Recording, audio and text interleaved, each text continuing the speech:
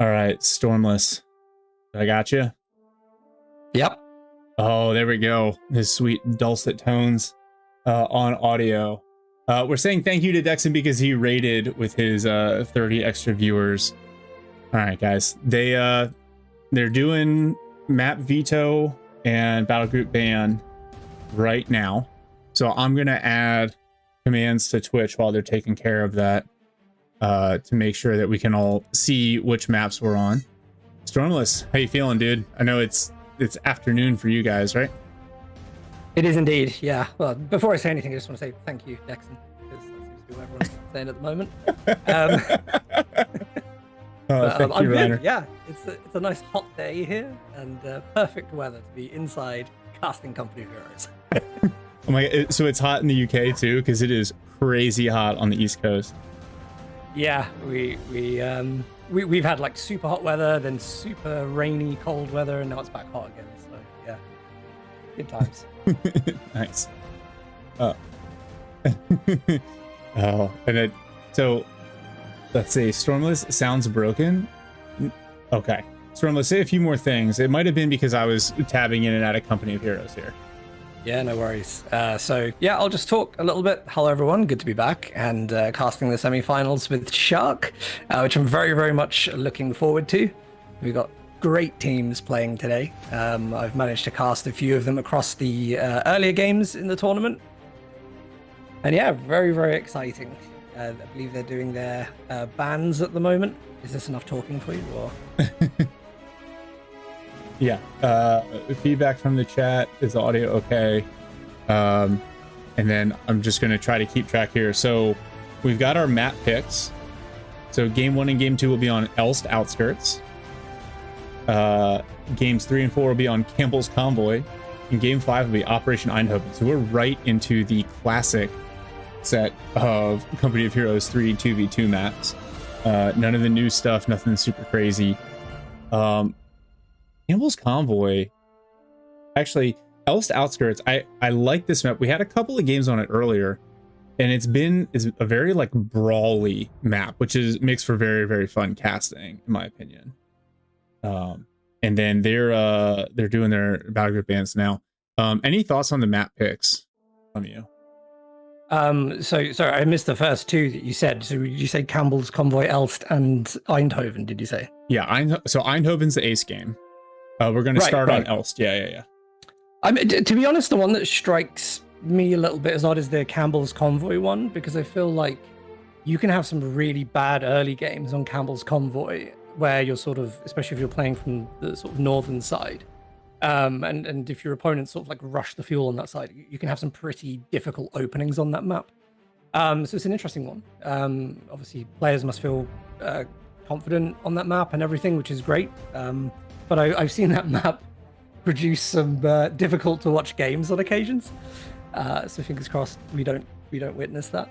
I agree with you. I think Elst is a really good map. It's sort of one of those tighter in maps around the center. So I think yes, can produce some really good games with a lot of engagements that are going on regularly, because you don't have to walk so far to get to the engagement base to base. Eindhoven as a final one would be a great one. Again, it's a community classic, isn't it? And pretty decent balanced map. So yeah, I think we're in for a treat. Yeah, so the battle group bans are coming in. Yes, allow observers. Yes, and post password here, please. Sorry, talking to the players who are getting set up, and they're like, "Should we allow observers?" Yes, please, please allow observers. So the battle groups banned for this are, and again, these only apply to games 1 and 2. But it's Siegebreaker and Luftwaffe on the Axis side, Polish cavalry, and Italian partisans on the Allied side. And so, for those of you who haven't joined us before, the first semi-Dexon is Reakly and Vulpa versus HulkSMASH and Ruby. So they're going straight for HulkSMASH's partisans here. Yeah. We'll probably see SSF, but HulkSMASH and Ruby have not been very into the meta. Man, where was I going with this? So, okay. So the way this works, each team gets to ban one allied, one Axis battle group. Those bans apply through games 1 and 2. And then the bans are lifted for the remainder of the match. The way bans work after that is if your team has used a battle group, you cannot use it for the remainder of the best of 5. So at some point we may see the Polish Cavalry Special Operations combination that has been so popular. But they'd have to, like, at this point they'd have to wait for it because Polish Cavalry has been banned initially. So you potentially see it in like game 3 or game 4 as long as they don't use special operations in advance. So that's kind of the breakdown. And the whole point of this, it's not the most popular system. I know MetaPlays does you ban a battle group per faction for your opponent only. The bans this way, they apply both ways.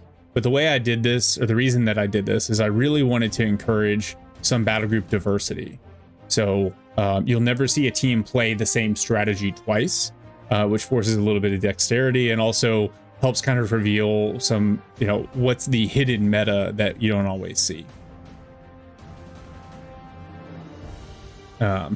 Yeah, so they're loading into the game now. And then we've got the super secret observer password that we will not share with the crew here. I don't need that, do I?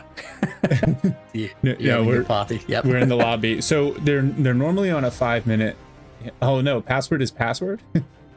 Your team, or for those of you who know the league, your team name is password is taco. So, yeah, let me go ahead and make it. I'm gonna make a slight change to this chat overlay because it's just a little bit off for me. But other than that, now we're just waiting for that 5-minute game delay to exit. So, I don't know. So we did some initial battle group poll analysis, and I know you've got the list in front of you. Spec Ops and Polish as a combo has been really popular. And I'm thinking, I'm like kind of trying to figure out why, other than the fact that you get super sweet rocket artillery. We sort of covered it, like I think during one of the casts that we did together. So, you talk, because we sort of questioned, like, we're seeing a lot of SSF. We're seeing special operations, but not seeing SSF, which is sort of like a core part of the battle group. And you rightly pointed out, well, actually it's a battle group that has some really cool abilities to do with vision, smoke, capping, all sorts of maybe like munitions drop. So a lot of people are picking the battle groups, and I've seen that quite a lot in this tournament, not for the key units that come from the battle group, just like mainly for the abilities. So yeah, I think I've been surprised in some games. There's obviously like been a rush for the whiz bang, but just playing very solidly with riflemen, sort of like bringing out Shermans and things afterwards, using great abilities to control the map. And then the same for like the Polish cavalry. The land mattress has just been great. I think it's just all round that commander has the battle group just has really good, strong abilities and units that come out across sort of the course of the game. So it's got something for every window, and I think that's why it's the popular choice at the moment. There's always something you can reach for that's going to be good in a 2v2 game. Yeah, and the especially on not even the more narrow maps, like something like Campbell's Convoy. And we saw this when Ray and Nicko played Zulu and Smoko. Spoilers, everyone. If you haven't watched the group stage matches, just pause this, go watch all 12 of those, and then come back. But so Ray and Nicko were down pretty hard early. And because of the way that map's built, like it looks like it should be wide, but with some of the terrain, there are a couple of choke points, especially in the middle where like you just can't back up any further. And the land mattress play from Nicko scored some absolutely huge wins that allowed them to battle back into that game. And really, like it is super weird for me to see someone like Zulu on the back foot. Like the guy, not only is he good at Company of Heroes, but like he's top of the leaderboard in Broken Arrow. Like I'm gonna keep using this phrase because I'm actually borrowing it from HulkSMASH. I was talking to him about this, about like tournament play not too long ago. Zulu plays the game as God intended, right? Like combined arms, lots of different units spread out, no blobbing. So yep. Yeah, pretty cool that way. Let's see. There we go. Someone discovered the bracket command. I also added a battle group ban command. Oh, I forgot. Normally, the lead moderator for my channel is a guy named Liberator, who, if anyone's been here for previous tournaments, he was not only the moderator for every stream, but he also refereed pretty much every match. I think the first tournament I ran, I was actually doing some pretty serious like medical care, and so I wasn't around during the day. And Liberator was like logging in at like 12 noon to referee a match. Yeah, Simon, he was the man. He's getting married today, which is why he's not here. So we said, you know what, getting, wedding probably more important than moderating a Company of Heroes tournament. So he's off getting married. So if you know Liberator, if you see him in the past, he's moderating his marriage. Yeah, just send him a congrats. I'm sure he'd appreciate it. I'd like to think he'd want to be here, but he's doing more important things at the moment. Yeah. And then it's Stormless. The other thing I think is funny is like you see the number of people in this community that we like. I think a lot of us kind of started in CoH3 2. I definitely didn't do anything big with the community in CoH3 2, but I was around. And then now you see everyone's like, we're all just growing old together. Like everyone's having kids, getting married, and like Havoc's about to have his second, I think. And like, yeah, it's kind of wild. Yeah, it is interesting. I mean, something about this game, right? Like we all stay with it through the ages. I know people now for like 15 odd years through the games community. So yeah, we definitely are a good bunch.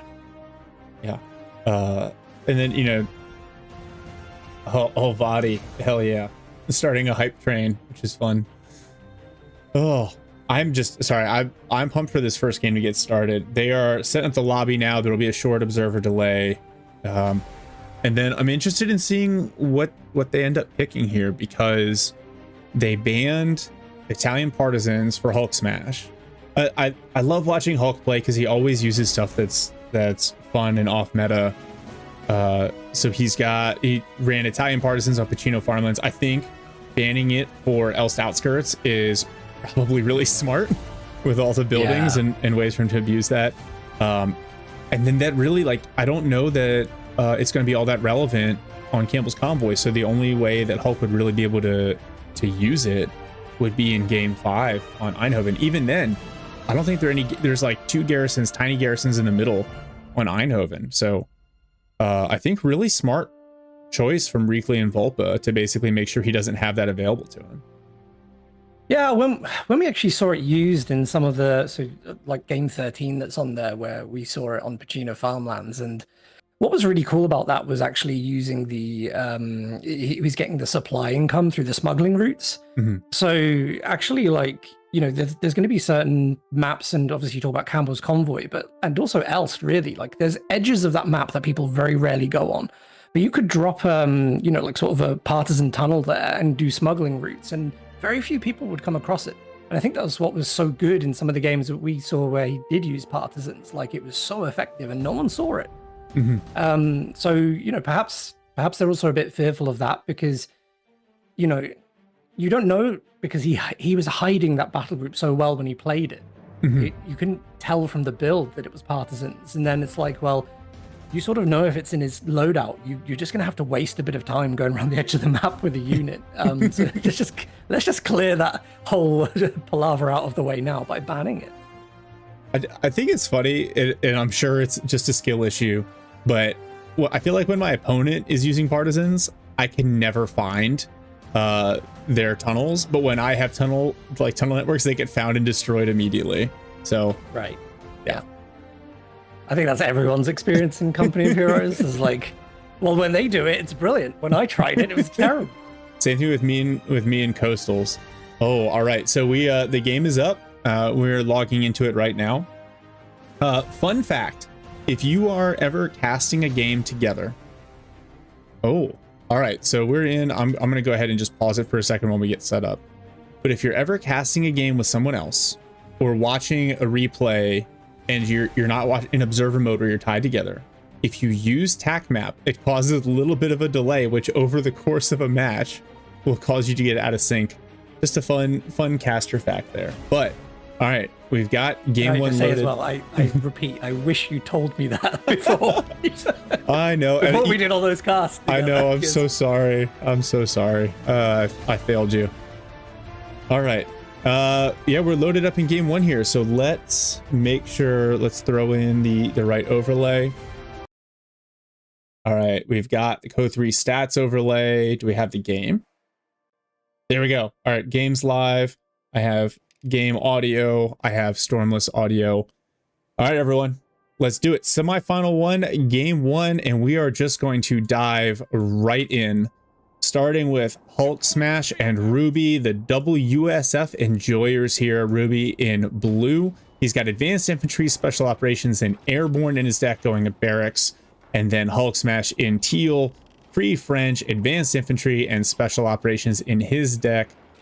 And he's also going a barracks opener, initial scouts. I don't see anything else in the build, so it's just going to be rifles to start. Meanwhile, Reakly and Vulpa, Reakly here in Wehrmacht, in red, going for an infantry company and double pioneer start. He's got terror, breakthrough, and mechanized.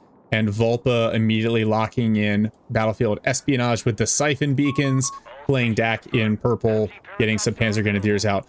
So Stormless, the last time we saw Vulpa play, he built 6 Panzer Grenadiers. Do you think we're going to see that on this map in the current meta? Probably, to be honest, because it's really interesting about the way that like this patch has landed, because it certainly didn't start off being like so infantry dominated, but where we sit right now, it's sort of like baseline. You need 4 infantry squads just to be able to handle your opponent going up 1 infantry squad, in the game. So yes, I'm expecting to see a lot of infantry, but I'm super excited about this espionage pick because, we know with our outskirts, there's just a lot of cover. There's a lot of, sort of choke points and vision blockers across the map. And the Goliath is just one of those demo charges that doesn't have the timer countdown applied to it. So we could be seeing some hefty squad wipes on enemy infantry, and those Panzer Grenadiers capitalizing on that really well. Yeah, especially, because they actually, like, you would think, right, because they're running Car 98s, that they would have a long range kind of damage profile like the Grens, but it's much closer to the the Garans from the Riflemen. So with all these sight blockers and flank opportunities, and then you take into account the opportunities to like get them to scale with veteran squad leaders and the 6-man bolster, like you'll see in these engagements here on the left-hand side, the rifles are bullying these pioneers, but I love this Ruby sliding rifles over to help. They really want to hold on to this fuel, and they're just going to outnumber the DAC here, and they might actually pick up a Panzer Pioneer early. Oh wow, that was quick. I was about to say, watch these Panzer Grenadiers trade really well against the rifles, but almost every unit loses a 1v2. And meanwhile, though, Reakly taking up a lot of space on the opposite side and going to challenge for that far fuel. It's interesting because Ruby has sent a unit to the right, so there was no real easy detection that Ruby was going to send 2 riflemen to the left-hand side and overpower Vulpa there. So it's a really good early game play. I think it is one of the strategies on this map. If you are going to double, you do it right at the start, and you make it pretty heavy. So they're going to enjoy really good map control now and some good early resource income as long as they can hold this +10 fuel on the right as well. Yeah, so we see Hulk going for grenades early, which I think is smart. He's got Dak on his side. He needs the ability to force off vehicles. Ruby going for a very quick infantry support center and locking in airborne. Oh, this is a build that I love when I see it played well. When you go very heavy rifles into the airborne battle group and use kind of the airborne battle group abilities to bolster your riflemen. It can make for some very dynamic play. And I love this from Reakly. Challenging the cutoff already. He's done a great job making up for kind of the early loss that Vulpa took on the flank. Yeah, it's a very important decap to make sure that the resource advantage isn't gained. And it's a real patchwork map at the moment. There isn't, I think, true map control yet. And I think, in a way, that does favor the allies a bit because it's easier to catch Axis off guard in the early game and out of cover and things. So I think now what we need to see is Reakly and Vulpa stabilize with a bit of map control, find out their position on the map, and then start locking it down a little bit for a while. Yeah, great mine over here. The paratroopers landed on it, immediately lost 2 models. He also lost 2 pioneers, but I think he'll take that. Although the paras can reinforce on the field, so it might not be as big of a swing as you might think. Rifles challenging Grenz in the middle, and Vulpa now back on this +10 fuel. And because of Reakly's cutoff play, I don't think HulkSMASH and Ruby got that much of a fuel advantage early. No, it was a really critical counterplay. Very well done as well. Mm-hmm. Oh, the captain's going to get the flank on this MG42, and I think Reakly's going to have to retreat this. Yeah. Nice maneuver there from Ruby. I think we didn't see, by the way, your Panzer Grenadiers. Unfortunately, I think after that loss of the Stern Pioneer at the start, but we have got fire support elements coming up in the base from Vulpa. Mm-hmm. And I would imagine his first choice is probably going to be Black Half-Track. Which I think can be a little bit tough on this map, again, with all the, like, sight blockers and obstacles maneuver around. I think you're probably right. It's just, probably the only easy thing that's mobile that can actually quickly pin down these squads that are coming in. And maybe just allow his Panzer Grenadiers or Reakly's Grenadiers to come in and deal some hits. But they're just going to have to do so much infantry suppression control right now because they're massively outnumbered for this stage of the game. Yes, for sure. And a 4th rifle coming for HulkSMASH as well. Paras are getting forced out a little bit by Grenz paired with Pioneers. This combination is really nice, especially early when they don't have any of the veterancy benefits. You just force them out of cover and then you whittle them down with the Kar 98s. Yeah. But HulkSMASH taking a lot of space on the left side. Actually, Vulpa's going to throw down, use some of that spare manpower. Like you said, I thought a flak filling was coming, but instead he's going to throw down a cache on this fuel point. I think probably as a reaction to the early pressure that the allies are putting.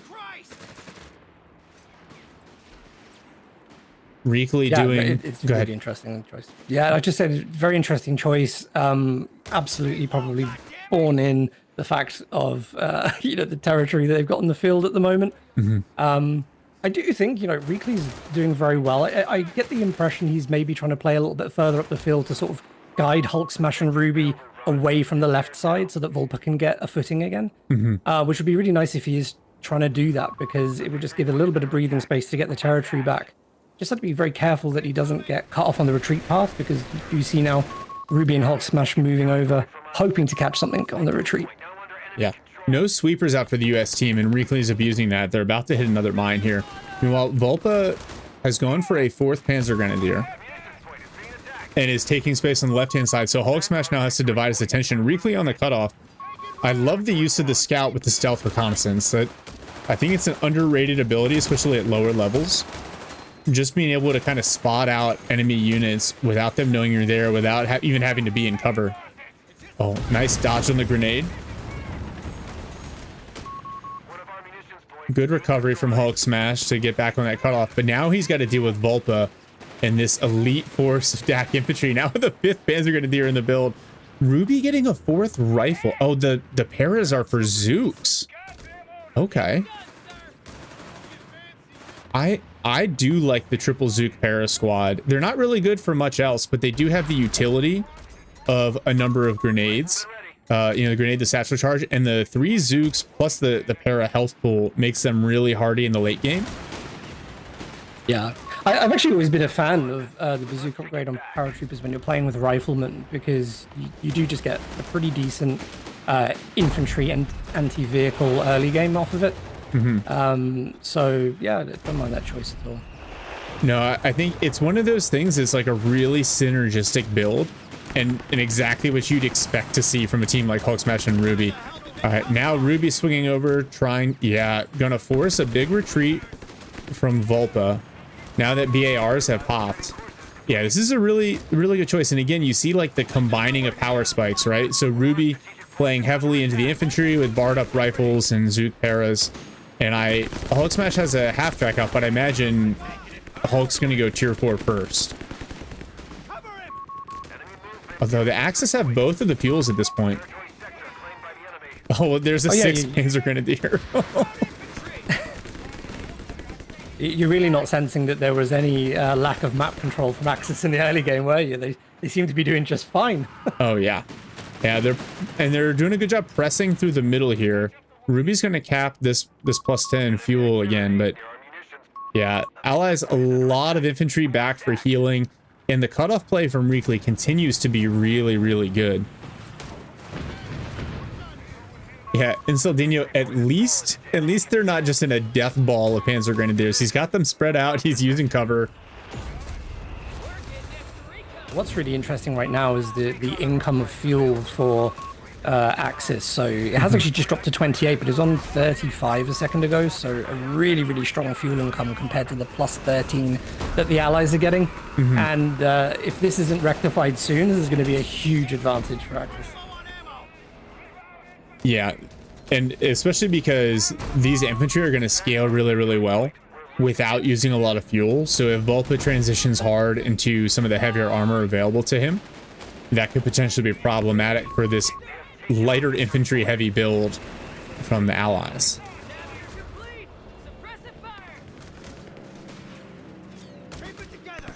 Oh man, yeah, these Vet Zero rifles from Ruby need to be careful. That's a lot of Panzer Grenadiers that are now on their retreat path. I don't know if Ruby sees it. There he does. I think there's riflemen in the south. They're going to make it out of this, to be honest. It's so much firepower. Yeah, that was tough. Wow. Nice grenade. Yeah, Reakly has just been doing a fantastic job applying pressure across a wide portion of the map, allowing Vulpa to just convincingly win his engagements on the flank.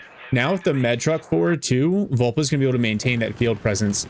You see now HulkSMASH and Ruby kind of counter-capping through the center and applying some cutoff pressure. I think this is a smart play. You can't try to fight for both fuels on this map consistently and expect to win at this level of competition. Oh, they see the manpower cache. Goliath. It's just on the sort of mid-south munitions point. Oh, and, oh, they spotted it. Thank goodness. I really like that play, though. You put any unit in that garrison, the Goliath's just going to detonate and wreck it. Well, the garrison's gone now. Here we go. Here's a little bit of tactical force concentration for you in the center.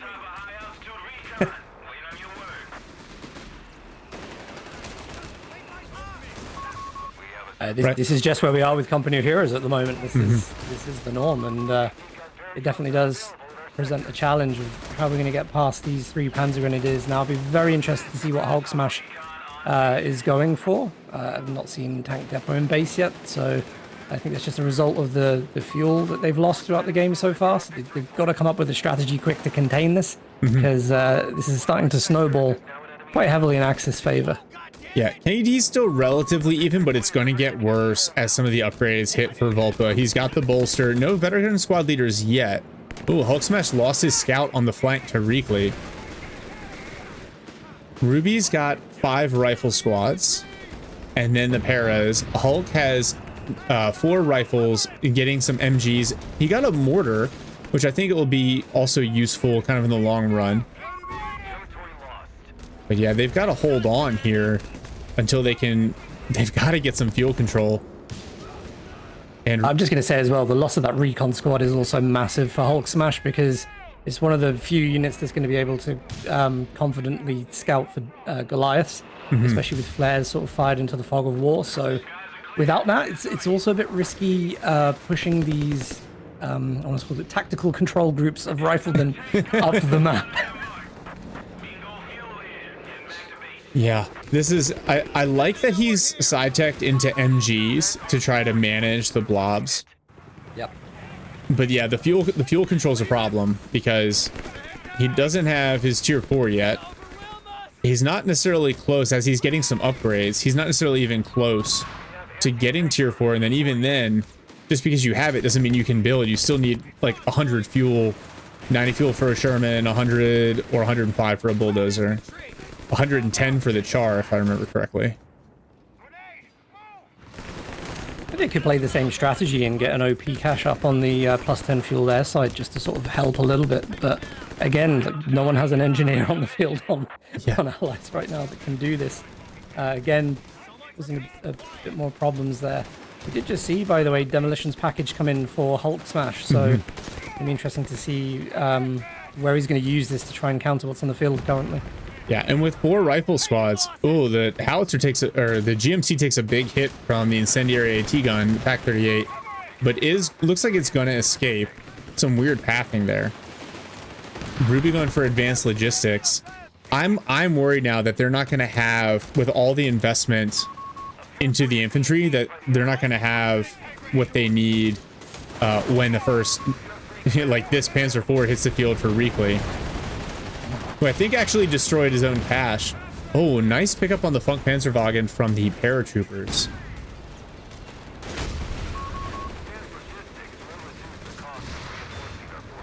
Track's just gone down for HulkSMASH, which is really unfortunate. And Riflemen, they're just trying to reclaim their MG there, so even though at risk of losing the squad. And this tells you how desperate they are to get these units onto the field. And we do see, oh yes, it's another off-map group of tactical portions. Oh yeah, the NPC assault. All right, advanced infantry. Okay. You know what? This is probably a good choice, because they're not necessarily low on munitions, and so to be able to get the space that you need and the fuel that you need.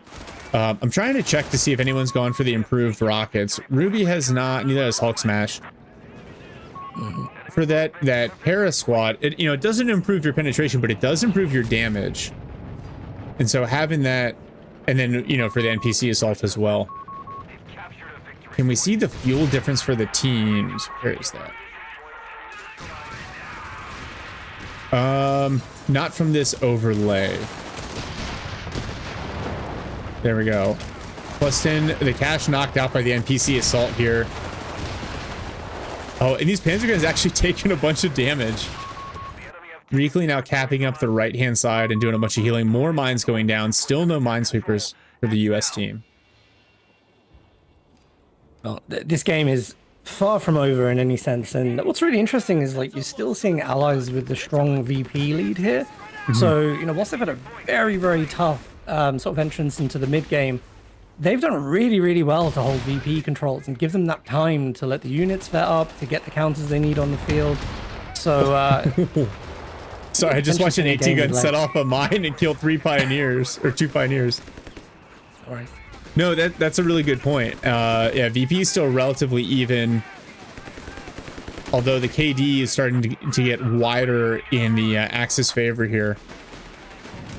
Reakly, oh my god, he's floating so much manpower. I feel like a Stoss-Truppen or a Jaeger squad could be good, but I think we know he likes to kind of mass up these P4s. He went breakthrough, so he potentially has access to the Tiger as well. Stormless Dexon is asking if you can check via the match stats the difference in fuel income so far.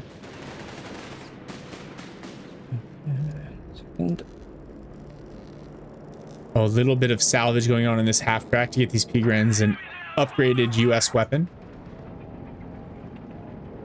I can only see it via graphs, but yeah, it's Reakly's banking a lot of fuel. Vulpa's been spending it, so yeah, it doesn't appear in the overview on the stage.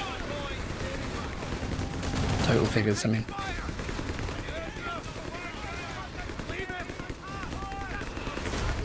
Here we go. Big rifle push in the middle, supported by AT guns and machine guns, and now Zooks with the captain flank maneuver sprint in, and they knock out Reakly's Panzer IV.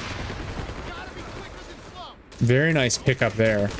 And these Panzer Grens is just surrounded by a company's worth of riflemen. Oh, and the satchel, he tried for the satchel on retreat. It was a nice thought, but just a little bit off target. And now Vulpa pinching from one side, Reakly counter pushing with Grens and Pioneers. The MG is a nice touch, though. The logs got knocked out, so that green cover goes away, and Vulpa is now functionally off the field. Everything backing up. I gotta say, there's so many units on the field. Trying to micro all of this and keep on top of it all, it's gotta be really, really hard. Yeah. Yeah, especially because the audio cues start to get muddled. Oh yeah, Yep. the Axis right now at plus 48 fuel because Reakly is countercapped on this far side. Stas out for Reakly, and now he's banking up. The Tiger's almost certainly coming. Also, Vulpa, he just has a flak filling sitting in base on anti-air, which I don't know with the baseline airborne battle group abilities between the rocket strafe and the carpet bombing. I don't think a single flak filling could knock out either one of those. No, I don't think it would. No. Not really sure what that's there for currently. Maybe just there as a backup. If you got that much fuel, why not spend some of it? This Goliath, by the way, is getting very, very close to this MG and the rifleman there. It's definitely going to get the rifles here, for sure. Yeah. Nice pickup for Vulpa with the Goliath. Little plays like that could allow them to win the game, because every time you pick off a full squad like that of riflemen, you know, you're depleting, obviously, this big amount of units that are oppressing you constantly and whittling it down. So... yeah, again, wiping the veterans off squads right now is also really important. So we'd love to see a bit more Goliath play when he can. Oh, a couple of big mortars come in, force away one Panzer Grenadier squad. I like this from HulkSMASH and Ruby. I feel like they decided, hey, we need to focus up on one side of the map, and they need to hold on to this fuel, especially with their so-called safe fuel now capped up by Reakly and well supported with Jaegers and an MG42 over there. Oh, another Goliath. Where's this one? Oh, it's spotted. Yeah, he's a little bit too keen with that, I think.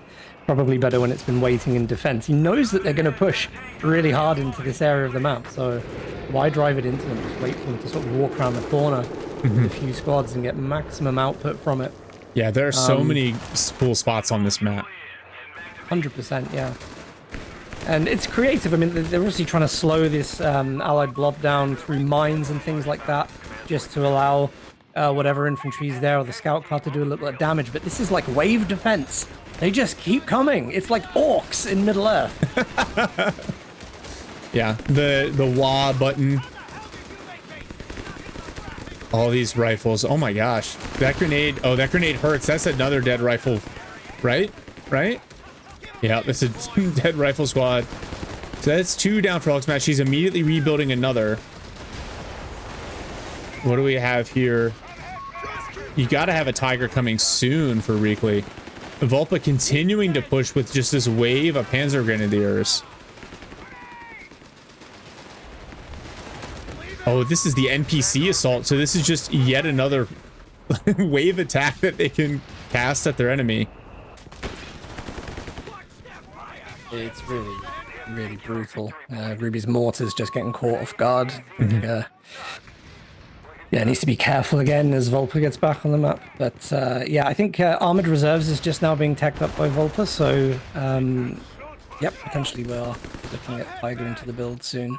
It's going to have more than enough defense available to deal with all these infantry squads. So it could be a really, really good teching choice here. Yeah. Yep, for sure. And then the other upside to Vulpa having so many Panzer Grenadiers is once, you know, HulkSMASH and Ruby retreat, you can see it on the minimap. He can just cap up that entire side. Yeah. Oh, Reakly lost his MG42, but Ruby unable to capitalize, and in fact may lose this rifle squad to the 221. Oh, AT gun shot whiffs as the 221 chases. It's another rifle squad loss. That hurts. Like you pointed out, that veterancy is really, really important. Still no veteran squad leaders for Vulpa. You gotta imagine getting into the late game that 10% damage reduction would be really helpful. Yep, Reakly's got the Tiger out. It's on the way. Thank God it's slow. Ooh. Decent grenade onto the Paras, who've now hit Vet 3. So we've got, to counter the Tiger, 2 AT guns and a Vet 3 Parazook squad. Yeah, this is going to be a problem. There we go. Yeah, Hellcat from HulkSMASH, but The Axes have to be feeling really, really good about this right now, because, you know, they've got to have had to do so much work to put up with this infantry on the field, and to finally have a vehicle out like that that's going to be able to hold this off at bay is a big sigh of relief, I think. You know, it's just, wow, what an effort to get here. It's an absolute slogfest. Oh, it hit the big mine though. Tiger's dead in the water in the middle of the map. And now here comes the rocket strafe. And the Tiger is still alive somehow. Somebody hit this thing with something. I don't know how that missed. All the rockets missed. That was almost a brilliant, like, game-breaking play, but somehow the Tiger survives, and now Vulpa's Panzer Grenadiers rolling all the way up to the base. Everyone says the rocket strafe's OP, but it's a skill shot, and if somehow you miss, it does nothing to you. Maybe worth a look back, but maybe it was just slightly off on the way it was targeted. But wow, how lucky was that? Yeah, that's RNGesus. That's Reakly luck right there. That is the definition. Well, Ruby's going for it, and he's going for it with a Vet 3 paratrooper squad with the bazooka upgrade. So let's see if he can finish it. Worst case, he could satchel it. There it is, Tiger down. Well done, Perez. But now, all right, now new battle is called Get Out of Your Base. Oh, and just in time for another Tiger. Oh boy. Well, decent recovery on VPs to slow the bleed here, but Allies still behind on fuel. Single Hellcat. Vulpa, but he just gets the salvage off on the Tiger. Oh which, boy. Allows him to get a little recovery back there for his next vehicle. Oh, 221 getting chased by a Hellcat, but looks like it's gonna just get out of there. Grenade dodge. HulkSMASH queuing up a sniper? That's gotta be a misclick, right? A 27-minute sniper? I mean, I can't think of any good reason why a sniper should be on the battlefield right now, but who are we to question? Did Ruby ever build his tier 4? I don't think he did.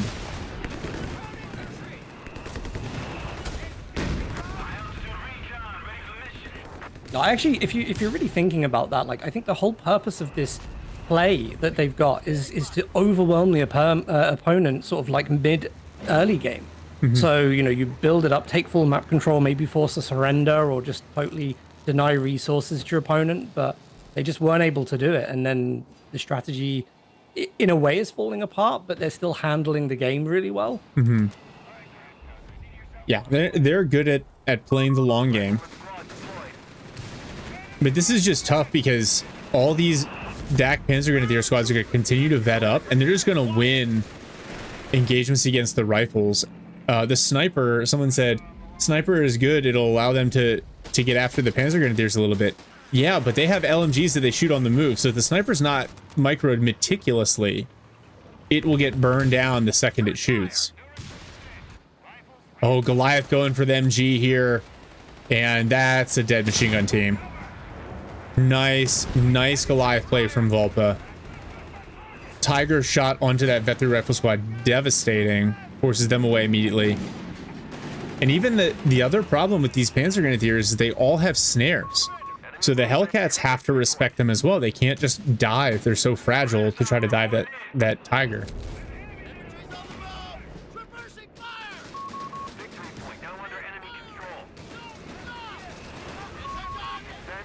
All right, a little bit of suppression now. Reakly, he's got, is that oh, that's incendiary barrage onto the AT guns, forces them to move away. Worth noting, Ruby has 3 AT guns on the field right now. But man, the Panzer Grenadiers are the perfect counter. Tiger bounces 1 of 2 shots. Oh, AT guns. As long as he's playing that Tiger on the back line, is perfectly good to sit there and defend. Doesn't need to overplay it in any sense. He can just use it to keep all these infantry at bay with the high splash damage and model drop it has. Yeah. The Hellcat finds a way onto the flank here, but oh man. Tiger, 240 damage per shot, annihilates the rifle squad on retreat. Yeah, Dexon, good point. The Panzer Grenadier snares have an extra 50% damage because of the incendiary munitions upgrade. Oh, this para squad, even at Vet 3, needs to be careful. And all 3 Zooks bounce on the frontal armor of the Tiger. All right, another Goliath coming in. Sniper. Oh, the Goliath. That rifle squad almost certainly going to go down on retreat now. Oh, nice. MG42 suppresses. Rifle gets away. Now Sniper trying to do some work, and Vulpa on a little bit of a retreat here. Hulk and Ruby pushing together on the left-hand side, trying to recover. Axis have the triple cap going. Oh, there's a second Tiger from Reakly, and this is probably going to be too much. Yeah, I think so. I can't really see anything they have available to them on the Allied side that's able to break any of these front lines now that Axis have created. Hellcat's struggling, Sniper's struggling, AT guns are struggling, MGs are struggling. It's just a real nightmare to deal now with Axis infantry. Yeah, Reakly's got that side of the map capped up. Another incendiary barrage coming in, and also a Brumbear on the field. Oh, and a walking Stuka from Vulpa. Oh, he's got this Goliath positioned on retreat, but instead I think he's going to go for this 1919 squad. Another Goliath kill. Reakly's Tiger somehow down to like 15% health again. Reakly, can you keep one heavy alive, please? Oh, another one of Ruby's rifle squads goes down. The retreat. Yeah, it's just attrition now, isn't it? Like, the Goliaths have been absolutely beautiful, just whittling down the opponent slowly, steadily, and yeah, I think we're about to sort of get into the close of the game here. I can't imagine this is going to go on for much longer, but it's been beautifully played by both sides. I'm sort of surprised Axis have been coming out on top, but they've just done so well. Yeah, they weathered the early storm, they weathered the tempo build, and now they're reaping the rewards as all their veteran units just kind of charge forward. More teams being cleared. The Sniper, yeah, now watch as the P-Grans inevitably focus on the Sniper. And he survives just long enough for the game to end. 365 VPs for the Axis team of Reakly and Vulpa. Well played. I gotta write that down somewhere. I will lose it. Oh, I don't even know where my phone is. Oh, rip. You want me to do it? Yeah. Can you write down 365 somewhere in Would case that be helpful as your right-hand man here? In case we got to do some math in public. Hey, the good news is I don't hear my baby screaming, which is a positive sign. How many VPs was it again? Sorry. 365. 365. Great song by Katy Perry. Said. I didn't even know that was, so thank you for educating me. Vulpa, that damage dealt probably inflated a little bit by having the flak filling shooting it, the recce runs. But the fuel gain, here you go, Dexon. A baby cast. Ideally not, because she doesn't always cooperate. Fuel gain 971 to 416. That tells you that's the entire game right there. Is that gap in the fuel. Because the KD is rough for the allies, but it wasn't always that way. It was even for a long time until you started to get into the late game. Oh, the munitions difference as well. Yeah, 800. Yeah, that'll also do that. It's a lot of abilities and ammunition sinks. Man, I really thought the combination, Ruby, the big mine from HulkSMASH, and then the rocket strafe that wasn't quite what we wanted it to be. I really thought they might have been able to swing that back, but the rifles getting knocked out over and over again just became painful. Any takeaways for you there? Yeah, just looking at the KD actually is really interesting to me, because I had such an impression that Ruby and HulkSMASH dominated that and caused serious manpower problems to the opponent, you know. Mm-hmm. But actually it's just not borne out in the stats at all. Mm-hmm. And you know, what you're sort of seeing there is actually they were just taking all the hits, you know.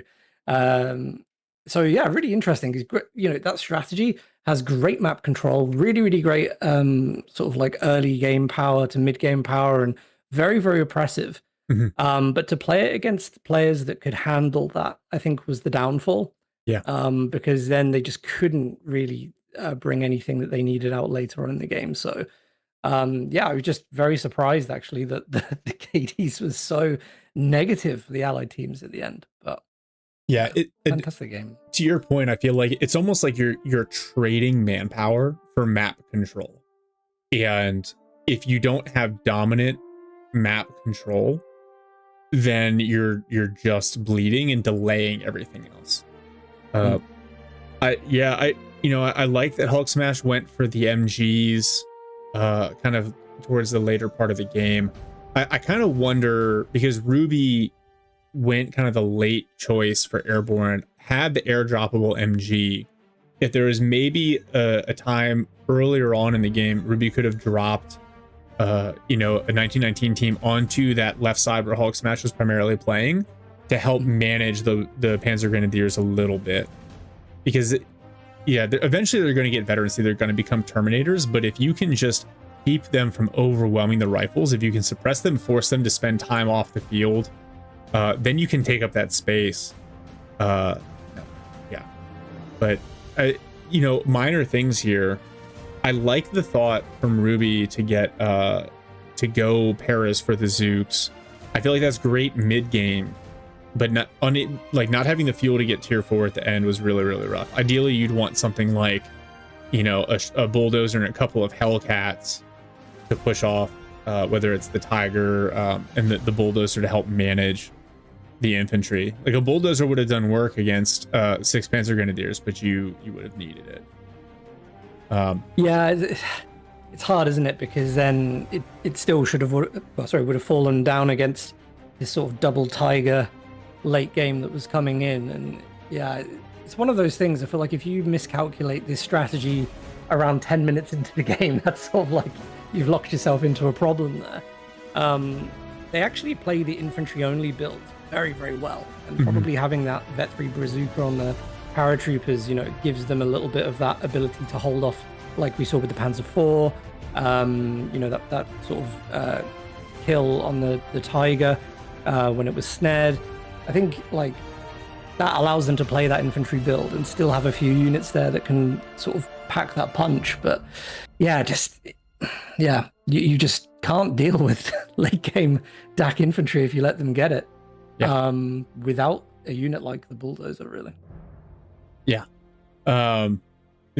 This is not the realm for a balanced discussion.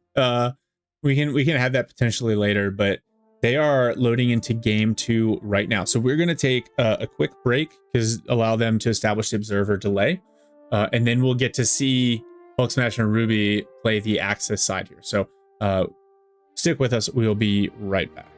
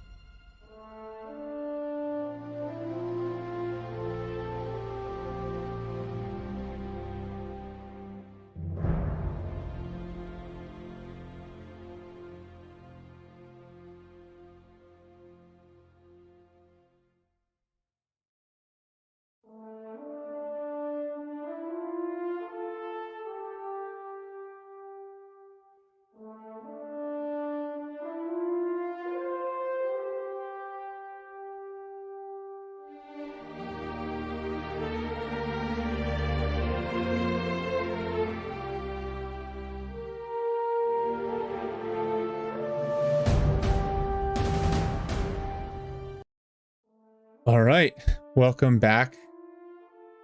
We should be able to. We're going to get into the game here very shortly, as soon as we see it go hot. Oh man, people talking about guasta blobs. Yeah, they can be really frustrating to play against. They are at least a huge investment. They take a long time to come in.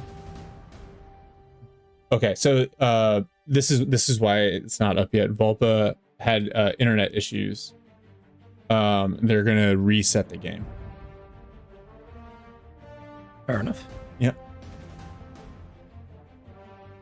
Yeah. So the interesting thing here, and I say interesting to me, right, is so now Vulpa and Reakly do not have access to Battlefield espionage for the rest of this best of 5.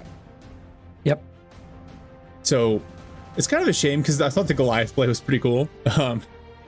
But when we talk about the Panzer Grenadiers, right, everyone at least recently has been like, oh, elite forces is the problem, elite forces is the problem. And the scoped Kar 98Ks are pretty tough to deal with in mass. But you can run that Panzer Grenadier heavy build with any battle group with DAC. Mule did it with Italian combined arms during the group stage and had good impacts. We've seen people use Panzer Command with it. We've seen Smoko use Italian infantry with it. Didn't even get the Guastatori. So it's just a strong build, and you can't ban the entire DAC faction. So I think that's potentially interesting. I think they used it at a good time though, and I think that's the right map for it.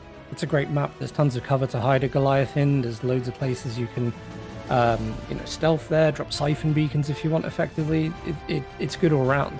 On the terms of like infantry, I mean, that build with espionage could get even stronger. They didn't go for advanced ambush training in that game, but he could have got, the sort of popping out from cover gives you the 50% damage bonus.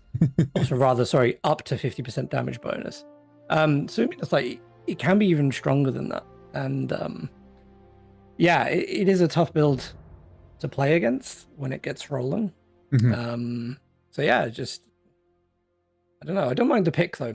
I think what we saw in some other games throughout the series is like in your first game against someone, you want to throw out something that's either unexpected, so that it's like, okay, well, we've got a best of 5, so my first game I'm just going to throw out our sort of weirdest strategy perhaps, or the one that's like least likely to work. Mm-hmm. Just to see if you can catch someone off guard and get a quick win there. Mm-hmm. I mean, I don't feel that was the case with that pick, but normally we do look to see something like that, because you're not going to be doing that in a game 5. You would be pulling out that sort of, you'd be using your best build mainly to aim in game 5. So yeah, I think looking at that, I sort of feel like, wow, what's left to come, because they're probably not bringing out their ace strategies right now. Yeah, and I feel like the pressure is probably there now for HulkSMASH and Ruby to pull something relatively unusual and strong out. Just because like you don't want to go into second map being down 2-0. Like I know I've read enough sports articles to know that like momentum isn't apparently not a thing in sports, but man, it certainly feels like it, right? Because then if you're down 2-0, like every game is do or die at that point. Whereas if you can even up the series, then it's just like, okay, they had a really strong Axis build, or they're really smart about when they set up, like how they did the map and the ban and the battle group picks, and so we'll be able to do something about it on Campbell's. And HulkSMASH and Ruby are very, very strong in Campbell's Convoy. I've seen them play that map several times, and they've been very successful. So I think there's something to it, but it's like, yeah, when do you pull out that aggressive build? In a best of 5, I think you're right. I think there's room in that first game, first couple of games, or like if Reakly and Vulpa win this one, end up getting hyper aggressive in game 3 and saying like, can we just put them on the back foot and get a knockout blow in here? Yeah, tournaments are different in that sense because it is a marathon. And you need your first game to be a bit like it's a warm-up game. You know, don't go over the top with it. You don't want to unleash your very best right at the start. You know, just sort of like loosen up, play what you normally play.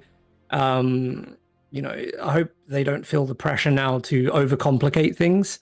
I would probably be thinking, yeah, okay, let's just do what we normally do when we get together. We have a strategy, we know our build. Let's just get to it. Let's just, you know, play what we play and do it well, and that's fine. What I think would be probably bad for them is if they go, okay, like we need to win game 2, otherwise it's going to affect us mentally. And let's bring out like our super strat and stress ourselves out for the next half an hour. I don't think it's necessary at this stage, but yeah, there's so much that goes on, right, in tournaments, in games, just like it would in physical competitive sports. Like there's just so many things to manage, both in and out of the game. Yeah. And you said, because you were watching, that like Ruby was in like an hour-long 2v2 game just before this match was set up to start, right? Yeah, I was just sort of like testing out the observer mode functionality, and I'm like, wait a minute, isn't Ruby meant to be in the lobby with with HulkSMASH? And I was like, wow. I was like, so I checked maybe like about 20 minutes before we started, and I could see, wow, okay, yeah, he's in a game at the moment. It's like 40 minutes long. But then like just before we went live, I refreshed and it passed the hour mark. And I was like, wow. For a CoH3, that's insane. That's like certifiably insane.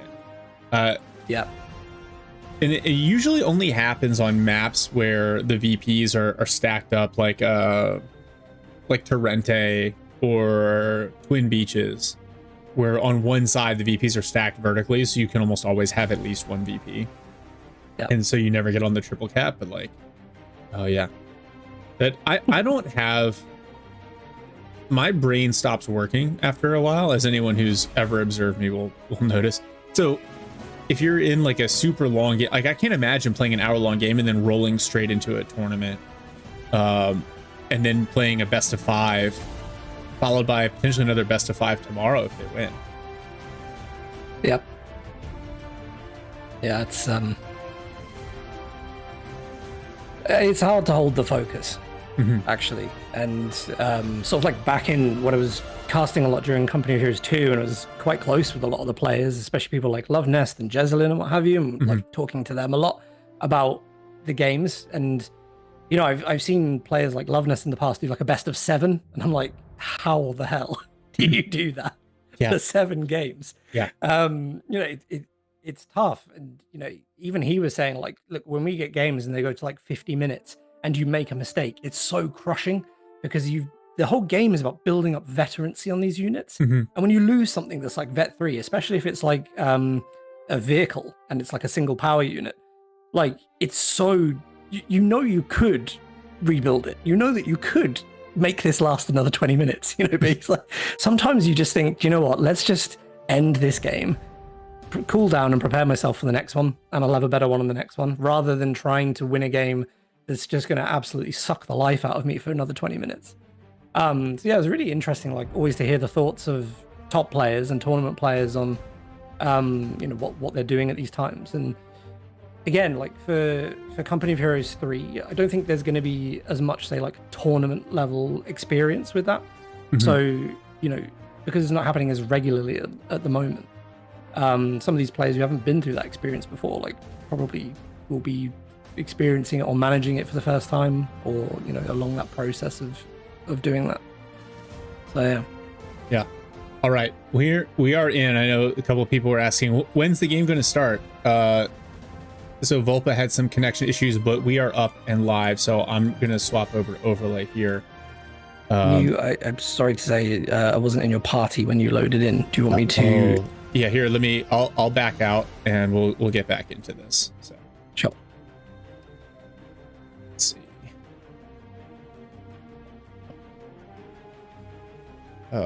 Invite sent. Got it. Okay. And then where is it? Elst outskirts. Perfect. Got it. Yeah, no, all that perspective, I appreciate that. I know, like, it's crazy to think too, because CoH2 games were so much longer, and there were guys like, I remember like Barton PL that was just, the longer the game went, it was like the stronger he became. Yeah. And that late game mentality is something that not everyone has. Okay. All right, we should be good here. You're in the game, yeah? Yep. Okay. Let's see. So we've got Vulpa and Reakly over on the side here. Let me set up the overlay and then we will get into this. So, all right. Finally, I know we've been waiting a minute for game 2, so let's just dive right in, starting with the allies here. So mixed allied team here. Vulpa playing Brits in teal, immediately locking in RNC, going Sapper Vickers. Meanwhile, Reakly in blue playing US, immediately locking in Special Operations, getting a Weasel. It's almost like they had a plan going into this game. Meanwhile, Ruby and HulkSMASH also running a mixed Axis build here. Ruby is playing Wehrmacht in red, immediately locking in Breakthrough Battle Group. And HulkSMASH in purple playing the DAC has access to Panzer Air Command, Battlefield Espionage, and Italian Infantry, going for a Panzer Grenadier early. This is the other thing about the battle group elimination system. Playing double faction has the additional risk of narrowing down your choices for later on in the match. Like, there just aren't enough battle groups for you to run WS for 3. Technically there's 7 battle groups, right? So you could probably run it, but it would be pretty sketchy and your choices would be very, very much locked in. So I think I'm not surprised that we're seeing mixed builds here going into game 2. By the way, just what Reakly just had his engineers out of the point there when he was capping. Just really. Oh. Yeah. Sorry, just thought I'd point that out. Sorry, Reakly. I know that you tried to hide that, but we saw it. That's just the worst when you're like, oh wait, why aren't they capped? They haven't been capping this whole time. Yeah. And he's trying to do the really pro thing of keeping a model on the line. It's like visually it looked like it was there, but not quite. Anyway, we'll move on from that. I'm sure he's very keen for us to move on from that. So, interesting, you're talking about Vulpa going air and sea. Like, this is the, I think, 3rd time that we see it in the tournament. So, of all the battle group picks, this is one of the ones that was not that popular. But again, Elster's a very, very good map for us because you can sort of pop the very, very cheap 150 manpower caches onto your +10 fuels when you lock it down with minimal effort. So could be seeing a good lead into tier 4 vehicles. Plus, I love, we saw Vulpa use the sight lines and a camouflage to great effect in the last game with all the Goliaths. Now he has something better than Goliaths. He has commando sections. So I'm really hoping we get to see that from him for some cheeky flanks, maybe some demo play, and some grenades. Reakly getting some space with his Weasel, and it looks like Vulpa's going to be able to lock down this left side fuel. Meanwhile, HulkSMASH and Ruby kind of playing together through the center. Hulk only 2 Panzer Grenadiers before he techs. So my guess is we're not going to see 6 from him, although he is capping the cutoff, which is a really, really nice play here. To say, we do have the potential, if HulkSMASH were to go for espionage, that they could just use the opponent's strategy from the last game against them. It's almost like an act of revenge. It's one that doesn't usually work for me, but might work for these guys. Insult to injury. That's what we like. All right, so we've got a Panzer Grenadier squad in a 250. I guess just capping up that fuel there. Ruby already... Okay, so Ruby's got 3 Grens. He's got the tier 1 veterancy upgrade. We haven't seen the MP40s yet, though, and we also haven't seen any MG42s. Oh, now HulkSMASH playing into Assault Grenadier, so we're almost certainly not going to see the Panzer Gren blob. What do you think of Assault Grenadiers? Are they still a good unit, just overshadowed by the DAC Panzer Grenadiers, or do they need some love? I still think they're pretty good and have good uses. To be honest, yeah, I haven't seen any issues with they are in their current form, as long as they're sort of near vehicle get the bonus and you play them in that sense, I think they're a very effective unit. They don't do well against certain builds, like if it was used in the last game against that level of infantry, I think we'd have had a problem. But you know, provided your opponent isn't playing like that, then yeah, I think it's pretty competent. Yeah, and so now we see Ruby making a push here, but not onto the cutoff, just onto this munitions point. Oh, nice Faust onto the Weasel. Grens are going to close if they can get enough lucky penetration rolls with the Car 98s. Yeah, and they do. The Vet 1 Weasel knocked out. That's a bigger deal. Oh, the smoke came in just a little bit late for Reakly to save it. I like how the engineers have put their Minesweeper away, but the mine is still listed as disabled. All right, they've got it back out. They're going to clean it up. Reakly recovers on the right-hand side. Ooh, Vulpa lost his Vickers to the Sappers, but the Assault Grenadiers pick it back up, and now the Sappers forced to, or excuse me, to the Assault Grenadiers. And they steal it. I got the colors backwards. That's a nice steal for HulkSMASH. Ooh, 6-pounder arrives. And I think that probably demonstrates the beauty of Assault Grenadiers in its current form, to be honest. It's just sort of drive in, dive on top, get out with the payload. Yeah. Ironically, HulkSMASH did not go for a combat half-tracks. He went for the 6-man bolster, which is an interesting use of manpower when you only have 2 P-Gren squads. So maybe he's expecting to get more P-Grens later. Probably, after having seen how good they were in the last game. I did not blame him for doing that. He's loading quite a bit of manpower. Maybe a flak filling is coming. That would certainly be kind of the meta play here. No, this is not a meta play.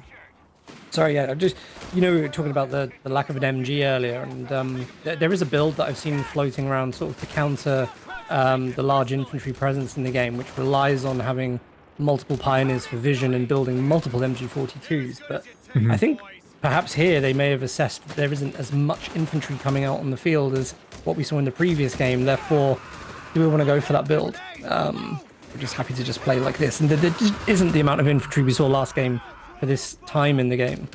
So probably not necessary. Probably better to have very mobile capping units here that can you know, just go toe-to-toe with the enemy infantry and also have good map control. This 2-2-1 can do some work. Reakly does not yet have grenades. Vulpa checking grenade package on his side. This is probably a reaction to this Assault Gren 250. Black filling also on the way. And Ruby's going to test it out here, and when Reakly's rifles retreat rather than fight back, that might be a good indicator that there are no grenades. So they can be really aggressive. Now HulkSMASH bringing his Assault Grenadiers over to the other side of the map. Here we go. Is that Commandos coming in? Yes, it is. Commando shenanigans activate. Oh, Assault Grens love that. They breach to clear the Bren section out of the building. Now they close. And just like that, Vulpa, about half his forces pushed off. Commandos immediately go on hold fire. Assault Grens are going to find this section here on the flank. The Commandos are not camouflaged. One model was just not going into the cover position and didn't allow it to camo. That's unfortunate. That's really unfortunate, yeah. Well, 2-2-1 takes a 6-pounder shot, but is back for repairs. Blackfurling is going to contest this cutoff. Now Reakly is teching grenades. And Reakly's Greyhound is here, immediately going for the armored skirts upgrade. Yeah, I imagine the Greyhound will be able to create some space. Oh, 6-pounder and Greyhound combined do a bunch of work to the Flakverling. Oh, but the follow-up shot whiffs, and the snare will keep the Greyhound away. Lucky for HulkSMASH, but he's going to get his Flakverling back for repairs. That's devastating. I mean, you always want to get sort of like the Flakverling down early. And most players rebuild it as well, so it counts as like a you know, a real resource blow to your opponent too, because most people do feel they need that unit to control infantry game and aircraft. So yeah, really unfortunate there. Well, especially now that Vulpa is investing into a 4th section. Still got his Commandos. That's a lot of infantry, so the longer that Flakverling is alive to deal with that, the better. Oh, I'm excited, by the way. Espionage did get picked. by HulkSMASH. He's actually going with a beacon right now, an intel beacon, to hide some of the units. Oh. That is going to unleash the firepower of the Panzer Grenadiers. So the thing is, this map has some cool spots where like you could get way back here and throw a siphon beacon down. And so I'm surprised we haven't seen that in either one. Either last game or this one. There's I think the most egregious spot is actually on Santuario, where you can get in the ocean and put down a siphon beacon. And like, there's no reason to ever even send a unit out there. So unless you know about it, most people won't even check.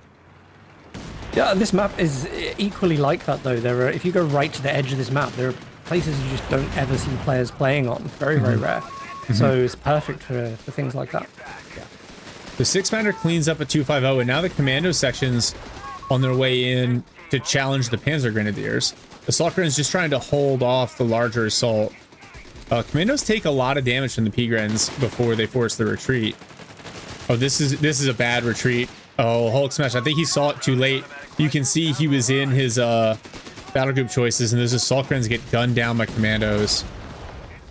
Oh, and now another 250 forced to back up. A little bit of suppression from the stolen Vickers, but not that much. I guess the 250 was going to survive. Meanwhile, big push from Reakly on the opposite flank here. Yeah, HulkSMASH and Ruby again at the risk of being down on fuel. And I think this is the pressure that the Allied team was trying to demonstrate last match or last game. Right, just being able to go wide. Nice rifle grenade. Yep. And they're doing it without the massive infantry that we saw in the previous game. They're doing it in a bit more of a controlled way, making use of a more sort of like varied composition of units, and just trying to control the map, you know, slowly rather than sort of running the blob in. So very different gameplay, but actually the way that Allies have dealt with what I think was a pretty good Axis opening. This is very strong. Like, they have really, really good map control. I'm struggling to see how HulkSMASH and Ruby playing sort of like 2 1v1s left and right now are going to overcome this. Yeah, I feel HulkSMASH, he's got a third Panzergren out, which is smart. I think someone in chat mentioned the bolster's a nice insurance policy. If your assault grens go down, you can just invest in Panzer Grenadiers who scale a little bit better. But yeah, Vulpa's applying a lot of pressure there. And then to your point, right, the reduced cost resource cache is going in first on this munitions point, which is going to be really nice for late game. And already tier 4 being built. Brits are a good late game faction. So, you know, especially on a map like this, kind of the mid game, the Crusaders can do a lot of damage, and then transition into Grants can make life really, really difficult. Well, Reakly going for advanced logistics, so it looks like he's going to continue to pressure with rifles. He has 4 rifles built, barred up now at this point. I would actually really like to see Centaur. Again, because especially on that left side playing against DAC, I think like we were talking about the Bulldozer in the last game, it's a unit that can sort of, it's the cheaper version, but it still does a lot of that control you want against any good vetted DAC infantry. No, that's a great call, especially because the slightly better mobility than the Matilda will help considerably. Also worth noting, HulkSMASH put down caches on both safe +10 fuels and +10 munis, although Vulpa is found in this one, and the commando is going to knock it out, which is unfortunate. I feel like he's invested a lot of manpower in non-units between the caches and a couple of these intel beacons here.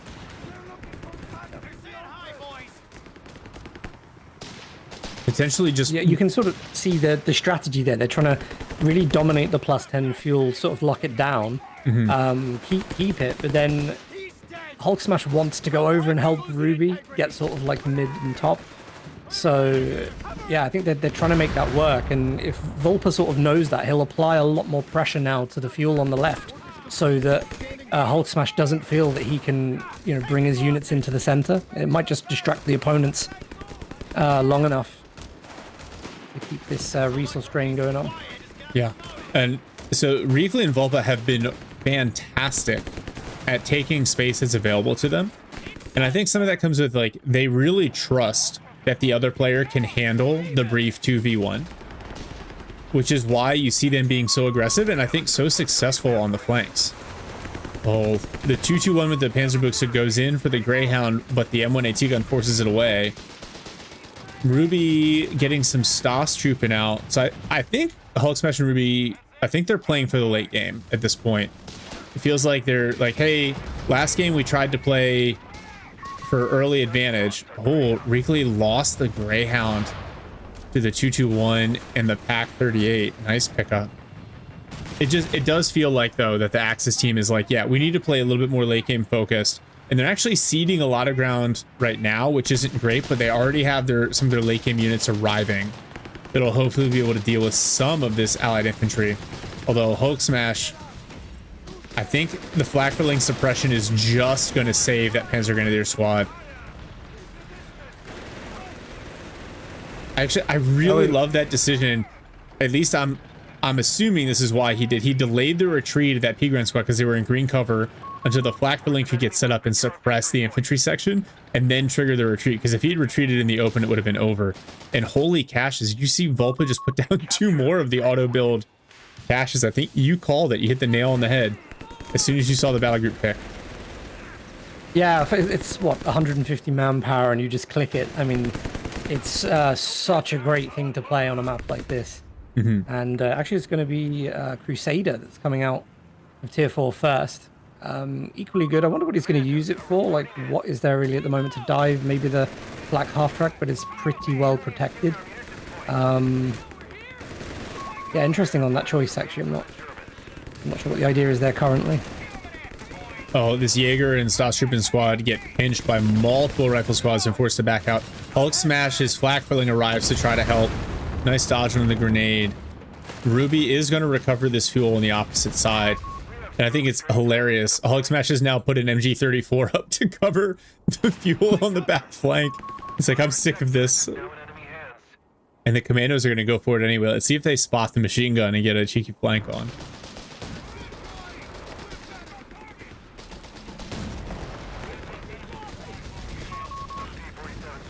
Oh, Crusader already hits Vet 1. Wow, infantry section gunned down by the Panzer Grenadiers in the flak filling in the middle. That's a nice pickup for HulkSMASH. And we'll see, does he trigger the Vet 1 on the flak filling? Oh, the Crusader thinks about diving anyway. Is going to get snared and knocked out. I think that was a greedy dive. That was a nice use of the disruption beacons to prevent. HulkSMASH demonstrated incredible game knowledge there because he knew what that Crusader was there for and what it was going for, and he was just stealthing units, waiting for the dive, and just pulled it off perfectly. Reakly calls the anti-infantry strafe. The flak filling in spawn is going to get some veterancy, and the commandos successfully flank the MG34 team, and so Vulpa going to be able to jump on this fuel. Very, very well done. You love the patience. He worked around the building, maintained camouflage. So despite losing his Crusader, he makes a really nice play. Grenade on Ruby's retreating MG team. Pioneer squad gunned down. HulkSMASH's first P3 arrives. And now HulkSMASH forced to deal with the commandos on the flank. There we go. The flak filling finally shoots down the loiter. And hits Vet 2. Yeah. For most players, I mean, this would be over, I think, but there are enough units that can get back onto the field and see if they can take map control. I think they might give it another push, another 2 pushes, and then decide, okay, we're either making ground or let's reserve some energy for the next game. Yeah, I think at least from like a unit composition perspective and from a trade perspective, they've done fairly well. You know, knocking out the Crusader, I think, was really beneficial, getting the flak filling. But yeah, they are kind of on the back foot here in terms of map control. P4 hits the field, and they need to use, they have a brief power spike while Reakly's still building his tier 4. They need to try to get some... When they cap this fuel on the right, you're about to see fuel go to plus 43, which it now has, and it's a massive amount of fuel income to have in a 2v2. Yeah. 2-2-1 gets away. Oh, beautiful incendiary bombardment from Ruby. Knocks out a sapper, forces the 6-pounder back, does a ton of damage. P4 though going to be engine critted by the double snare. Now the AT gun moving up. Is there anything that can cover? The Stas Trooping really need a merge here. They're down to a single model. Oh, you can't, Ruby, you can't lose this P4. Oh, the MG42 team was cleared as well. Crusader's hunting. He really wants to get that P4 down. He knows it's going to be such a demoralizing blow if he can do it. Oh no, this could be bad, real bad. P4 knocked out by the T-gun turret, goes flying. Now the Crusader hunting the P3. The P3 whiffs its shot. Crusader backing up at the P3 says, I don't care. And the P3 still backing up. Oh, P3 just survives rifles hunting. Oh, that's not the trade that HulkSMASH and Ruby wanted. And well defended by Vulpa and Reakly there, because I was looking at that push out through the center and thinking, this is awesome. Like, they've actually got a comeback mechanic to get back on the map here, but it just didn't go to plan because Vulpa and Reakly, they're defending it well. They're getting mines going down. They've got, you know what I mean, the units in stealth. It's really, really well handled, and it's hard to hold top level players outside their base like this. It's not easy. So what they're doing right now is really, really impressive. I've literally never seen this happen to HulkSMASH and Ruby. I mean, they won the last 2v2 tournament and won it with style. And so it is, the mind fairly boggles seeing them, like you said, like struggle to even maintain 50% map control.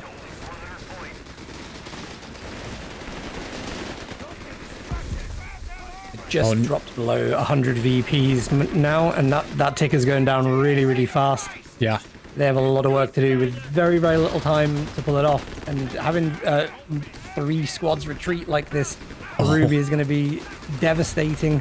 The airburst mortar barrage coming in, doing a ton of damage. Mortar clear these Pigrens down to just a tiny bit of health, getting burned down by rifles. Oh, the Funk Panzerwagen goes down to the rocket loiter from Vulpa. The first Sherman done, second Sherman on the way. Another Funk Panzerwagen goes down. There's nothing. Oh, there it is. The P3 is finally healed. Yeah, 50 seconds left. There's no shot they get back on cap in time.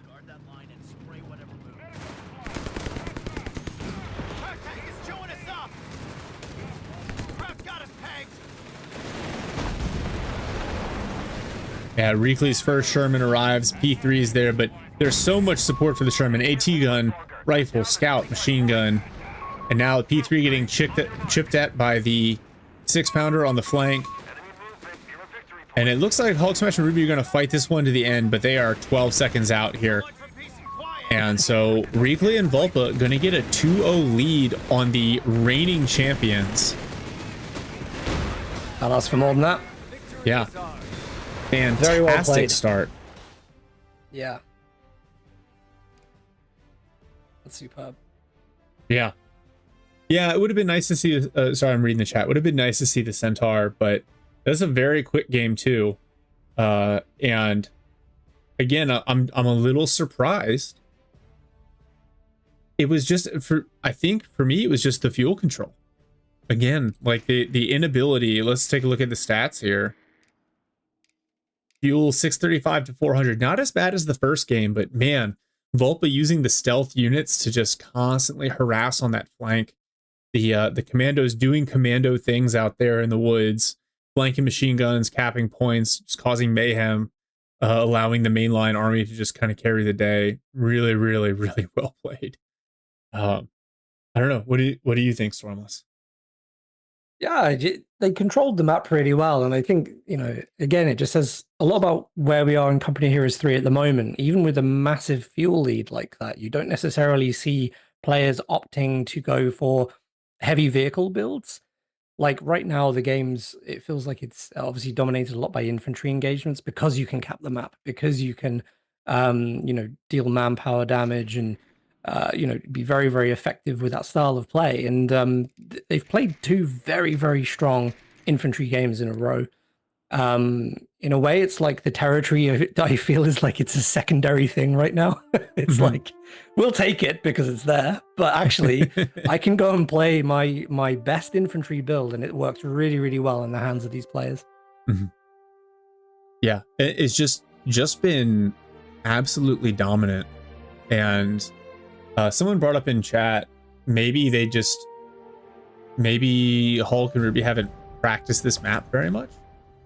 And, you know, I have no idea. I know they play together a lot. They talk about the game quite a bit, but it's a very kind of brawly map. And it was like, the irony here is that if you watched game 1, you think, oh, Axis infantry are going to walk all over Allied infantry, but then that just really wasn't the case for game 2. And I wonder if it's, you know, HulkSMASH, he invested so much into the disruption beacons early, into the caches. If maybe that manpower would have been better spent, at least initially, getting more infantry. I know it almost certainly hurt him not being able to keep that assault grenadier squad alive. Yeah. It was interesting. Like Axis did have a good start in terms of infantry, and I think because of that, they had that false sense of security to say, all right, I can start locking down now. Let's go into this build of intel beacons and stuff. And then, yeah, that just switched around really quickly after Vulpa got commandos in. The AT gun was there to sort of hold off the flak half track. And then, yeah, it's just hard to say, isn't it? But just that game felt like it was won over the course of many small skirmishes that took place. You know, everywhere. It wasn't necessarily like a crushing build or something that roamed through the map to get to the other side. It was, you know, a lot of small things going on there that just slowly staggered up towards the opponent's base. And I'll go back again. Like, I just think for you to be able to hold players outside their base, you have a long way to retreat. They don't. You know, it's really impressive. You know, there wasn't like forward healing there. There wasn't like reinforcement half track or anything. It was just purely good controlled gameplay with what they had. So yeah, I think they look like a very, very strong team. You know, they're playing very well together. Yeah, the coordination has been incredible. The individual play has been very good, but it's been effective. And you know who they look like is they look like HulkSMASH and Ruby. The way that their play, like the Neuralink boys, right? As soon as one guy has to give on one side, the other guy's pushing. It's like if you've ever read Ender's Game. Right? Like I haven't, but okay. So the whole point is that over time, this team begins to operate more like a hive mind, where because they know where they're supposed to be in time and space, they're just reacting very fluidly to ongoing conditions in a way that makes sense. And you see that constantly from both Reakly and Vulpa. There's just no breathing room for HulkSMASH and Ruby whatsoever. As soon as they make progress in one spot, they lose it in the other. Now, all right, a couple of people in chat get the Ender's Game reference. You know exactly what I'm talking about. Yeah, I wonder if Campbell's Convoy is going to play out a little differently. Game 3 is already up, so you ready to jump into this one? Absolutely, I'm with you. All right, let me update the overlay. Oh, I forgot to update the score in the chat. So, chat, if somebody comes in and asks what the score is, just remind them it's 2-0. I'll fix it for the next one. All right. We are up here. Oh, I gotta fix it. It's the wrong overlay for the moment. There we go. That's correct.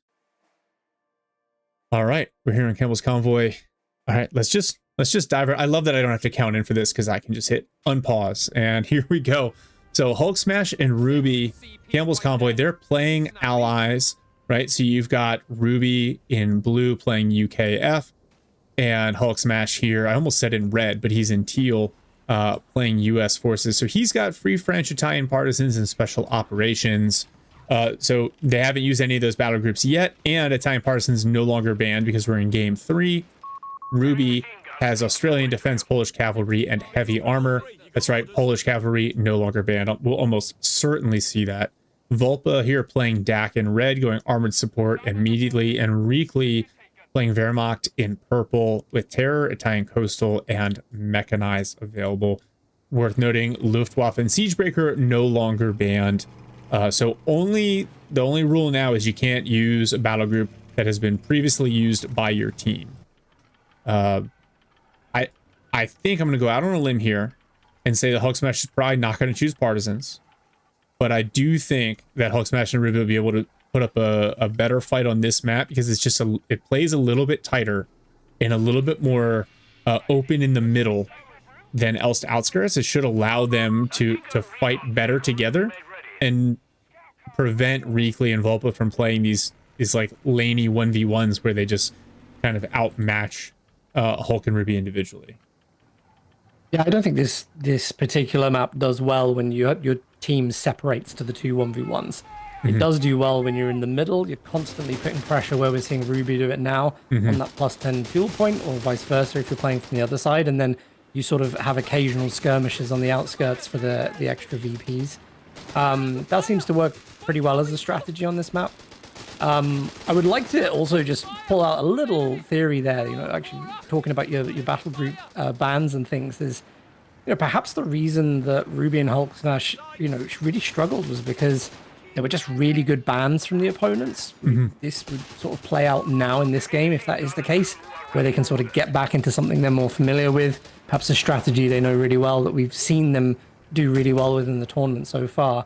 But they've not made it easy for themselves. They would have to win 3 games in a row now against these two great players to get through this semi-final. So a big ask from them.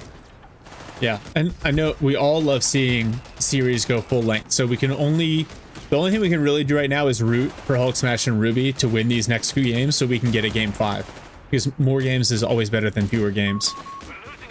Oh. Yeah, we should be unbiased, but it never ends up that way. So I was like, I'd rather watch games, so Reakly and Vulpa, if you could just be terrible for a game, I'd be grateful.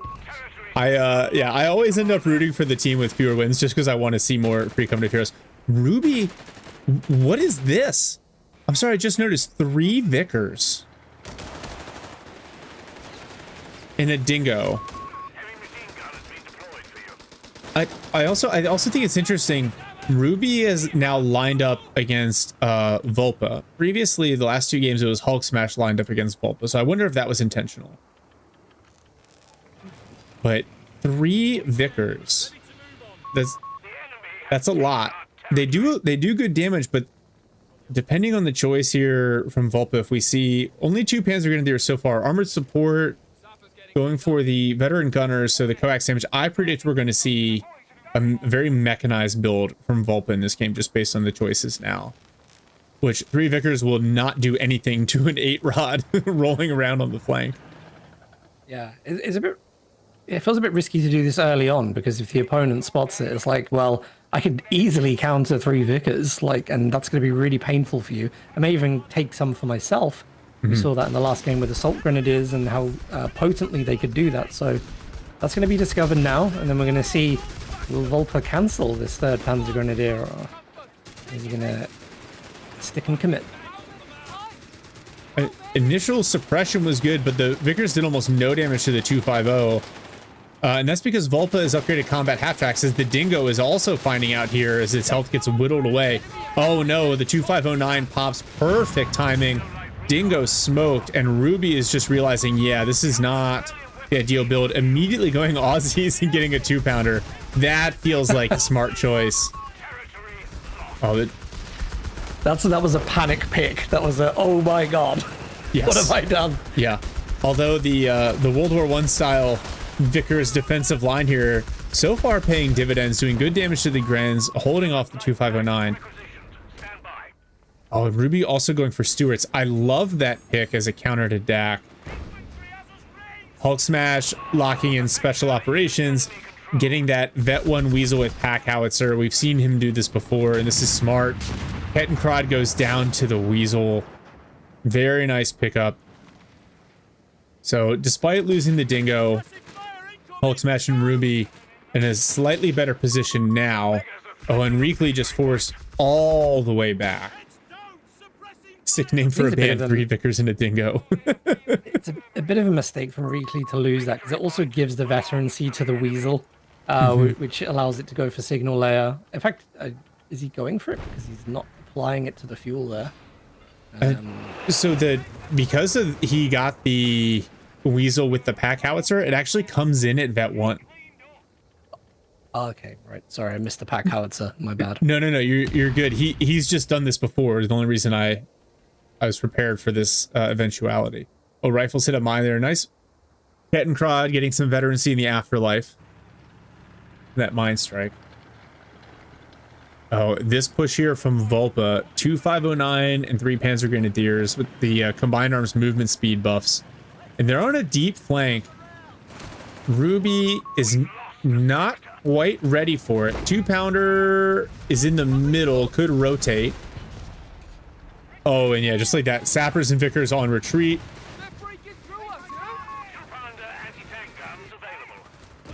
Oh, and just like this is a big push from Vulpa. He also has another half track coming in with assault grenadiers. Double grenade onto one Vickers team, and they're knocked out. 2-pounder knocks out the 2509 and gets the Panzer Pioneer squad inside, which is a huge pickup. He's still got to be really careful with that 2-pounder, though. He couldn't set it up and try to attack the half track, because if he does lose it, that half track will recover from snare and tow it away. Oh, it's almost certainly dead here. Yeah. And they're gonna. That is gonna be a big deal. Yeah, that's gonna be a problem. Oh no, this rifle squad. Wow, look at that. Vulpa just driving right up the middle.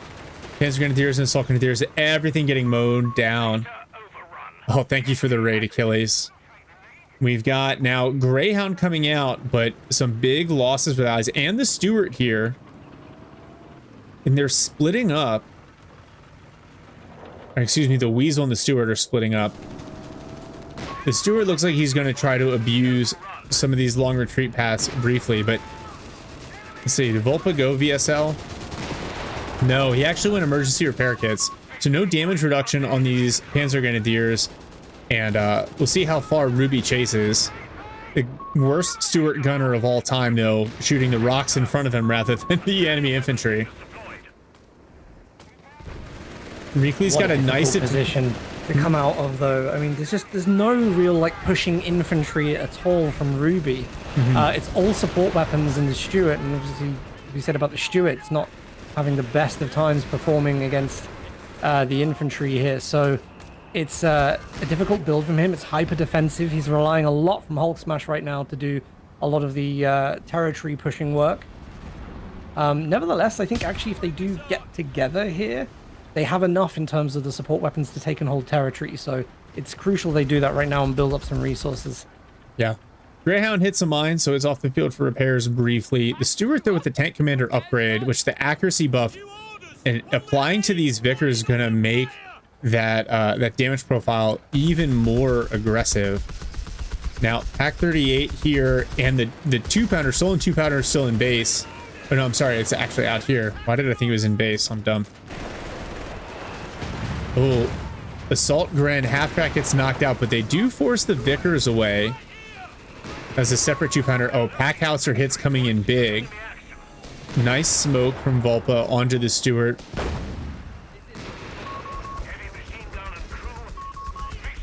Oh, crazy. I love the sort of dynamics you get from using the Assault Grenadiers that way, because they're just, you know, to do that whole thing where you dive in, you're pushing off like 2 units that are suppression platforms, you know, relocate, forcing them to maneuver, and then it's like you get the VP, you get the map control, you can set up and ready for the counter. It's great gameplay. It's one of the things I really love about Afrika Korps as a faction. Lovely to see it used that way, even at the cost of a half track. Yeah, HulkSMASH did go mechanized support center, but he has not put down the free repair point. Oh no, 2-pounder onto the Weasel, but it backs out of the arc just in time and avoids the Faust from the Grens. Stewart and Greyhound here. We'll see a Faust onto the Stewart, which is just enough to crew shock it. 2-pounder trying to relocate, but HulkSMASH, he's got a 3rd rifle back up and actually able to do some pushing. And if you look at the mini map, like, you definitely got Ruby trying to play the anvil here and create space for HulkSMASH, or hold space for HulkSMASH to push. Scouts into the middle. It's actually such a shame to have lost the Dingo as part of this build, because the vision you would get from that, especially as it vets up, would be really, really useful to help control these front lines with the Vickers. And of course the 2-pounder with its wide range arc of fire would be really, really good at holding off any light vehicles. But Allies are doing very, very well to hold this back. We do have 4 Panzer Grenadiers now in this build, so Vulpa has decided doesn't care about the MGs. He's going to overpower them. Just going to lean back into this. Reakly has gone mechanized and brought out an 8-rod, which 1 2-pounder and 1 M1 AT gun on the field. I wonder if the 8-rod, it allows them to get aggressive. It might actually probably going to pick up the Weasel here, which is nice, but it's pretty late, 12 minutes for an 8-rod.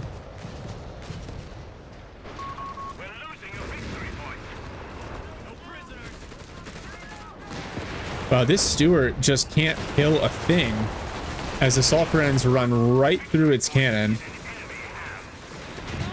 Oh, these rifles, no, not like this, HulkSMASH. Oh, fortunately, there's enough fire to force the deck infantry back and the riflemen get away. We said it last game. It is hard to hold players like of this level in their base territories. Yet this is the second time. Yeah, we're sort of seeing that happen, and you know, I'm impressed, to be honest. They really, really are some tough questions from HulkSMASH and Ruby on how they're going to get any map control back from this. And the top's actually completely empty. You know, they could decide to divert there, but again, they'd be releasing this sort of big engagement in the mid that's going to allow them to sort of spearhead back through the map and decide whether they want to go left or right. Yeah, the double AT gun setup is going to make this tough, but they do force the MG off, and so they'll be able to at least cap back this fuel. I think their bias is towards the right-hand side because they need to hold on to this +10 fuel. They learned the hard way the last couple games what giving up major fuel control can do to your late game. Vulpa already has his tier 4 out. Reakly can afford his. Ruby teching into bishops.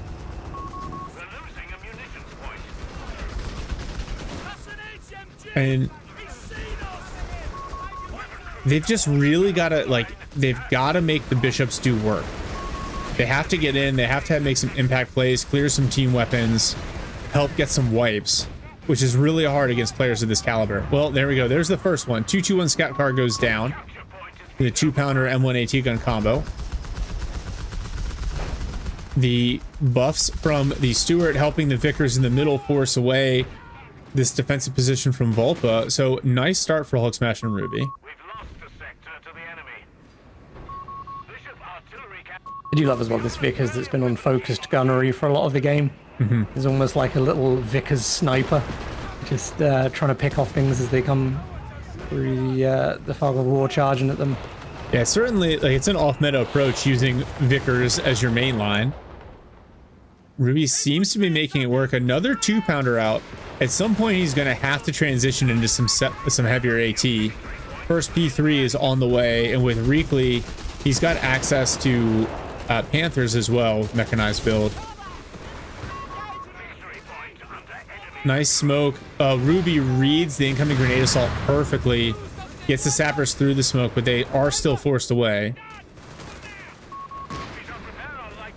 Greyhound is going to go challenge on the right flank. Man, Reakly has been really aggressive about capping up the outside, that right side flank. Yeah. All right, so HulkSMASH going to recover the top side of the map.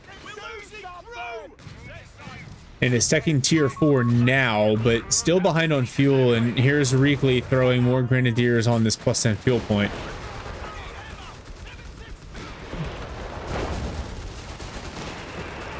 Feel so desperate just to try and hold this +10 fuel, and that is a lot of what Campbell's convoy does produce, you know.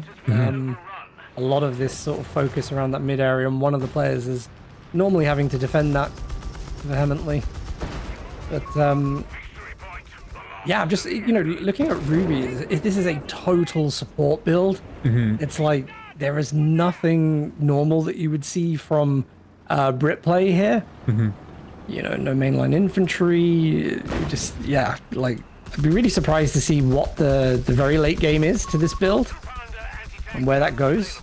I imagine it's Basically, probably 2 bishops, 2 archers, and then let HulkSMASH be your pushing. But again, I mean, it feels a little vulnerable. My God, there's so many mines over here for Reakly. Vulpa's flanking with a P4, by the way, and sorry, P3.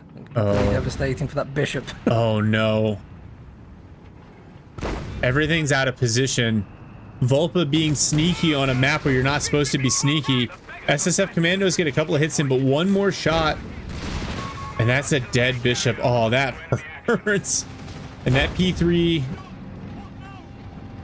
triggering, oh, Vulpa using the Blitzkrieg ability from the Armor Support Battle Group to prevent snares and get the P3 out. Huge pickup for Vulpa. Yeah, and even if you just look at the effect that had on sort of the map then, like suddenly all of Ruby's units started to shift out of positions and they're now struggling to get the focus back on. This is a great Stuka strike, wipes out Vickers heavy machine gun in the center.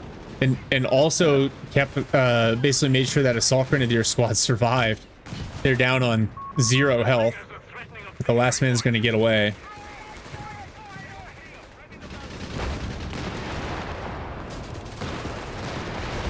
That loss of the bishop hurts because that delayed any shot Ruby had of getting tanks out.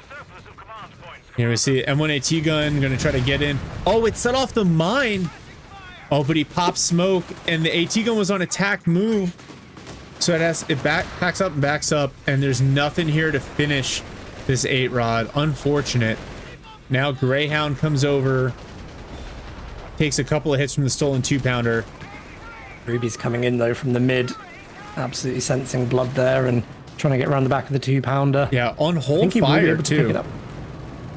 Yeah, I think you don't want to waste that first shot. It's really important that you try and hit the oh no, that doesn't happen. Oh no, it's gonna hit the mine. No, no, Ruby. Oh, that is soul crushing. You got a P3 on your flank, you got a dead in the water 8-rod, and you lose a Stewart trying to trade it out. Reakly with the mines everywhere.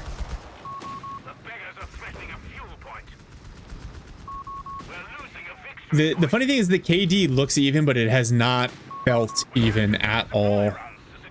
Yeah.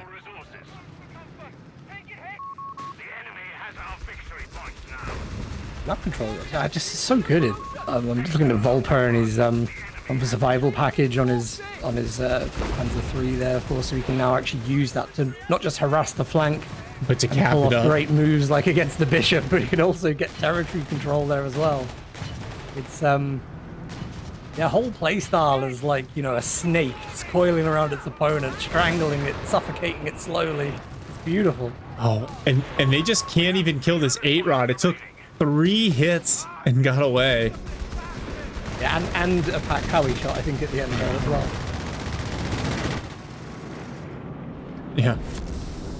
Well, anti-infantry strafe comes in, a little bit of a get off me ability.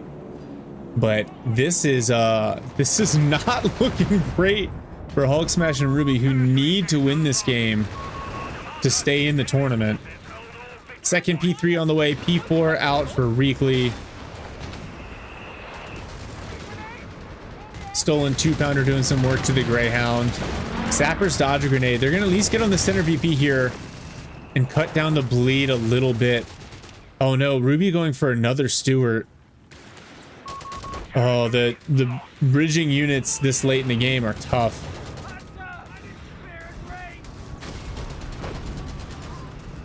SSF Commandos slowly losing to Jaegers, and then a Panzer IV arrives.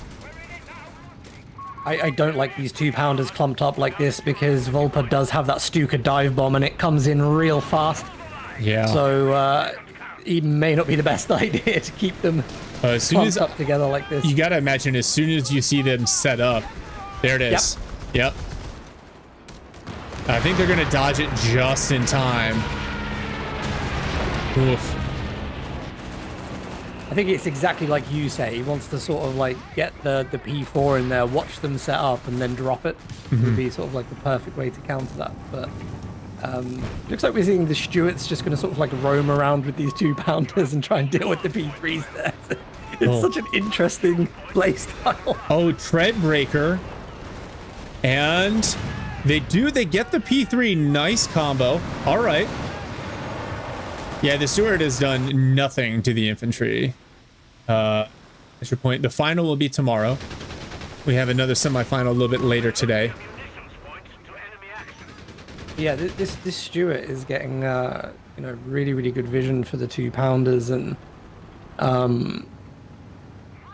yeah, it's been using reconnaissance scan, the abilities from the Stuarts to get that increase, and then he's getting these really long range hits on the P3.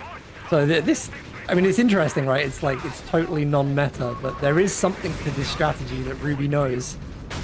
Yeah, although the DAC infantry, nice strong push against the 2-pounders. P4 moves up, tangles with the Hellcat, but the stolen 2-pounder providing a lot of utility to the Axis team, chipping away at the Hellcat, trying to knock out the decrewed 2-pounder. Here we go. Here's a push from HulkSMASH with some infantry through the middle. But they're still on the triple cap, down to less than 3 minutes of EPs. Oh, P3 taking some big hits here. But another one's already being built. And MG42 just perfectly set up to suppress HulkSMASH's push. Man, I feel like the pack howitzer, they just have not gotten the value out of the pack howitzer that we normally see. Yeah.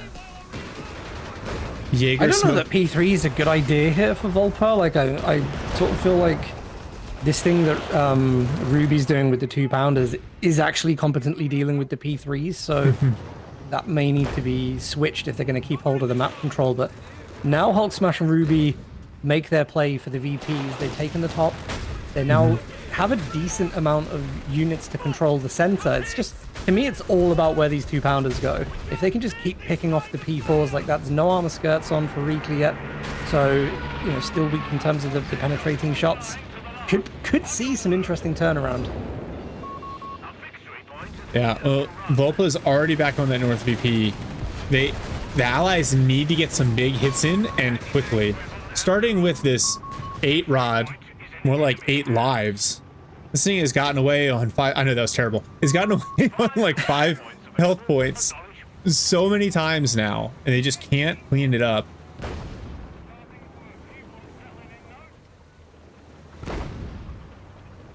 Yeah, that's a good point. Someone in chat brought up Vulpa potentially going for a walking Stuka against such a heavy team weapon build could do some serious work. Oh, Hellcat, how do you shoot straight into the ground? And the P4 has enough armor that's bouncing some of these 2-pounder shots, which is enough to keep it alive. Vulpa and here has amassed a force on the flank. He's coming in hard from the north. Vehicles slightly to the left, and all infantry pushing off units in the center. Yeah, the SSF. Oh, actually, the SSF and Greyhound hold. A P-Gren squad is going to get away because those riflemen don't have BARs. No, actually does get gunned down. A little pickup for the allies. They've slowed the VP drain a little bit by holding on to the middle. So many team weapons in the mid.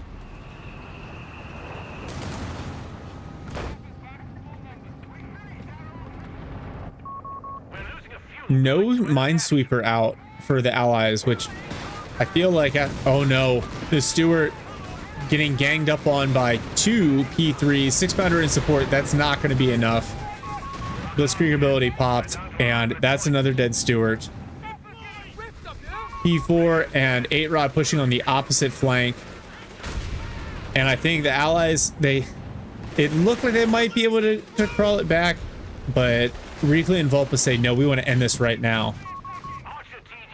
There's glimmers of hope, but actually the synergy between Vulpa and Reakly, you know, when one dives and they draw the enemy up, then they just get them with the other pincer. And yeah, it's beautiful the way that they're sort of like operating together. all they've got to do is sit on these 2 VPs really and contest the mid. It's so hard with this build from Ruby to go anywhere other than mid. I think, you know, you have to be there to sort of support HulkSMASH with whatever's going on. So it comes down, I think, lockdown mid. I think they probably have to go south here, but it's going to be super hard. And every time they do, they open themselves up to these big flanks from Vulpa. Right now, 3 Panzer IIIs supported by elite DAC infantry that, Yep. you know, Ruby, he's got Vickers, but no, like, you know, the Aussies to counter. Now, oh man, that Greyhound takes a huge first hit, backs up. Now the AT guns and Hellcat are here to support, but the armored skirts and the smoke ensure those P4s get away. Reakly triggers mechanized assault to start healing them. Attacking ground through smoke, but those tanks are already long gone. Oh, here's the Archer.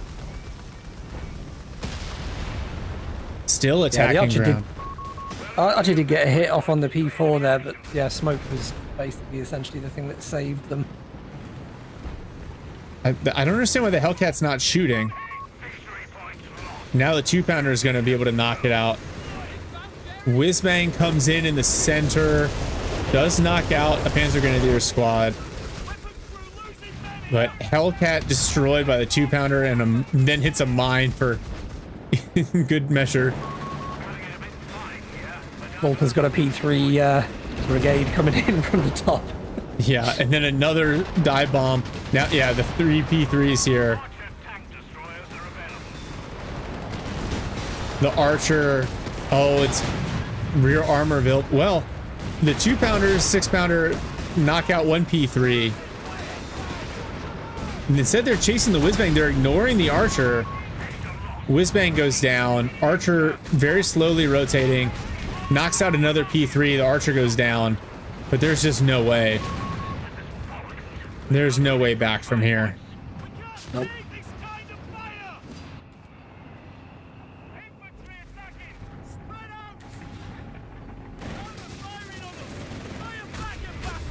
Yeah, the Allies don't even have the infantry left to try to capture the center VP. No, HulkSMASH's army says it all. He's got 3 units in the field. He's not building anymore either with what he's got. That means, quite frankly, it's GG. And wow, were you expecting that to be a 3-0 series? Not even a little bit. The next match isn't scheduled to start for 3 hours. I was expecting this to go the distance. Wow. Well, first off, GG, very, very well played by Reakly and Vulpa.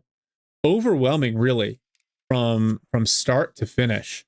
The first game was pretty long, but as the match went on, they just got more and more. It felt like aggressive, but just very effective. Now, the KD didn't look as atrocious. Reakly actually did really, really well on KD. And Ruby started to lose stuff at the end there. But again, looking at the, oh my God, the munitions gap. It's about what, 800 more munitions gain on the Axis side than the Allied. That's owning both of those plus 16s for a while. And then the fuel, the fact that Reakly was contesting that plus 10 fuel for almost the entire game, just insane. Yeah, I would like to say though, for Ruby and HulkSMASH, like their journey through the tournament has been really, really good. They've shown us some really, really interesting things in games. Even just referring back to that sort of Partisans game we cast in game 13. You know, like they have been, like I look at them as sort of like, wow, they were up there with favorites to win. So yeah, like to see how this series went down doesn't do them service for really the sort of team that they are. But, you know, they played very, very well. Looking back even on game 1, you know, where they played this very, very strong infantry build and took the map, you know, but obviously losing that game because Vulpa and Reakly are just so damn good. I think that's, you know, no discredit to them. Ruby and HulkSMASH are a fantastic team, but today Vulpa and Reakly showed that their next level. Yeah. Yeah, and someone said this in chat earlier, is like, I guess Reakly's not a one-trick monkey anymore. Like, no. No, and Reakly, you know, obviously known for his 1v1 play, but the way that he and Vulpa played off each other was just is very fluid. They, like I said, they looked like they played the way HulkSMASH and Ruby played last time when they won the tournament, the Neuralink Boys moniker. Yeah, and Brood War, I think you're right that the first map, choosing Elst Outskirts, banning Partisans, it felt like they knew what Ruby and HulkSMASH wanted to do, and Vulpa with the stealth unit plays in the flanks, the Goliaths the first game, the Commandos the second game. Can we call them Volreek? I don't know. If they tell me they want me to call them that, we'll call them Volreek. Yeah, it's one thing, like, Vulpa builds a lot of infantry, but if you look at how he's using them, this is not the player that will remain unnamed, where it's 3 Grens and 3 Jaegers, and you can tell they're being moved around via control group because they all turn and face and move at the same time. They're in lanes, they're in cover, and just providing overwhelming firepower. And then the reason he can afford 6 infantry squads is because he's not losing models. He's not bleeding manpower. Yeah. Just that in itself has been a key theme across all the games, because again, it's like, you know, we keep saying, like, they're outside their opponent's base. They have a long way to retreat to get back and reinforce, but you don't get that sense that the army moves off the map. They're just persistently outside your base. And again, I think it does come down to that synergy, sort of the moving in and out of each player. You know, one player's holding whilst one's doing a bit of reinforcing, and then, you know, the flanking is superb. You know, like this, to see the way that the P3s were used by Vulpa in that game. Mm-hmm. You know, whilst a hard flank on the other side, you had an 8 rad and a P4. You know, it's just like, it's intense pressure. Mm-hmm. And yeah, I mean, like, couldn't be more complimentary about those two as a team. I think, you know, obviously great first set of finalists. Whoever's in the other semi-final series might be thinking, I don't know if I want to play that, to be honest. Yeah, they look really scary. I know, so because we got a little bit of time here, we will take a break before the next one starts, but I'm gonna just pull up kind of the initial bracket here from the group stage, right? And so here's the thing, so Reakly and Vulpa, we're in a group with Azilagath and Dexon, who are also phenomenal 1v1 2v2 players, like extremely talented. And Latouf and Delirious, who, like, after watching Latouf and Delirious play in the MetaPlays 2v2 tournament, I thought I was really expecting them to make a deep run as well.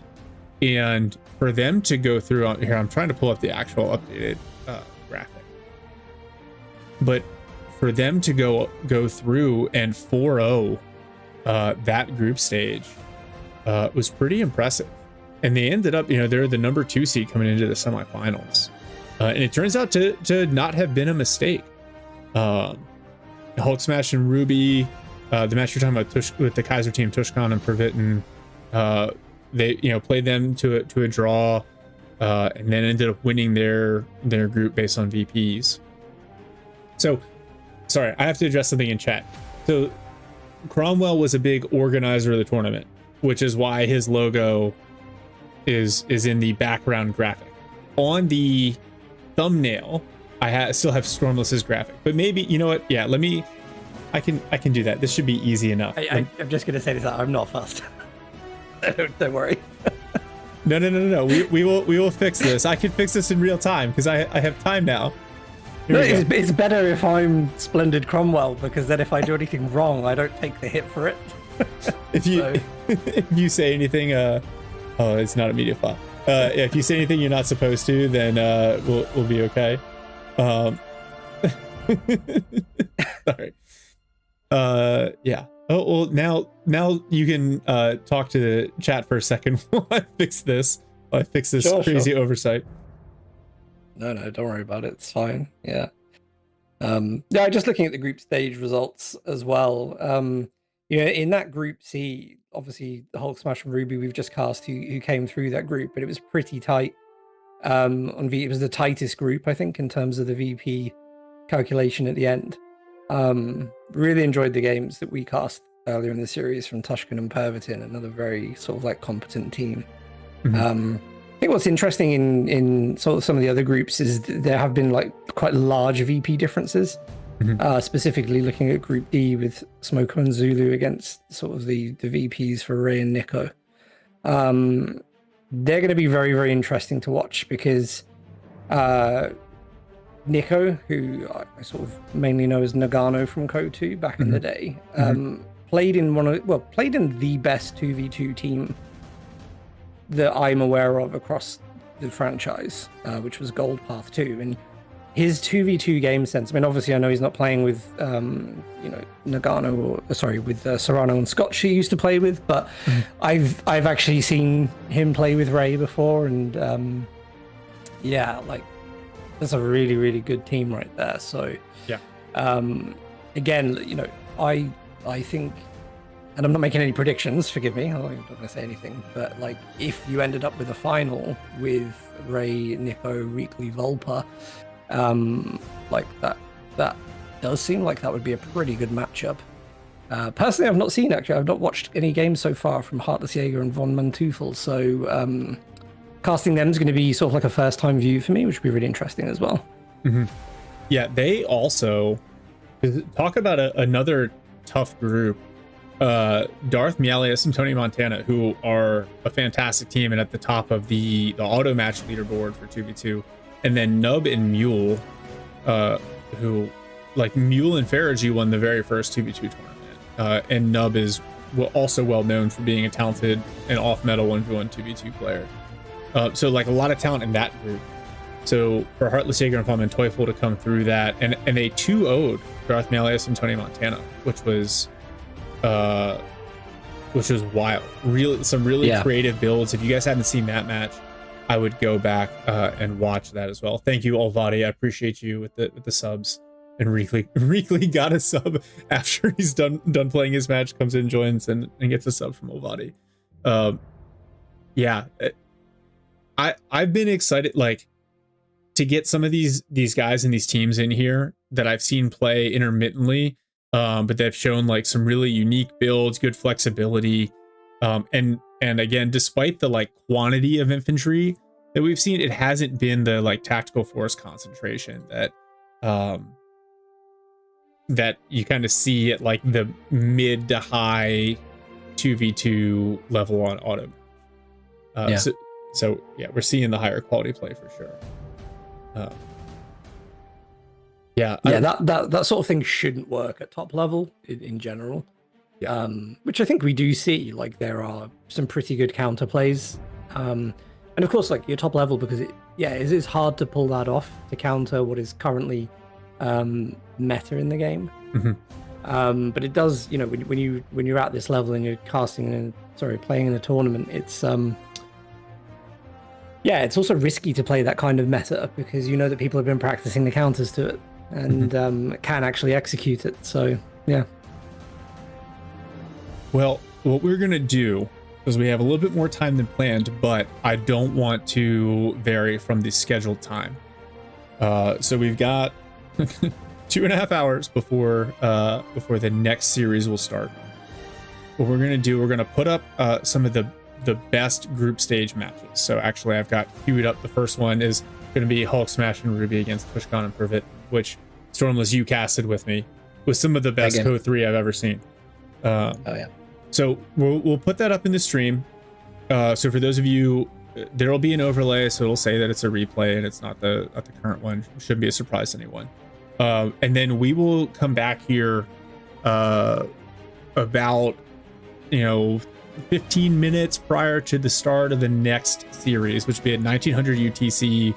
That's 1500 Eastern Daylight. We can do a little bit of a battle group analysis, but that'll give everyone time to reset and make sure that the players are ready. So thank you all for joining us so far. If you want to stick around and watch the group stage matches, you are welcome. We'll leave the stream up and running and we will be back in a couple of hours for the next match.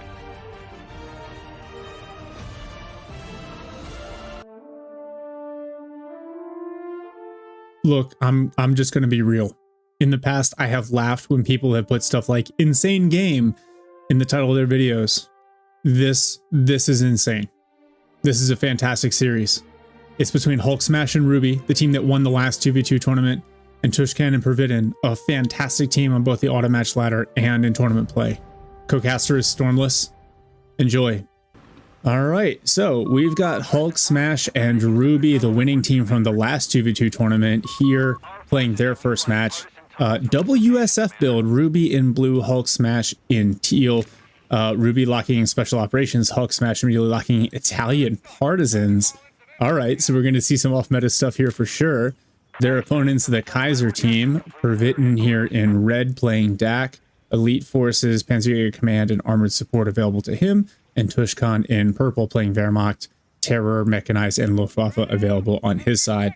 Stormless, what do you think of this USWS build so far with the current meta? Yeah, really strong. Really like it. I think it's popular in a 2v2 game at the moment. No surprises here to see Special Operations Battle Group, the Weasels out. Just going to allow for some really good, quick early game capping and allow the Pathfinders, the Recon Squad, and the Engineers to, just solidify a bit of a position on the map. And interesting to see, yeah, so he's gone for barracks with this. It's not the old loadout where you go for the weapon support center. We're going to see riflemen all the way, baby. Yeah, I think the SSF Commando stall, while fun, is really risky against opponents of this caliber. What do you think? What's your take on the partisans? Because I did a video a while back before they were patched on all the different ways they could be abused. They were patched and they're a lot less abusive now. I know there are some advantages to going partisans, but interested in your take on how they might be used to get the allied team a victory here. I think it's really strong in the hands of right players on certain maps. And to be honest with you, I'm not 100% sure if this is one of those maps, but it'll be interesting to see like where we go. We're going for resource stealing. Are we going for sort of jumping units around the map really quickly for, defeating units on the retreat paths? So yeah, it's pretty good. Obviously, they've had a little bit of a buff recently again, so they're a bit more of a competent battle group to play. But yeah, I can't really say for sure that this is going to be the best map for them. But hey, let's see where they go with it. Yeah, nice push from Ruby here with the Weasel Rifle and Engineers, forcing away the DAC Panzer Grenadiers and forcing Pervitin to back up with this half-track. On the opposite side, HulkSMASH holding the line with a single rifle squad. He's teching grenades now. He's got other squads kind of capping aggressively on the flank. You gotta imagine healing will go down soon. I don't think they're going to want to wait until the battle group healing update for HulkSMASH to pop. Wow. Weasel already at vet 1 too, which is nice to see. We're just trying to see actually what he's gone for on the Weasel. Is it? Yeah, it is the signal layer, not the medical station. So yeah, definitely we'll want to see healing up in the base fairly soon. Yeah, going back a little bit to your point about the partisans. I mean, of course, I think this is a great map in the central for sort of play with the Saboteur. Mm-hmm. There's a lot of narrow sight blockers where you might walk around a corner and, find yourself at the pain of some sort of mine or demo charge. I think a lot of opportunities for creative playing. And we know on a map like Pacino Farmlands that we will end up with this sort of central engagement. There'll be sort of one player has one side of the map, one has the other side, and then they congregate in the middle for an all-out warfare. So yeah, it'll be really interesting to see, if that's used and how it's used in this area. Yeah, and speaking of which, Ruby swings across with his Weasel and Engineer to try to support HulkSMASH in this engagement. Causes a little bit of initial response from Tushkan, but actually Pervitin getting very aggressive on the opposite end, doing some counter capping. And it feels a little bit like the allies on the back foot now. I love this tunnel for Hulk in the corner. I wonder if he does a good enough job not otherwise giving away the fact that he's gone partisans, he might be able to get away with putting a bunch of these siphon tunnels down without the Axis team figuring it out. I don't know. That was damn suspicious. Like, if you see riflemen coming from the top right corner of the map here, I think, what the hell? You know, like, Yeah. What was that guy trying to do? And I think, yeah, maybe if you notice Partisans was a battle group in the loadout, you're going to be a little bit suspicious there. But this is great. I mean, the positioning, this is really good. You know, it's going to be interesting to see if he scouts that far up the map. But, you know, we might start to see a bit of resource steal and so on as the games go forward. Mm-hmm. All right, so Weasel fully healed. At least Ruby went mechanized support center. I don't think, yeah, HulkSMASH has not chosen a support center yet. So they'll have the free repairs, Hulk getting the heals out. On the opposite side, Pervitten's got 3 Panzer Grenadiers, a 250 shepherding around some Panzer Pioneers, Tushkan, 3 Grens, 2 Pios, and an MG42. I think the MG42 is a really nice choice. With all the riflemen on the field. You got to imagine, though, that they need to tech soon for some sort of AT as the first Greyhound's getting built. Yeah, it's going to be necessary. A lot of people in the 2v2, I feel like they like to see the vehicle come out first and then decide to build the counter, because I get the feeling that people would rather have infantry on the field as much as possible. If you know what I mean. There's no more sort of building an AT gun in advance before the threat, because it's such a waste if you get that call wrong. Yeah, and it's funny you say that, because I feel like I do that all the time. I get the AT gun as a prophylactic, and then they just play with 5 Grenadiers. I'm like, well, that was useless. But the combined infantry force over here, oh, nice. You got 4 models for that mine. Well done. But a big Axis force on the left flank. Ruby going improvised armor, so he recognizes the issues, the potential threat of all of these snare-capable squads on the field. Kaiser Tushkan, by the way, has locked in the Terror Doctrine now. Oh, nice. But I love this, the scouts with the stealth reconnaissance keeping an eye. Yeah, I was wondering if we were going to see grenade over the hedge. That's a beautiful play. Only gets 2 models, but they might be able to pick up the MG42 on retreat. Again, I'd be super suspicious about where that rifleman squad came from. Oh, I think this is well outside of the MG range to collect that, so, yep. Yeah, really, really nice. Although I do appreciate Pervitten. Oh, he's gone Panzerjäger Command. I think it's a really strong... Oh, I feel like all the DAC battle groups are strong at this point, but it is a nice choice. And it looks like HulkSMASH is going to get the MG42 back. But I do really like how aggressive Pervitten has been countercapping. He's keeping the game even. Oh, the Flakferling. It's a shame that mine was wasted on Grenadiers. It would have been great to pin that Flakferling down. I mean, I will say, like, when it comes to commander choices, I also use Panzerjäger Command a hell of a lot at the moment. It's a really, really great commander sort to play for all the defensive opportunities. And if you can lock down a map with everything it gives you on a map like this, the Elephant's very, very strong later on.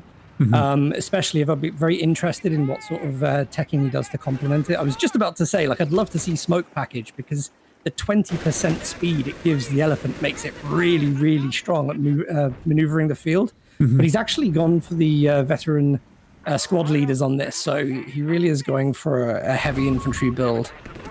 Yeah, that's really smart. I didn't think about the synergy between the movement speed with the Elephant. Interesting. Ruby is basically, I expect to play really heavily into light vehicles here. Has invested in improvised armor and the heavy barrels. Meanwhile, HulkSMASH really digging into the ISC, unlocking the demo package. So hopefully we get to see some big mines. It might be probably the best way for these USF battle groups to counter the potential for super heavy armor in the late game on the Axis side between the King Tiger, the Tiger, and the Elephant. Do you know what I'm quite surprised about at the moment is, given that HulkSMASH has gone for Partisans, And we haven't seen yet. He hasn't gone for smuggling routes or OSS coordination, so we don't know whether he's going for resource steal or he just wants to bump it. But the fuel point on the left actually has a very, very like big curve of its little sector of territory. So you could plant some very creative ones there to steal resources across. That's a big grenade. Yeah. No, I think you're right. I'm sorry, I got distracted by the Gren squad almost got wiped by the grenade. Yeah, I know. You love when a plan comes together. Yeah, I think you're right. There we go. He has gone smuggling routes. So I think that's a sensible choice. Yeah. Yeah, especially if he doesn't otherwise reveal his hand and doesn't abuse the scouts popping out of the corners too much. You know, it's worth noting these guys, they don't have to memorize the battle group choices, right? You can just hit escape, go into the player list, and the battle group choices are listed there. So they can always go back and be like, hey, what did he pick? All right, first SSF Commando squad out for Ruby. And oh, here we go. Here's the repair point here on the fuel. Allies doing a great job putting down some early pressure. I think that map control is fantastic, to be honest. If you look at like Axis, they have sort of like the dream mid-game loadout. It's exactly what you want, isn't it? A Stummel, a Flakveling, you've got a 250 that's squadded. I mean, it's everything you need, but actually HulkSMASH and Ruby doing very well to defend against this. And I'm seeing a lot of tunnels going up right now. And the one I was just telling you about on the fuel on the left. Yep. Exactly, it's brilliant. The only map that's crazier for this, oh wow, double snare onto the Greyhound. This could be a dead Greyhound here. Stummel going in for the white phosphorus shot. Now instead it's going to be a Panzer Grenadier snare that'll finish it off. Unfortunate loss for the Allies. That Greyhound provides them a lot of map presence. If you can see a couple of them as well, where you've got the two Grenadier squads on the right-hand side at the moment. They're about to, it's an M6 heavy anti-tank mine. So when you said they were going for the demolitions package, I mean, a few mines have been going down across the map. And absolutely, again, like the fact that his infantry's walked over that, he's not going to be seeing the threat. He might just bring his Stummel over there. There's no minesweepers. Oh, sorry, there are minesweepers, but they're not actually selected at the moment on the Pioneer squad. So every potential we might see vehicle snares in any moment. Yeah, that's what makes the anti-tank mines so insidious, is you can't even accidentally clear them with your feet. You literally have to find them with a minesweeper, which is also why they're so satisfying to use. I've also got forward headquarters going on that church in the center of the map. Again, another great choice, because apart from the Stummel, what have we got in terms of mortar and off-map from the opponent? Not a lot right now. So that's going to be quite a strong garrison in the center of the map. Yeah. So HulkSMASH's captain gets knocked out by some Panzer Grenadiers, but now it looks like US players are going to knock out this Pak 38 that's been decrewed. Oh no, they're actually going to steal it with the commandos. Expensive for sure. Oh, and the HeartlessJagers pick it up. Oh, these riflemen for Ruby are in trouble. And Pervitin's going to capture that Pak 38 back. They were unable to destroy it. I think you had a little bit of a sense there of how important that Pak 38 is. You know, because he really fought to keep that alive. A lot of players would have just thought with the health it was on, I'll just sort of hit it through the smoke with the Flakveling and try to wipe it. But I think they're very conscious of the fact that it's going to be needed later on into the game. Well, HulkSMASH already has a Sherman out, which is at 13 minutes. That's very fast. And considering I feel like the map control's been relatively even, so impressive. I think he just went straight barracks to tank depot, relying on Ruby to kind of carry the middle of the game. Really good. Remember, they're on plus 29 fuel at the moment without having any of the plus 10 fuel points. So, they're getting a 50% of income through all these tunnels that are in enemy sectors, and I think that is what's really working wonders here right now. It's a great strategy. He's hidden it very well so far. Oh wow, the Gren's backed off before they actually launched the Faust, so the Sherman gets away clean. Oh, these Panzer Grenadiers still don't see this tunnel. That's wild. Out in the corner. Ruby's tech is tier 4. So has Tushkan and Pervitin. Pervitin's got a Panzer 3 being built right now.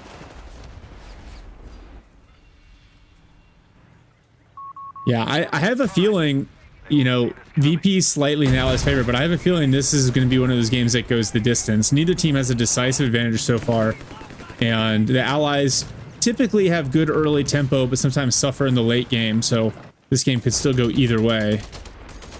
Did you see, by the way, the underground detonation on the bottom left munitions? No.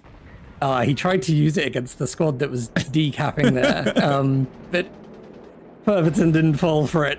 But he knows now. He knows that something's going on, and he knows exactly where it's come from. It's past. It's truly revealed. Yeah, I wonder if we start to see more deliberate sweeping for tunnels at this point. 100%. And I think at this point you would be starting to probe the outer areas of the map, knowing that there's the potential for this. Maybe he's even going to say to Tushkin, hey, you remember that squad earlier that seemed to come out of nowhere? I think I finally figured out why. Oh, all right. So P3 snare, but the rifle squad, actually, this is a tough retreat path. Panzer Grenadiers on retreat, veteran squad leaders, LMGs. Weasel's trying to cover, but... Oh, yeah. The DAC P-Grins, that LMG on the move, so strong, and the rifle squad does go down.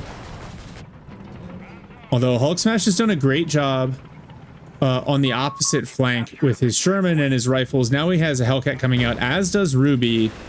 I think, yeah, they are playing for the long game here for sure. Stummel smokes off the MG42 in the forward headquarters. Pioneers move up. Nice dodge on a grenade in the far corner. What we're seeing from Tushkin in the build right now is a Brumba, which I think, yeah, probably a good idea actually. There's a sizable amount of infantry from Ruby on the field, and again, it's one of those maps where you're just going to sort of lock yourself in the center on one side, and it's a great unit to do that. It's going to be able to cause problems with, you know, enemy AT trying to get a good line of sight. When it does, it probably isn't going to penetrate anyway. So maybe we see a bit of this, and then potentially some late game off map. I would like to see actually from Terra maybe things like the propaganda. Trying to force some retreats out of the center so that they can get in and do some damage to this garrison and everything else there. Be interested to see how they play this commander creatively. So Pervitin has gone for a squad of tank busters, which I really like because of the way they kind of help the Panzerjäger scale into the late game. I wonder if Hulk can get... Oh, wow, look at the damage the Brumbear did on the rear armor of the Sherman, but 2 Hellcats now pursuing the Brumbear. I was hoping we'd see them try to lure... Oh, that Sherman could go down to the Grenadiers here. I was really hoping we'd see the Sherman try to bait the Brumbear over that anti-tank mine. The Hellcats do finish off the Brumbear. Wow, huge pickup for the Allies. Sherman trying to escape. Oh, Tushkin's short on munitions. Yeah, I think that's probably one of the most important plays of this game so far. Getting that Brumbar down is going to be such a big loss for Tushkin. That unit's essential to the control that he needs. If he tries to rebuild it, it's potentially going to delay any rush for things like King Tiger, if he's going for that. So, yeah, huge. But can Pervitin get a little bit of revenge here? Yeah, nice pickup with the Panzer IIIs. The Sherman's still alive, going to the repair point. Panzer III's now pushing through the middle. So the downside to Pervitin focusing on the center of the map is... Detonation. Oh. And actually, they get an engine crit on one of the P3s. There's nothing quite ready to exploit. SSF commandos don't want to give up their presence. Hellcat's going to back up until it gets a buddy out. But Ruby, meanwhile, has countercapped the opposite side of the map. It looks like one of those tunnels was found, but then it's been reconstructed by HulkSMASH. So insidious and so off meta. I absolutely love it. Yeah, if you've got the sort of micro capability to pull it off, it is a great battle group for that kind of player. Horrible to play against as well, because when you see games like this, you know, if it's the meta, you always play against the meta. You know what's coming, but when someone plays off meta in a strong way, it really, really throws off any plans that the enemy team may have had against it. So lovely to see. Well, Pervitin says enough of this forward headquarters. Knocks out the building with the Pak-38. Flak for lane gets engine critted, but there's nothing there to follow up. Hellcat on the flank is dealing with a Panzer III. What does Tushkan build now? He's got 90 fuel. He could go for a P4, but I feel like it would get ganged up on just as much as the Brumbear did. He's definitely in a dark place right now because the tech is between, do we try and get map control, wait for this King Tiger, or do we just go into something else and try and get map control? I don't think you can wait right now with VPs the way they are. Another P3 knocked out by a Hellcat on the flank. I think they need to mass mediums. I don't think they can afford to wait for a King Tiger. If you really need something, now pressure. The whiz bang arrives, going for that flak for lane. One good hit, 2 hits, and the flak for lane goes down. Beautiful shot back there by Ruby. Oh man, things are no longer boding well for the Axis at all. They were in a position to battle this one back, but now they are firmly on the back foot. Both fuels under Allied control. They've managed to mitigate the VP drain by capping the right side VP. But this is tough. What's been really good about this game so far is, like, if you look at Axis, you've got purple player on the right, red player on the left. But when you look at Allies, you have this blend of blue and teal, right? Because they play so well together. You can just see that. They don't take a side each. This isn't 1v1 on either side of the map. This is like, they're everywhere, all over the place, and it's lovely. So the irony is that in the first game that Kaiser played, that was their signature as well. They were always mixed in, pushing together. And I also just want to say the most impressive thing about Ruby and HulkSMASH is they're not on voice comms. They chat all their coordination. Yeah.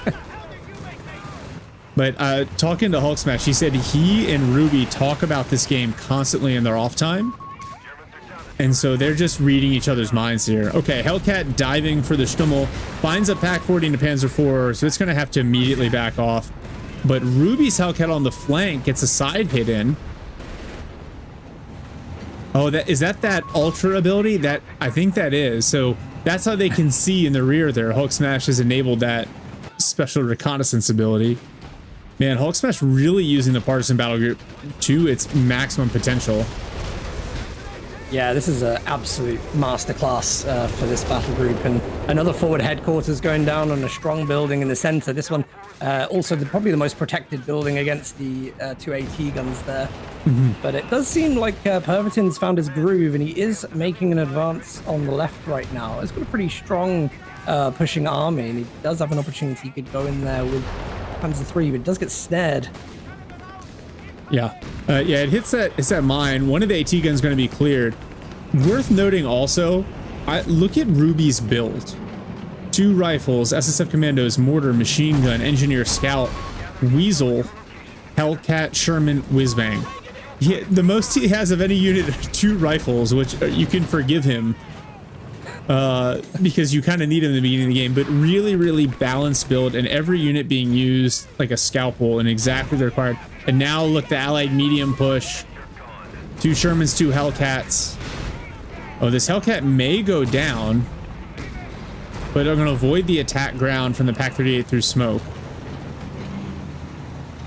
And it's a really strong Allied build, but I almost don't get the impression that Axis are out of this game right now. I still feel like it's not entirely over. They're playing very, very well. This is difficult to play against. The Shermans are great. They smoke. The whiz-bangs there on the back line just to clear out any AT there. Their frontline infantry's got grenades, rocket bazookas, sorry. I mean, it's strong, but they are still trying to poke and just find that weak spot so that they can push through. Oh no, Ruby almost loses a rifle squad, but a whiz-bang barrage. Oh wow, it's just destroying the building, ironically. Yeah, I think the Axis, the army composition is not in a bad spot, but the VP drain is in a rough spot. They've got about 1 minute and 20 seconds of VPs remaining. Oh, underground demo, nicely dodged. Only a single anti-tank gun crewman knocked out. And yeah, all of the reconnaissance abilities now that HulkSMASH is able to use. And they're just knocking down all these buildings as well. Ruby calling in mark target on, what's he focusing on? The Stummel. I think maybe just to maintain vision. Yeah, the utility of that mechanized sports center repair point, though, is just incredible for keeping these allied tanks on the field as well. Absolutely, yeah. I think with the Stummel, by the way, I mean, it's one of the only things that they've got that can barrage over this building to hit the garrison at the moment. I don't know whether that's the reason they decided to target that, but again, absolutely correct. He's also getting great vision from it. I think, do we see on Pervitin that he's gone for survival packages? Just having a quick look. I think he's trying to... No, I don't think he's chosen a tier 3 upgrade. No, he hasn't, and it's interesting because I'm wondering if he's going to have to start relying on these tanks to push out and cap. Mm-hmm. I think, yeah, either that or the other thing I would consider going for here if you got multiple Panzer 3s is the advanced optics.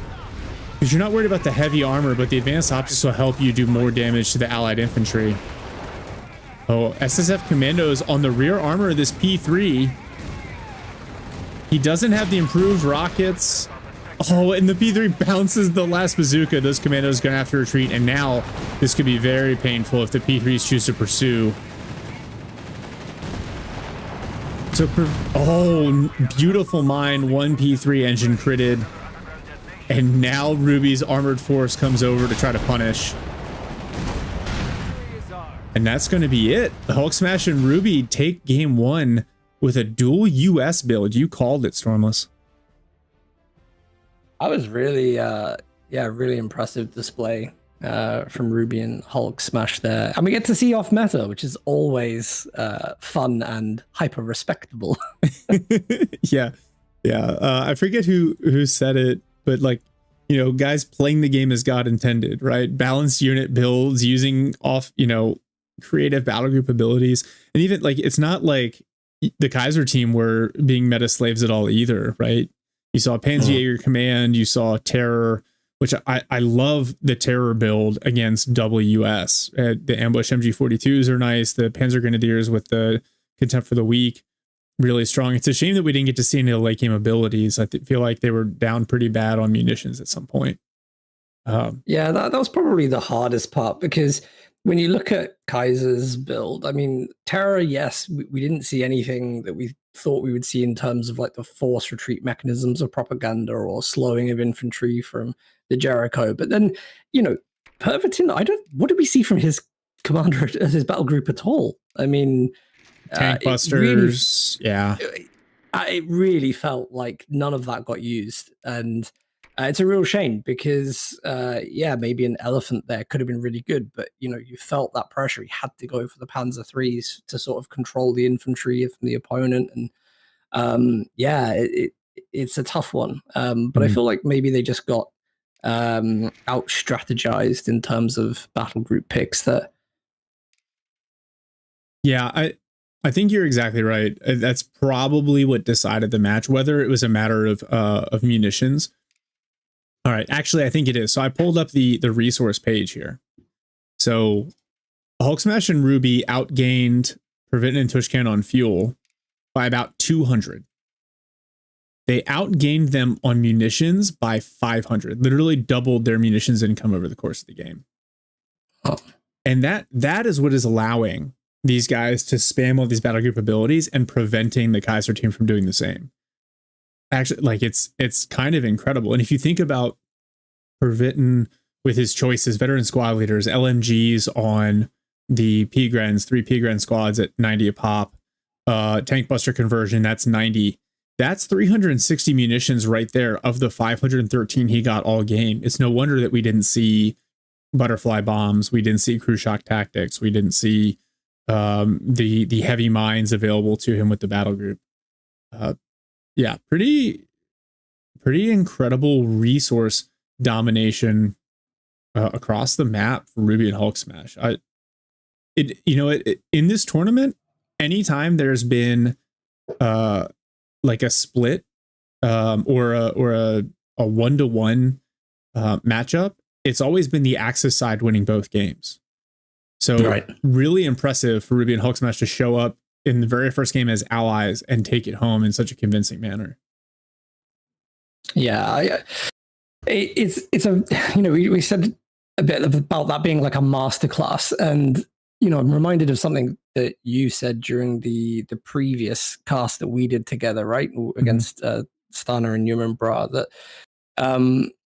you know, you said like, oh yeah, it's Tushkin, he always goes for terror, right? And I said, well, wouldn't you like plan for that, right? And it's like, right? And if everyone knows this, like, wouldn't you plan for it? But I definitely felt like Ruby and HulkSMASH planned for that.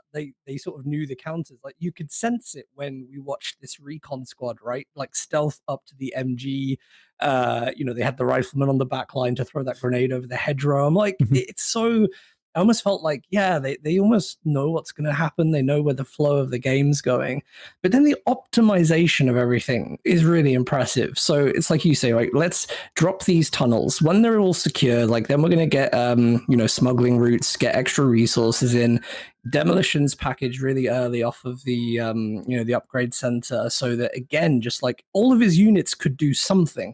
You know, the riflemen are building these great mines that are going to catch things off guard. We see it countlessly on the Panzer IIIs. Like, I just, yeah, I haven't seen many games that have impressed me in the way that, like, you could really sense there's a huge amount going on there, micro-wise, strategy-wise. You know, it just really thoughtful, experienced gameplay. So, yeah, great match. Really great match. Yeah, I think this is the difference between fantastic auto match play and tournament play, right? Yeah. Because of the prep that the teams are able to do, you see the creativity, but it's not in a, oh, let me just try, like I've seen Faracheetahs before. Let me just try 3 snipers this game and see if I can make it work, right?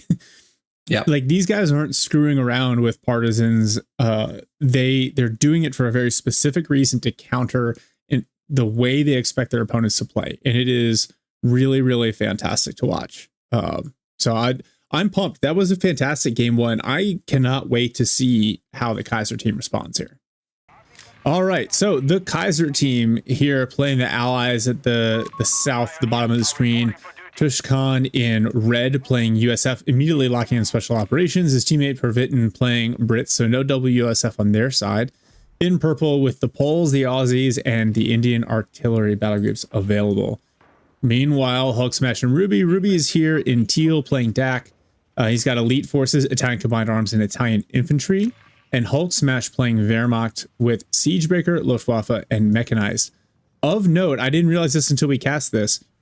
Ruby is the #1 ranked DAC 2v2 player, and Kaiser Pervitin is the #2 ranked Brit 2v2 player. So this is not even like a top 10 matchup. This is a top 2 matchup, which is pretty awesome. They're directly lined up on that side of the map too. So excited to see this. All right, Stormless, what do you think Tushkan and Pervitin need to do to try not just win, but win with more VPs than Hulk and Ruby? Well, that is a big ask, actually. And I mean, like, game one from Ruby and HulkSMASH was a statement. Like, they're putting the gauntlet down and saying, try me. And yeah, they got to do a lot here. I think early game capping is going to be really important. Getting like a foothold quite far up the map, and then trying to hold that so they can get territory, keep control of VPs. But yeah, I think, you know, they're going to be stretched. And if Ruby and HulkSMASH are sort of going to be reading that well and expecting that in advance, then, you know, they'll probably know to try and play quite wide and maybe draw players left to right so they can expose more gaps in the front lines early on. But yeah, a lot of work to be done here from the Kaiser team. But they're a great team. We know that. So let's see if they can pull it off. Yeah. So we've got a Dingo dual ultralight start here. Dingo for Pervitin and Weasel, as you'd expect from Tushkan. Already repairing it, though, because it took a lot of damage capping the VPs in the center. And you do see the Kaiser team prioritizing the VPs early, perhaps over some resources. So So we now introduced the Weasel as you expect. I feel like if anybody played US and didn't pick a Weasel somewhere in the 2v2 team, I'd probably respect them less. I feel like, what are you doing? I don't know.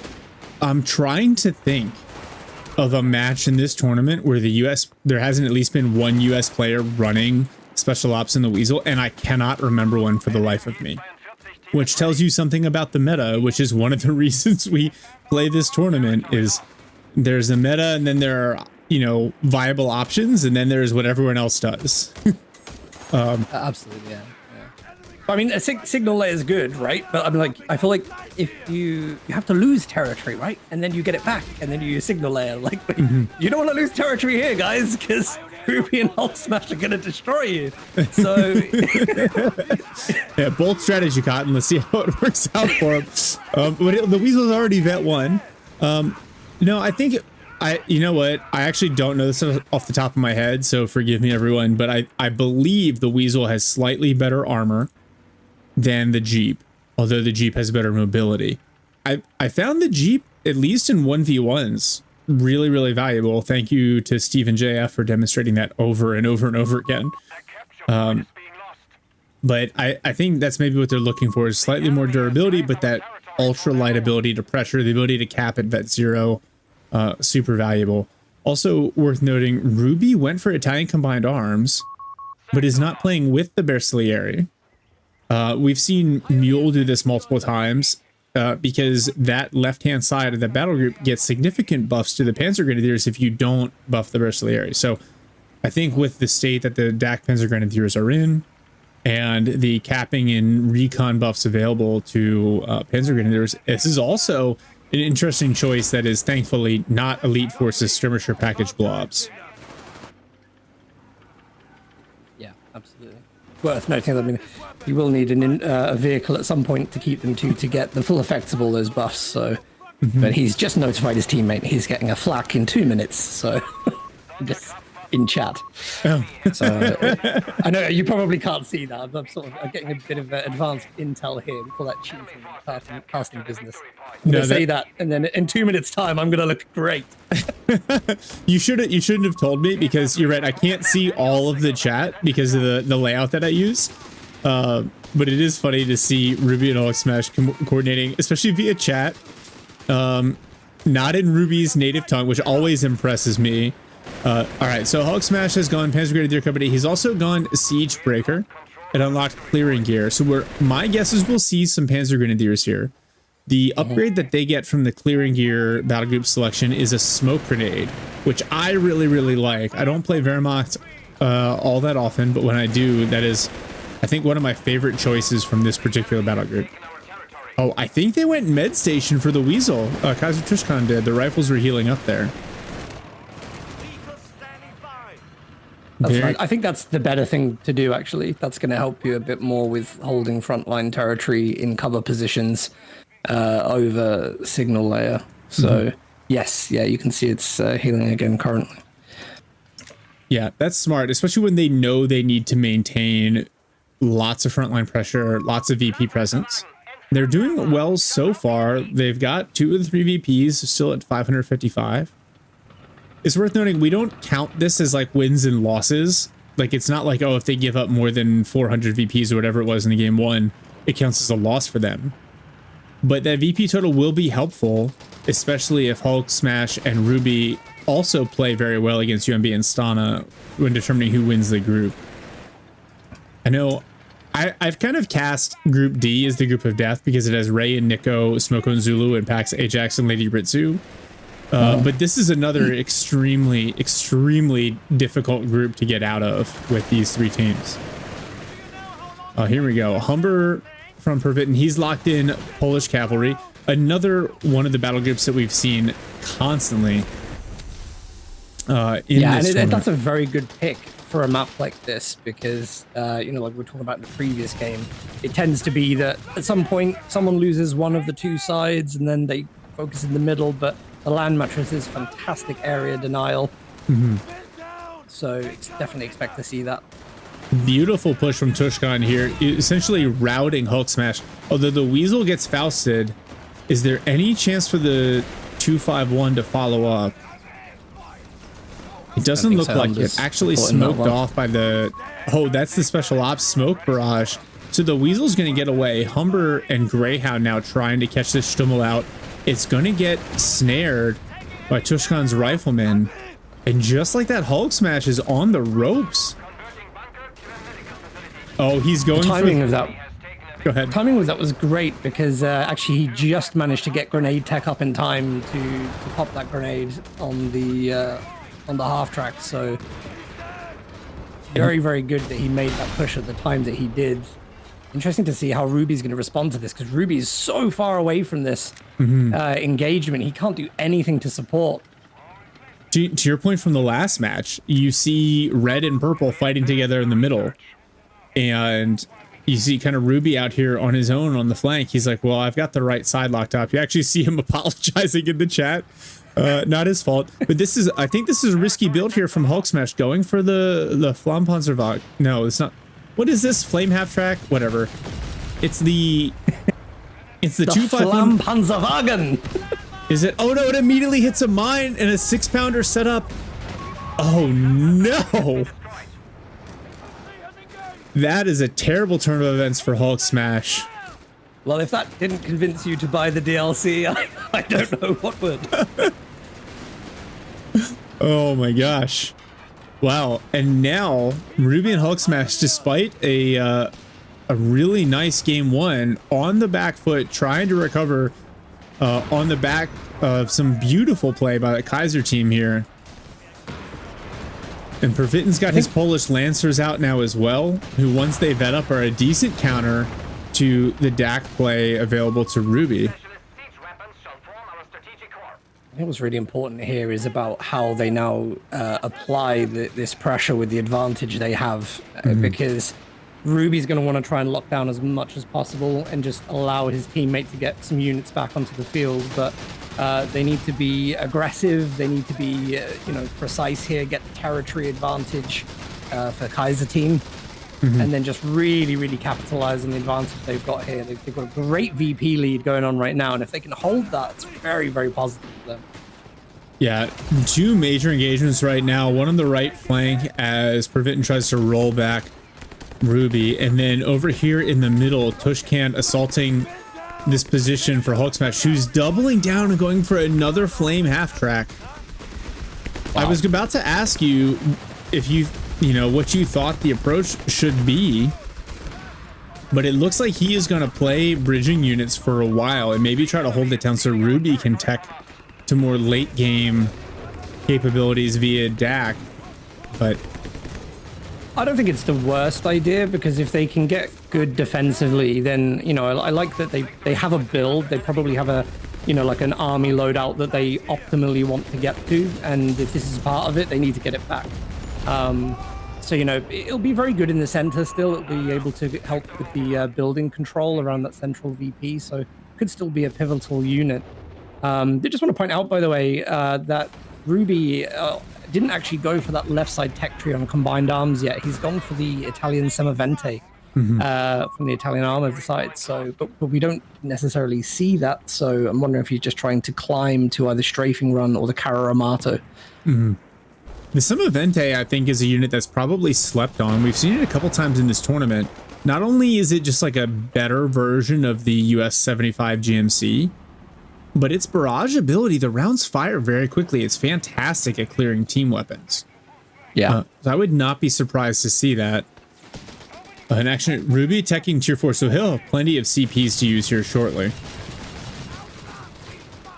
I love this. HulkSMASH and Ruby, both games, have had one player tech tier 4 at like the 11-minute mark. So they're very deliberate about one player is bridging to the late game while the other rushes the late game. It's really smart team game play. Ooh, Humber forced back by a Pack 38 shot.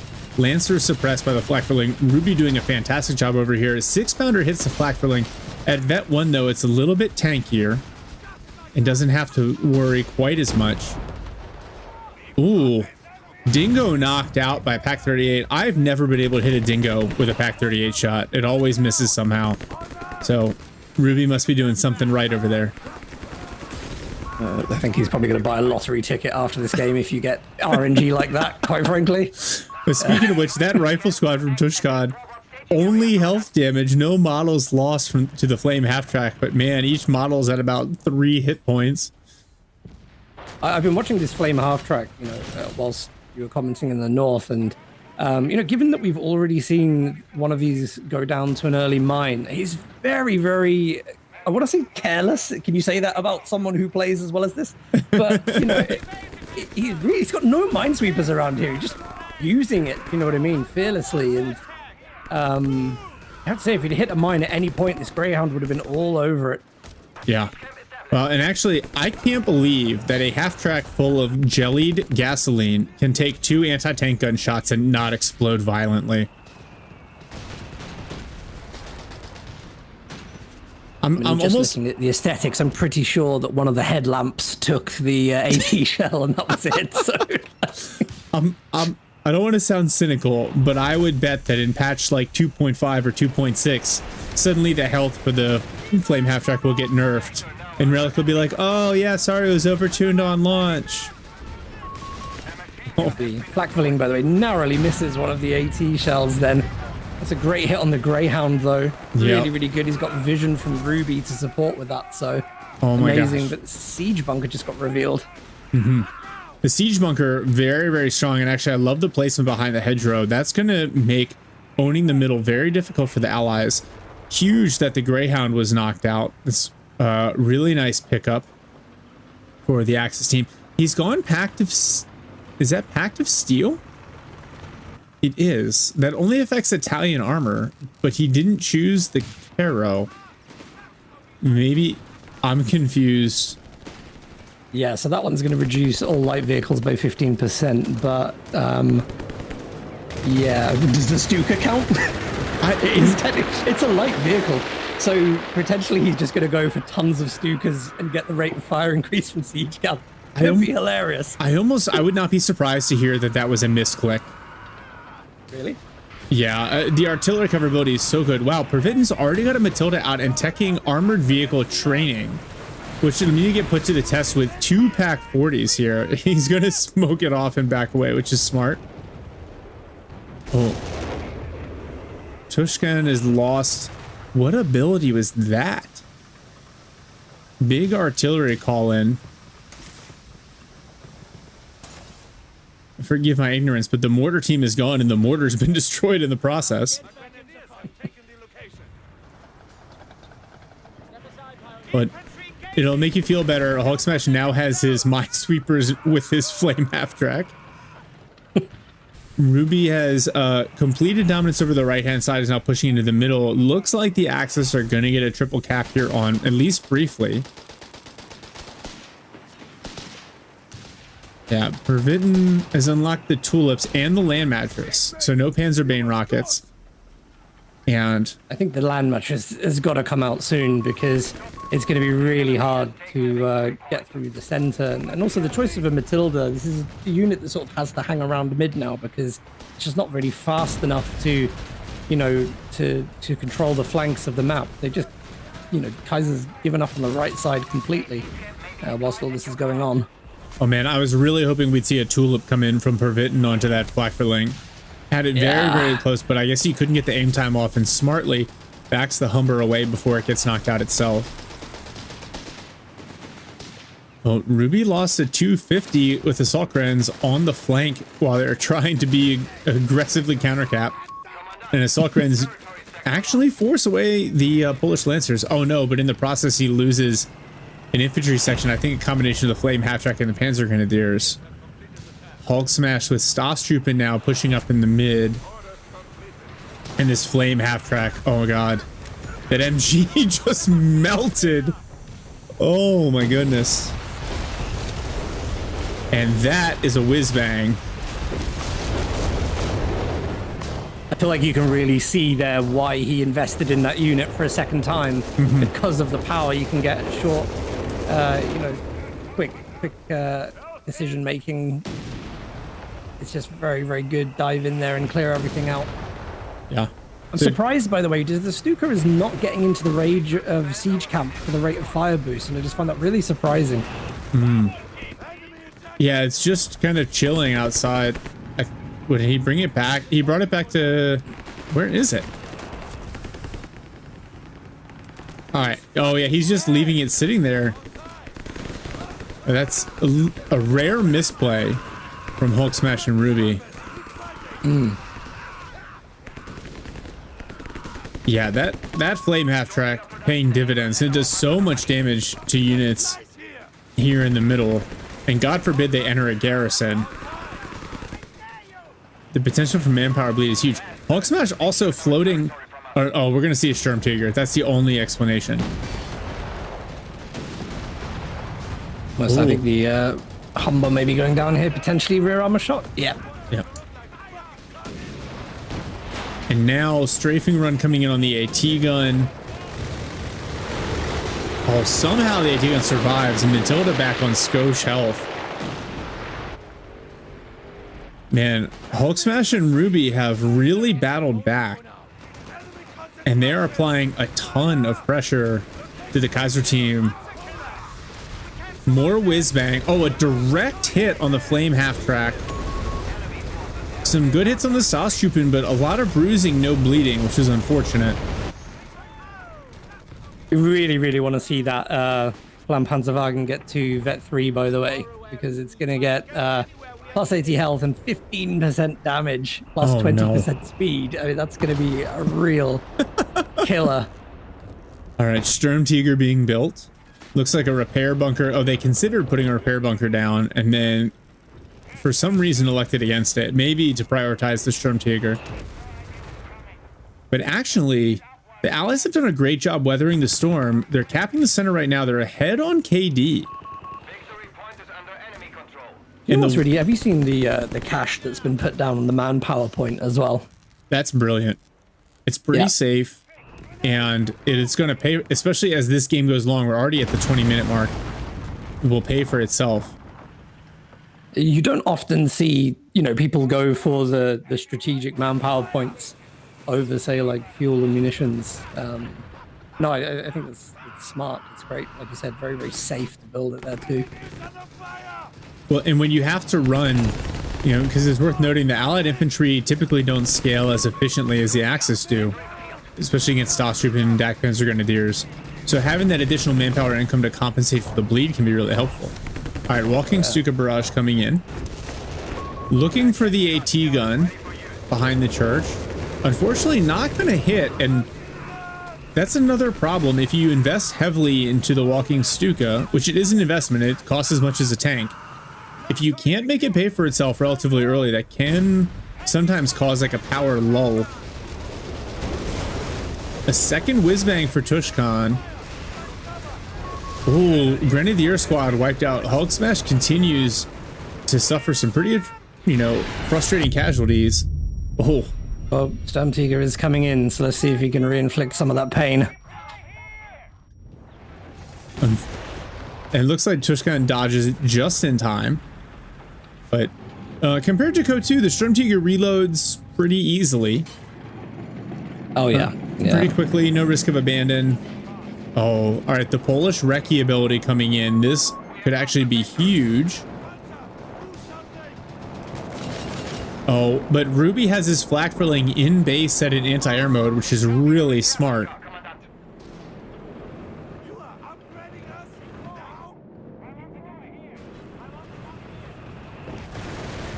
Now a What's fire. Interesting. Go ahead. Go ahead. I just say one thing that's really interesting is like the huge reliance on whiz bangs from special operations. We haven't seen the land matches yet, right? So that indirect is coming from the whiz bangs almost entirely, and I feel like there's a weakness there for Tushkan. I think you know, any sort of dive on that left side is hugely reliant on AT guns to defend. There's only one AT gun, by the way, and we are seeing a Hellcat in the build now, but this build is a bit exposed to my liking. I think the only reason that it's working so far is because of all of the damage that they did to HulkSMASH in the early part of the game. Him being on the back foot has given them a little bit of breathing room. But yeah, I agree with you. The two whiz-bangs feels a little greedy. A little, yeah. I'm just gonna say about that. I love the Sturmtiger mind games because you know it's like you drive it in, you wiggle the turret a little bit, and then the units like retreat. You're like, nope, not gonna do it. But you almost have to, because if you line up the shot and you miss, you don't get the value from it. Kettenkrad knocked out by the whiz-bang. Another strafing run that can't kill this hero AT gun crew here for Pervitin. Worth noting, Tushkan, I think he went ISC. Oh. Is that... Weasel is knocked out separately from the Sturmtiger in the center.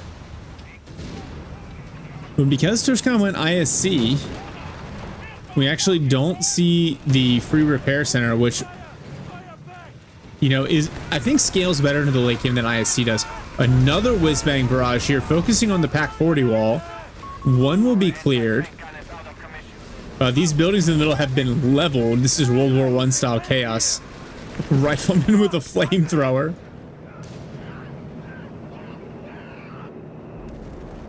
Now, both whiz-bangs are Vet 1s, so they can easily become Shermans. This is a cool feature. I gotta say, I'm still perplexed though. Like, aside from the little bit of utility that you get from the siege camp, what is the intention of this siege camp in the position it's in? There's, you know, Ruby's not using it. There's nothing else really going near it. They're just dropping some smoke constantly in the off-map barrage. Yeah, basically treating it like a better mortar, I think. I think so, yeah. It just seems to be utility, but I mean, it has 2 kills for all the time it's been on the map, and Ruby's not utilizing any of the buffs.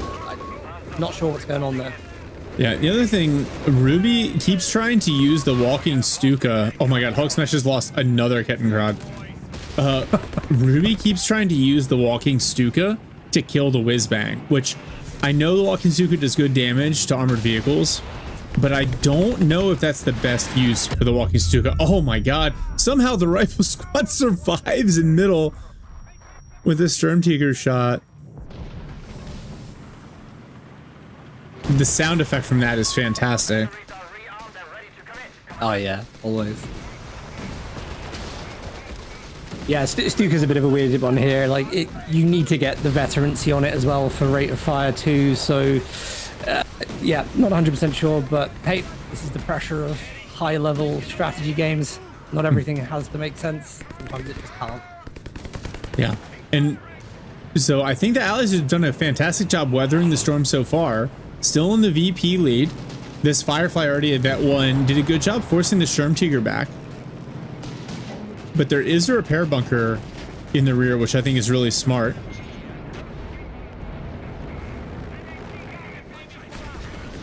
Oh, Panzer IV has found one of the whiz-bangs. It's backing up.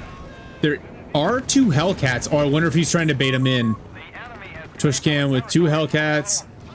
Panzer IV exposes his rear armor, but it looks like he's going to get away before the Hellcats can respond. Actually, this build from Tushkan feels very, very dangerous. 2 Hellcats, 2 whiz-bangs. He's at 91 oh yeah, this pop. Is absolute. Yeah, it's map control all the way, and you're going to force your opponent to make a play to counter this, which probably isn't favorable to their build here. You know, wiping out these 2 buildings as well, just in front of the central VP. Massive, massive boost for Tushkan here, because his whiz-bangs are going to be so effective in this area now. There's nothing to hide behind. Really, really hard to get into the center. Mm-hmm. Ruby going armored reserves.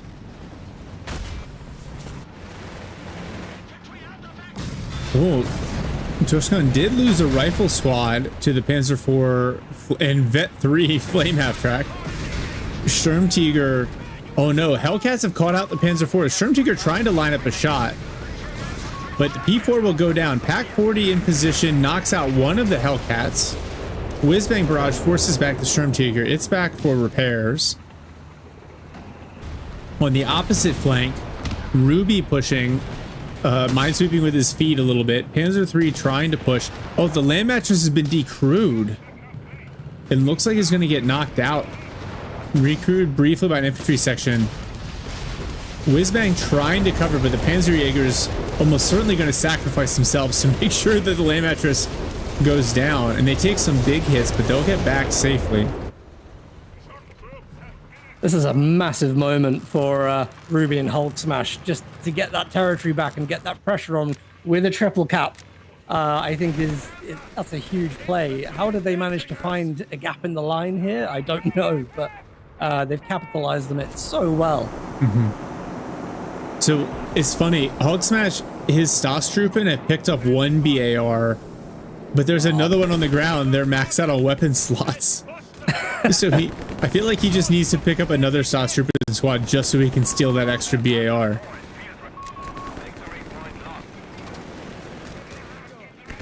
All right, big push here through the center here from Pervitin. He's got 2 Matildas and a Firefly. That's a very dangerous unit combination. Oh, now Whizbang coming in on the Pack 40. Stosstroopin down to just 1 model. Pack 40 cleared. Hellcat pushing. Snare comes in on the Flame half track. Can the Hellcat follow up? Stosstroopin knocked out as well. And the Vet 3 Flame half track goes down. Oh, man. Stormtiger gets a good hit on the Lancers in the middle, but doesn't knock them out. HulkSMASH, his unit composition, he's down to 43 pop.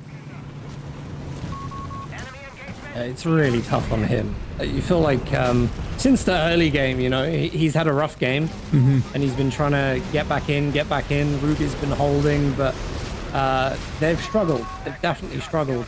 And I just think it's you know, I was very impressed they managed to sort of poke the amount of territory they did a moment ago. This is a hard build to play against in the late game. Yeah. Yeah, and you can feel the game is just tilting further and further in favor of the allies here. Yeah, and Tushkin's doing the right thing here with his engineers. He's seeking this opportunity to get some mines down in places where these tanks have been trying to get a dive in on the whiz-bang. And these will be the game-winning plays that come in a few minutes' time, because the moment that anything gets snared there, it's sort of toast. Well, and now the problem is the Kaiser team can start to double down on Ruby, and you see them as they're slowly moving to the right side of the map. Another walking Stu can come in. Oh my gosh, does a ton of damage to that Matilda. Not enough to kill it though, so it'll get back for repairs.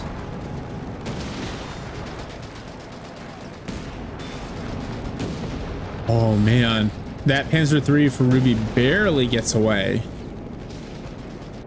The Flakverling, meanwhile, is at Vet 3 sitting in the base just shooting down all of these recon and mark target runs.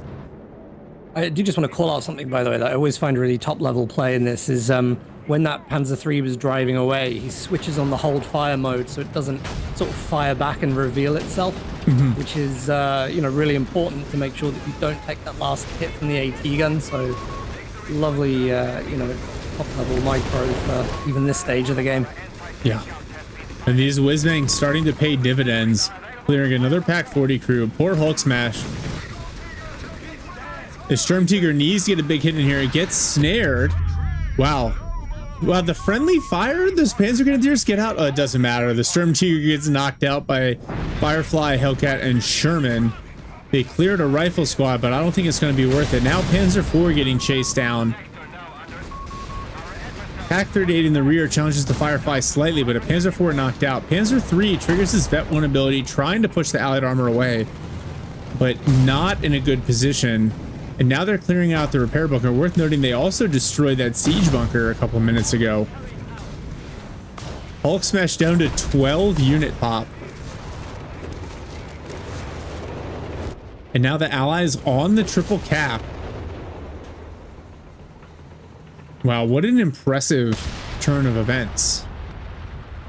It is, yeah. And am I right in saying that Kaiser do have the VP lead out of this?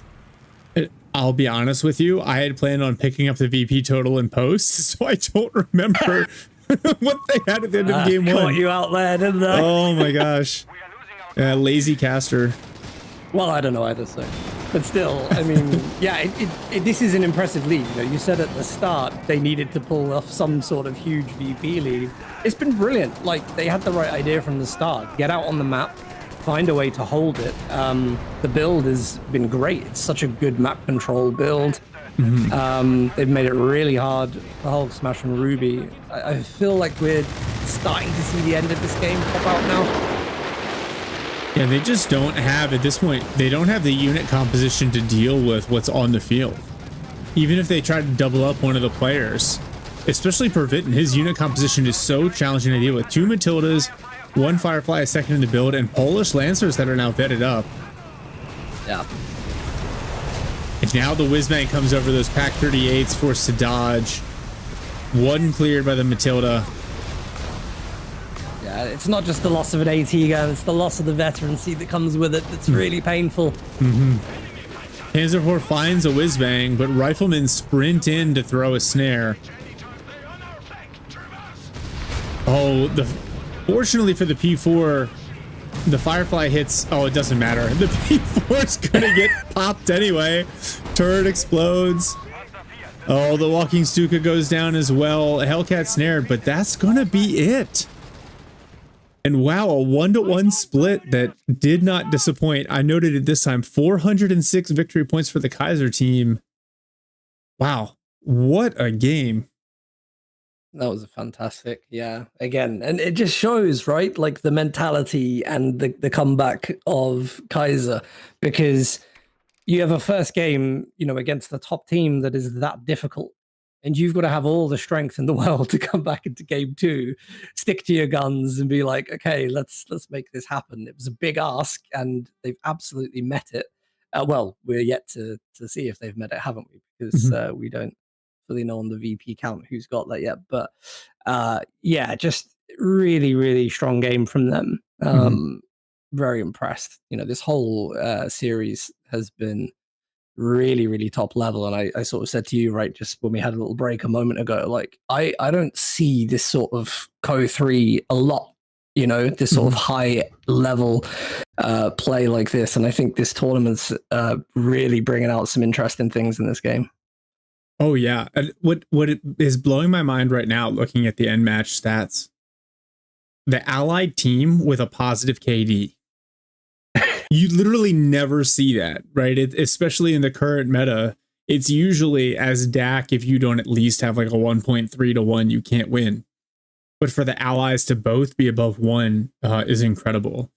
Yeah, and you saw the approach from the very first minute. The allies knew we have to prioritize the VPs. We have to play a high pressure build.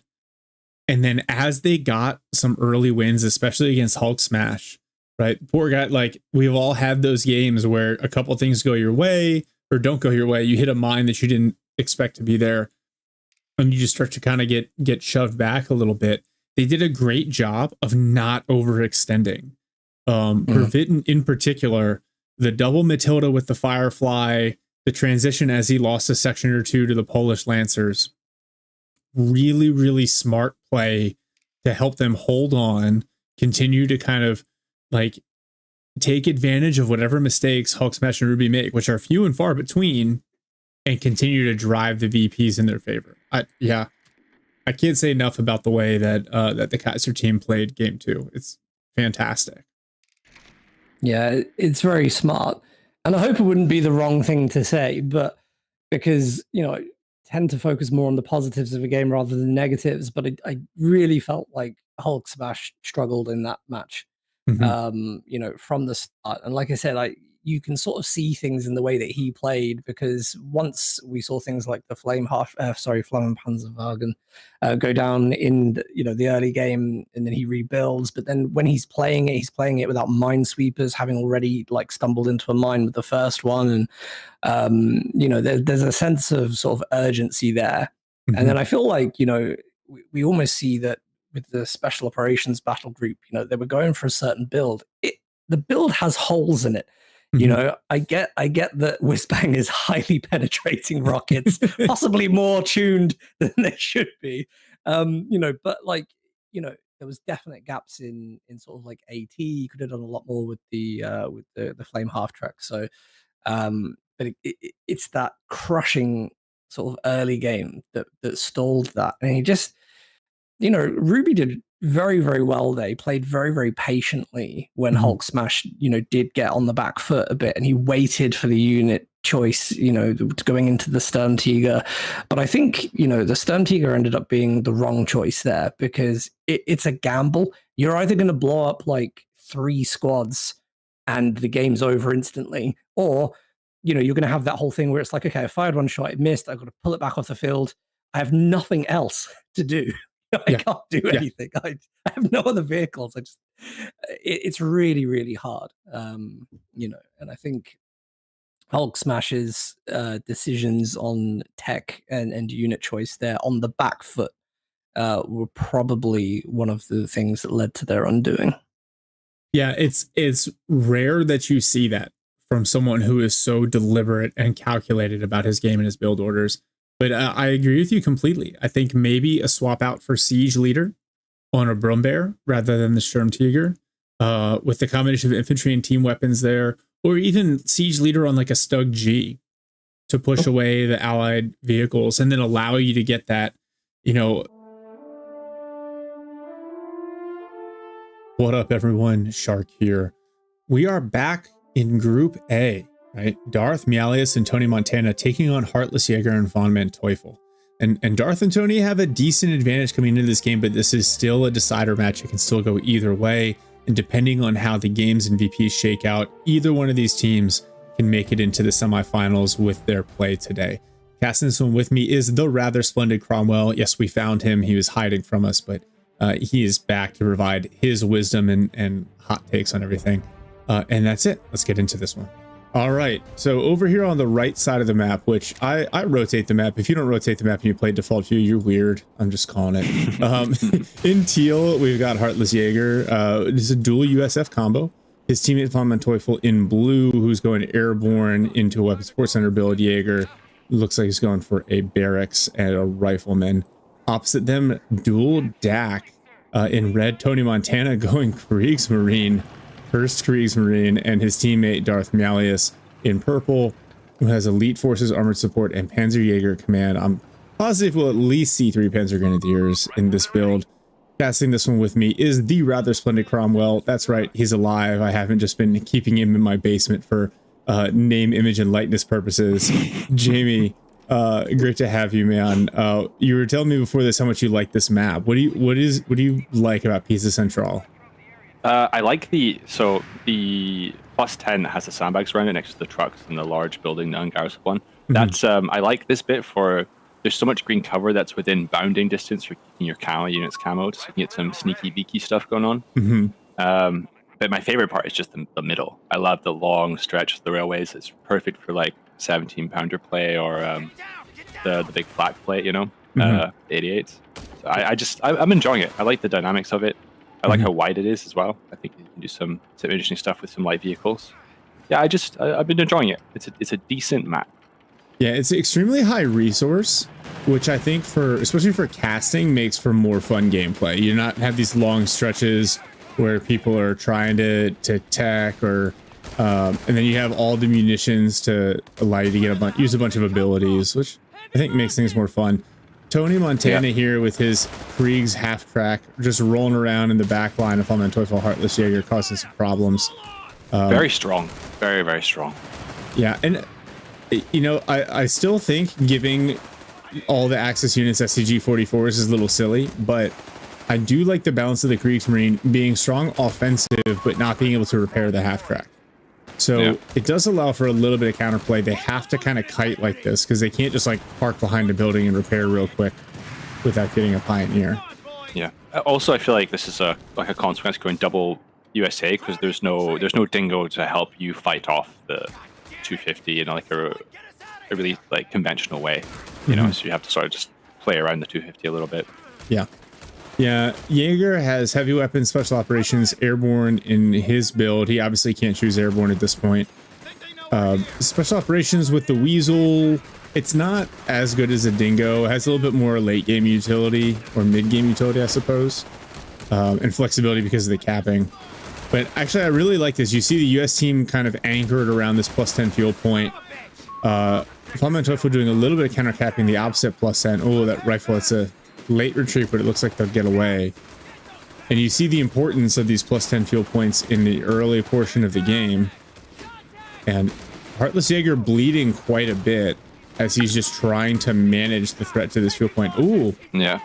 Literally every unit is in cover, by the way. Like, just want to say that doesn't happen too often. Normally, company of blobs, you don't see units out of cover. Well, there's literally like a minute segment there where every single unit was in some kind of cover and maneuvering around cover. So I thought that was actually a very good play.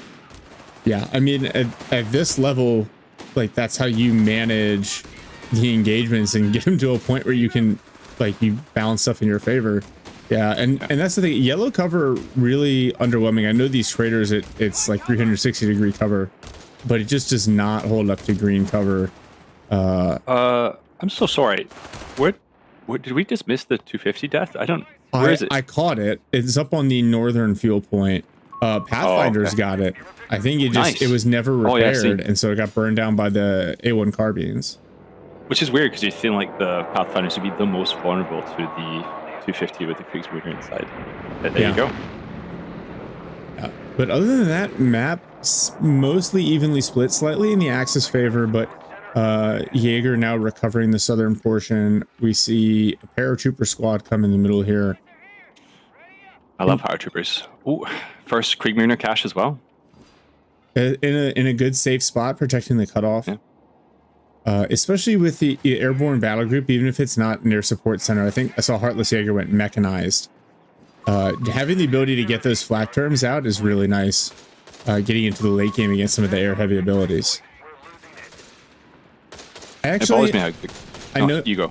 I said I know you like the paratroopers, but I actually find them to be slightly underwhelming with a lot of the additions to kind of the infantry meta. At least their base carbines, they're entirely reliant on their weapons upgrades. Yeah, it's true.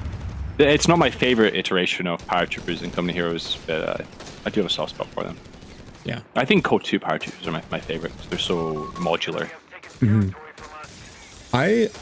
I would love to see the Zooks on the paratroopers get shifted to the recoilless rifles. So a little bit more penetration. Yeah, absolutely. Okay, so cool. Jaeger trying to hold with rifles against a concerted push here from 4 Panzer Grenadiers and Panzer Pilot. Oh no, that's one rifle squad down for sure. Yep. More pairs coming in to support. He could lose another rifle squad here. Oh god. Oh yeah, the damage profile of the DAC Panzer Grenadier is so good in close. Yeah. Decent dodge 2 rifles. Yeah, but are they going to trade for a DAC P-Grand? Oh, it's the Paras coming in from the top that really make the difference. Yeah. Hell yeah. Oh wow, look at this. What's your preference on that one for the Paras? I go back and forth. I don't know that I figured out which one I truly prefer. The season hold makes them really chonky. I like the chunk. I'm gonna be real with you. I like the chunk. Yeah, I think when you get to a certain level, players are just so good at dodging explosives that the value of the packed explosive starts to go down. Okay. Yeah. Oh, already a Stug D out for Tony Montana. And you have to say it with a camp German accent, otherwise it's no points. Okay. Entschuldigen, the Stug D. Sorry, I apologize to all of our German viewers. Nah. Don't worry about that. They're cool. That was funny. Tony, I think they need some sort of healing. This is the biggest risk to a double DAC build, is there's no cheap healing. So somebody has got to invest in the med truck. You can rely on the half track when the half track is destroyed. But the Stug D here going to be a problem because Zooks are hard countered by it. Oh, I love the paratroopers jumping in to reinforce the squads. Good use of the forward reinforcement. I take it Vaughn's going to be airdropping because he hasn't built the tech. So I assume he's going to be airdropping AT guns when he can. Yeah, he also went for the air support center. So they're going to need that flak term. Oh, flak filling here. Nice grenade on retreat. Pretty good read of the route. Just slightly off center, I suppose. HeartlessJager counters with a great attempt. He gets points for the attempt. Yeah. Grenade on the M1919. Oh, nice. early retreat.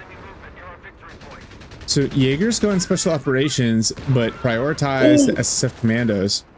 Do you see the Panzer Pile getting wiped repairing the Stug D? No. They got absolutely minced by our power boys with the machine guns, LMGs. Yeah, the extra damage when repairing is no joke. Oh no, the Zooks! Oh no! And Get they out of there! get smashed. Oh, well. You know, can't win them all.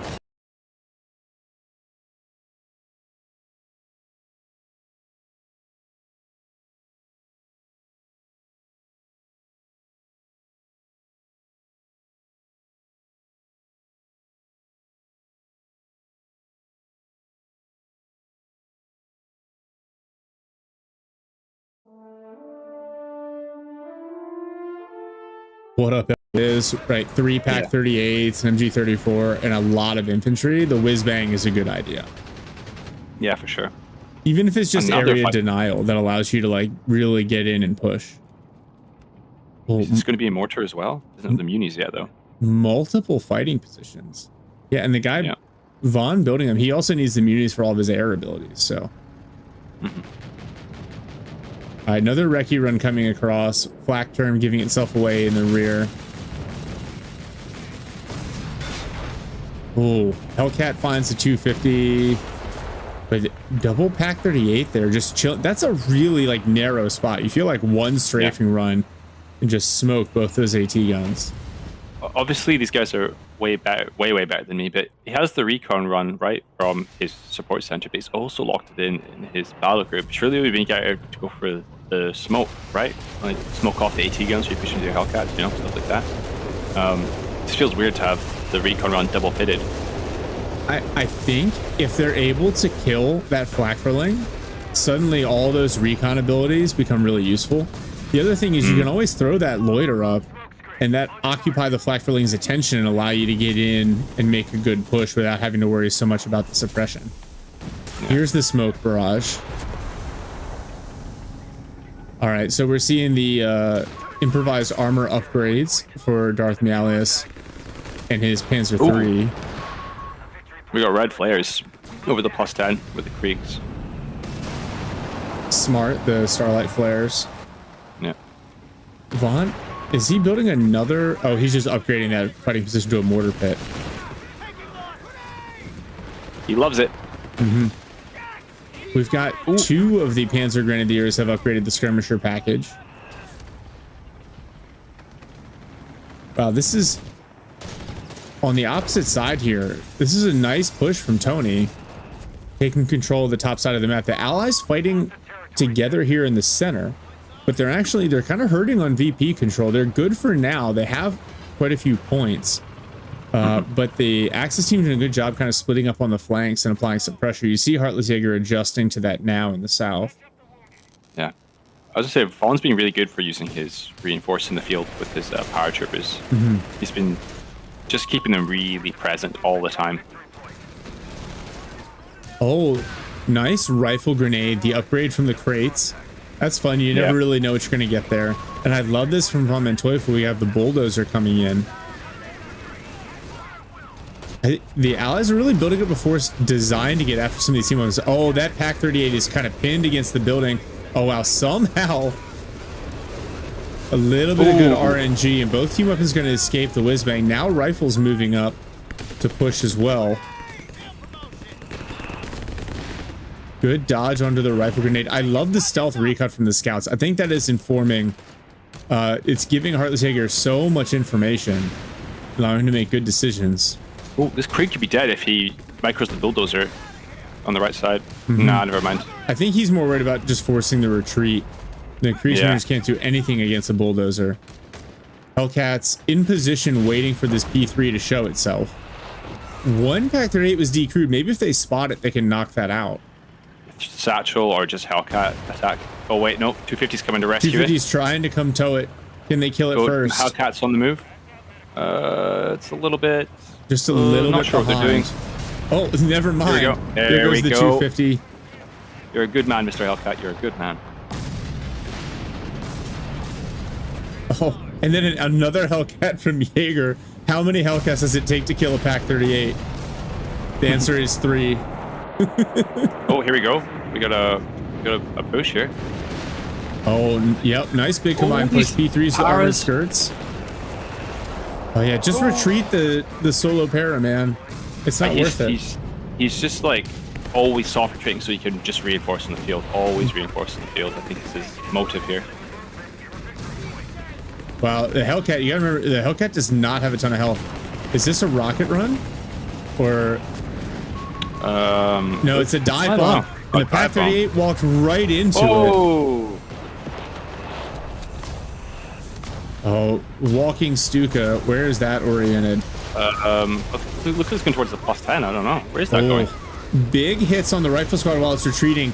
It's knocked out. And the AT gun. The laser guided walking Stuka rockets. Yeah. Now, this is lining up to be a pretty dangerous late game. So the Allies have the VP lead. They've got quite a good amount of tempo early. Both sides now getting a huge amount of medium armor. This is the problem though with the Kriegsmarine heavy build, is that there's no threat of snares. So all of these Hellcats can just drive right up on you and really pressure your vehicles. 2 P3s for Darth Malleus, a P3 Stug D walking Stuka for Tony Montana. Does feel like that. Here. This guy's here providing great info about the position of these P3s, position of the AT guns, just chilling. I love it. God, the Axis vehicles though, using the crates to repair, pretty wild. Yeah, it's a bit, a little bit strong. A little bit strong. All right, Hellcats come in to push. Oh, nice. Another looks like a rocket run. Yeah. Oh no, they're clumped it's beautiful. up. It's beautiful. Oh my gosh. Well, the naval bombardment comes in, knocks out the mortar pit. One Hellcat goes down, but B3 and Stug D killed. This power isn't have the munis to throw satchel. Oh. P3's picking on the bulldozer, but now a Hellcat comes in to support. They're forced to back up. Whizbang counter barraging. Pack 38 almost certainly going to be cleared by the Whizbang. Yep, there goes. Yep, there it goes. 2 more Hellcats arrive. P3's no, this is not your fight, Darth. Forced to back out. So many AT guns have fallen during the production of this video. But you know what? The equipment doesn't take any damage, so you can just recrew them infinitely. Well, the Tonys are outright dead, I believe. But what's his name? Darths are also gone. Yeah. Oh, and so he went for the crack armor upgrades, which actually I think might have been a mistake, because he doesn't need the short barrel for his P3s. He probably needs a Tiger Ace to anchor. So at least now though his Panzer 3s can get Vet 4. So if Darth is able to keep them alive. Yeah. Those repair points doing a lot of work. 250 wrecked. Allies are going to retake the north. Oh no. Whizbang barrage on the Kriegsmarine in the middle. And Tony is down to 3 Krieg squads, a Pack 38, and a walking Stuka. As often happens in these cases as they go long, sometimes one player just ends up kind of getting abused or beat up a little bit, and it starts to just tilt the game. I think the Axis is doing a good job of continuing to contest the VPs. Darth Malleus still has a pretty good army composition, but Tony needs some time to recover, and they don't have that many VPs to recover. More walking Stuka. Yeah. Nice dodge by Von. Yep. You know, even though these paratroopers have done really well, they seem to not be vet. One of them still vet 1, and it's 24 minutes into the game. Yeah. And it's not like they've been on the field the whole time, constantly reinforcing the field, constantly taking engagements. I find it bizarre that one would still be vet 1. Probably lack of the captain. True. Because I find my rifles also vet up very, very slowly. If you look at HeartlessJager's rifles, one's still vet 0. He had a couple losses early, but the captain does so much for you. Greyhound, vet 2 Greyhound though, forcing away the Panzer. Oh, big close range Miklik style Whizbang barrage. There goes an MG34. Now Paris pushing, supported by Hellcats. Flak filling goes down. Catch you later, Mr. Flak. Oh. And just like that, the Axis pop cap starting to shrink even more. Yeah, I mean, that Flak was doing a lot of work for them. I don't, maybe it was a misclick? Sensing down the middle unsupported like that? I don't really know what he was trying to achieve. I think just lack of intel would be my guess. Yeah. All right, now the P3 train coming in. The Greyhound absorbs the first several shots, allows the Hellcat to get some hits off of. Is this the Ace Squadron? Oh my god, so many Hellcats. And Tony's P3, he just built it. It goes down. The Ace Squadron at Vet 1, not going to do much. I think because of the nature of this map, how long and how long the sightlines can be if you have vision, I think the Hellcats are just thriving here, essentially. Oh, yeah. You see that season hold allowing the Paris to hang on despite the grenade assault? The chonky mans. Beautiful work. Well, oh, Darth loses another 250 to Hellcat. Worth noting the Paris are now Vet 2 and Vet 3 just as the captain arrives to support their veterancy. That's good. Allies working on a triple cap. 24 kills. Holy moly. Not too shabby. Not too shabby. Oh, the bulldozer. I love the changes to the bulldozer. Now, I think another dive bomb coming in. He wants to make sure that Pack 38 is not recruited. Kriegs jump on it. Oh, he's going to lose the Pack and the Kriegsmarine. Sorry, I know I'm not voting for anyone, but that was really fun. Oh, you got to imagine he just didn't see the smoke. Yeah. Oh no, whiz bang on the clumped up vehicles repairing. Oh no. Plus the rocket run. Somehow they all get away. The rockets miss the walking Stuka as well. But yeah, overwhelming air support, firepower. And wow, VonManteuffel, HeartlessJager playing allies. Take game 1 against Tony Montana and Darth Mialius running double DAC. Things I did not have on my bingo card, Jamie. Yeah, I mean, just like in real life, we got superior air support winning the day for the Americans. I'm actually going to be honest with you. That was exciting for me to watch. I enjoyed that. It was definitely more exciting than watching like a death ball of 4 P-Grens with scoped Car 98s walk across the map unopposed. Yeah. I don't know about you, but that was actually very entertaining. Yeah. So yeah, I'm happy with that. What a shocker when you curate matches for a tournament, they end up being played at a high level and very entertaining. Yeah, it was a great use of cover throughout the whole game, like especially the first fight around the +10 on the left side.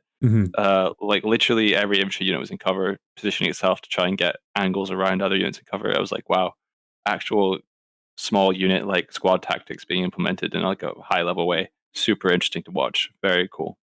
Yeah, I want to talk a little bit about, while we have a minute here, the battle group choices and the synergies. Tony Montana, we saw him use Kriegsmarine in the first game very, very effectively. And I feel like he overinvested in the Kriegsmarine infantry. But I did like his use of the crates to repair his vehicles. Right, that makes up for the lack of Panzer Pioneers on the field. I think I probably wouldn't use the word like, but I could see how efficient it was. You know what I mean? Like, yeah, purely from a gameplay perspective, like understanding like the battle group. Yeah, absolutely. I think probably needed a second hard point somewhere, because that basically doubles the rate that those crates are produced. And so if that's going to be your method of repairing, especially for your teammate, which towards the end there they really needed that support, I think that might have been good. You saw naval intervention used. I'm trying to think of any other of those battle group abilities. Some of them are just kind of built into the hard points, like the flak term.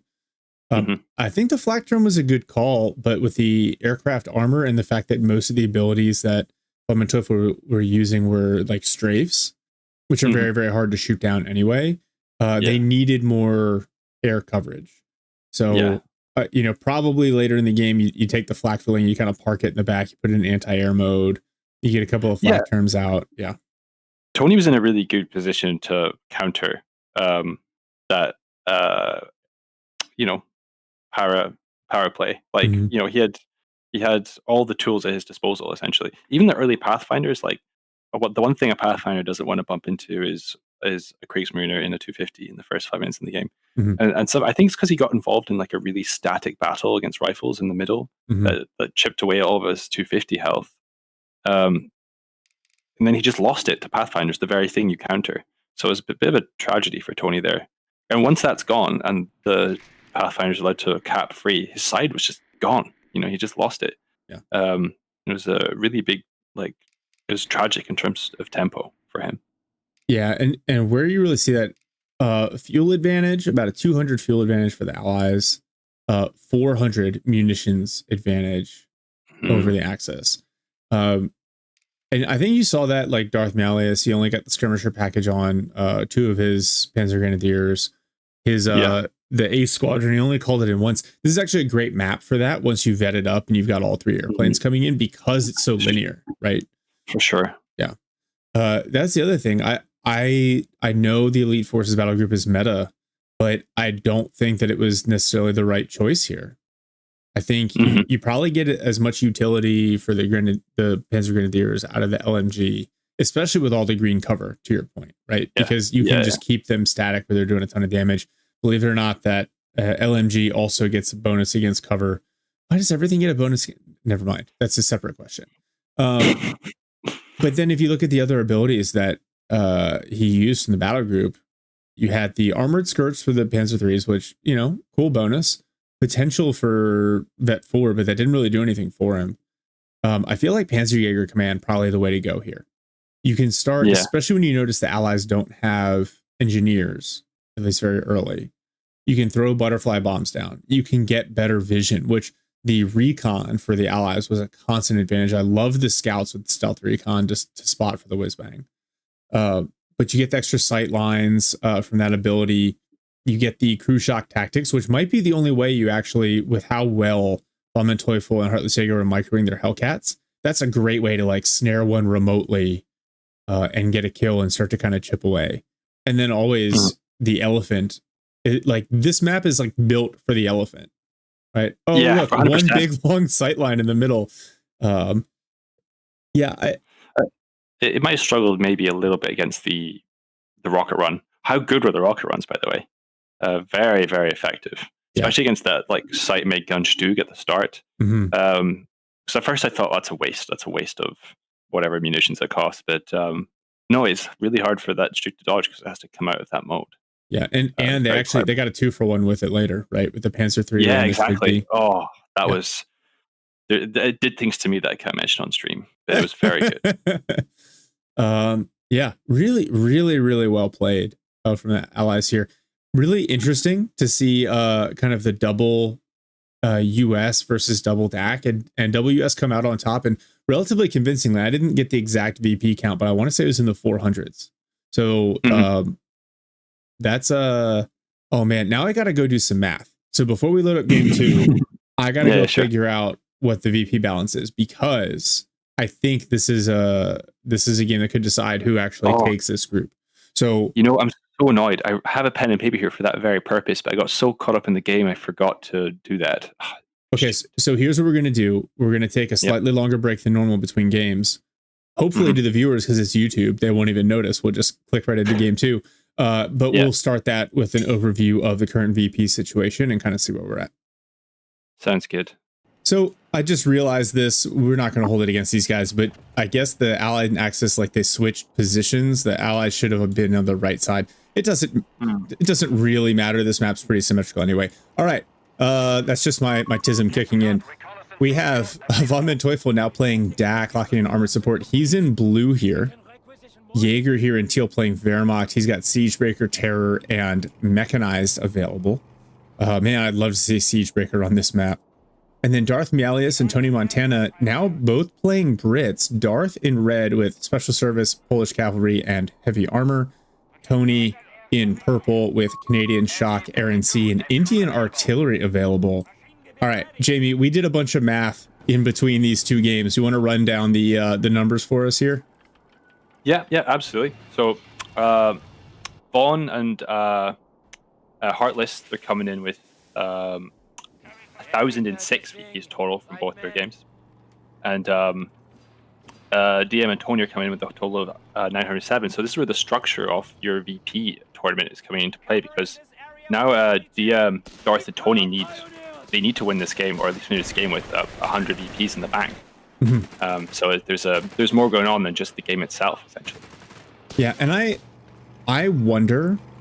I know that the teams took a short break in between game 1 and game 2. 30-minute game can be pretty exhausting. I don't know if they've done the math. Good point. I never considered that. You would think at least the scores are available to all the players in the competition. I've been kind of concealing the scoring from the public because a lot of times the videos don't come out right away, like as soon as the games are cast. But the players have access to the scores of the games that they're in, so they at least have the opportunity to be informed. Sorry, we're getting distracted here. Big engagement in the middle. You've got Darth with the Vickers supporting a Dingo and infantry section. Also, go ahead. What's his called name? Darth. Darth opening out with a Dingo against Dak. Tony opening up against with a Dingo against Ware. Sorry, is what I meant to say. Which I think is quite interesting. Like, obviously, it's much more appealing against Dak because it has an obvious hard counter to fight, which is the 250 or the crowd shoots in.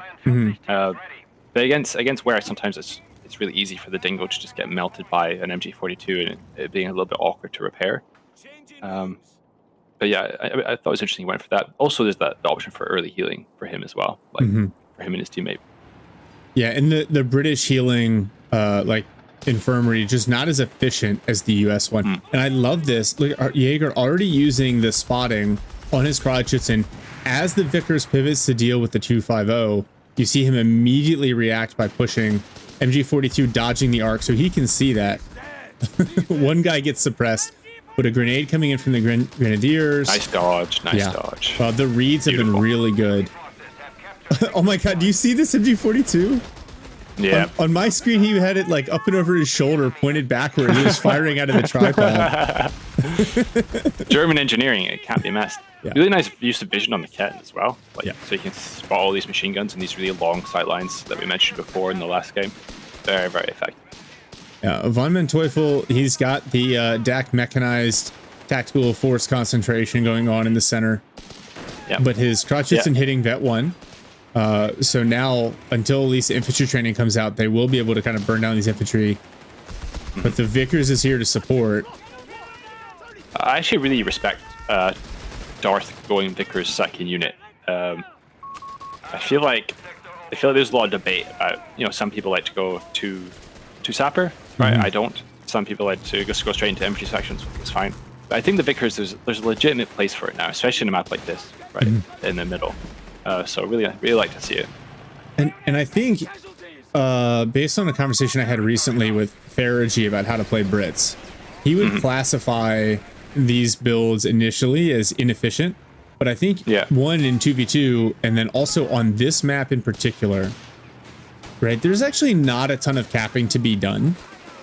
And so a little bit of inefficiency in build order from a capping perspective probably gets you a better unit composition. That's why I don't think the Dingo is a bad idea. You get the healing, you get a little bit of recce, and you can potentially, if you get on the flank of those MG42s, you can really punish them. Yeah. But I mean, I think his ally, I think Darth really needs the Dingo on his side. Like, he's got Krajcicin and the 250 to deal with. And there's nothing really, there's no boys AT, there's nothing he's got. I don't know. He's just got no tools to deal with him right now. He's actually going Stewart, which I do like as a counter to Dak. Oh yeah, me too. It's just this awkward timing of waiting for the Stewart to come and feel really painful. Yeah, and it might be the calculation might be, hey, as long as we can hold on to one of these +10s, we're okay. Already a Bren gun upgrade on this section from Tony Montana. I do love a Bren gun. No argument there. So really interesting. VonManteuffel, the first upgrade that he's locked in is the superior fire drills, right? The coax machine gun upgrade. Yeah. Which I always thought the meta for armored support against Brits was to go for the veteran gunners for the increased penetration. Nice. Humber smoking off. So the MG42. Lets him off retreat if he wants to. But he doesn't want to. He's just chilling there. I'm surprised he's not like moving forward and trying to get a sneaky rifle grenade off. Rifle grenade, yeah. Oh, we're seeing the phosphorus rounds slowing down the Humber. Very. That's right. After the most recent patch, they last a lot longer. I wish there was a patch that made me last long. I believe there are a few startups that might be able to help you with that, Jamie. Humber diving the 221 here, not worried about Go on, anything. my son. Oh, man. Go on, my son. And he's just going all the way in for it. No, he's got to back out Grenzer here with the Panzerfaust. And now 8-Rod on the flank. This could be really bad. No Humber, smoke. he pops hold fire. It's not going to do it. Oh, my boy. They Oh. massacred my boy. I love the play. I love the thought behind it. But the 8-Rod arrived just in time to push away the Humber. Ooh. Look at the skin on this strip, by the way. Ooh.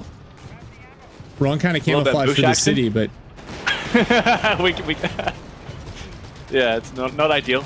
yeah. Not very urban. But actually, Darth and Tony did a great job of occupying a lot of space created by that Humber push. And now, VonManteuffel, he's got the Panzerjäger wagon out, but the Stewart, a little bit less concerned about that. It can tank a couple of Panzerjäger shots in a way that it can't, you know, the Humber can't. So, potentially beneficial. Ooh, Artie coming in. Rodgson absorbs a shot from the Stewart and an artillery round and drives away.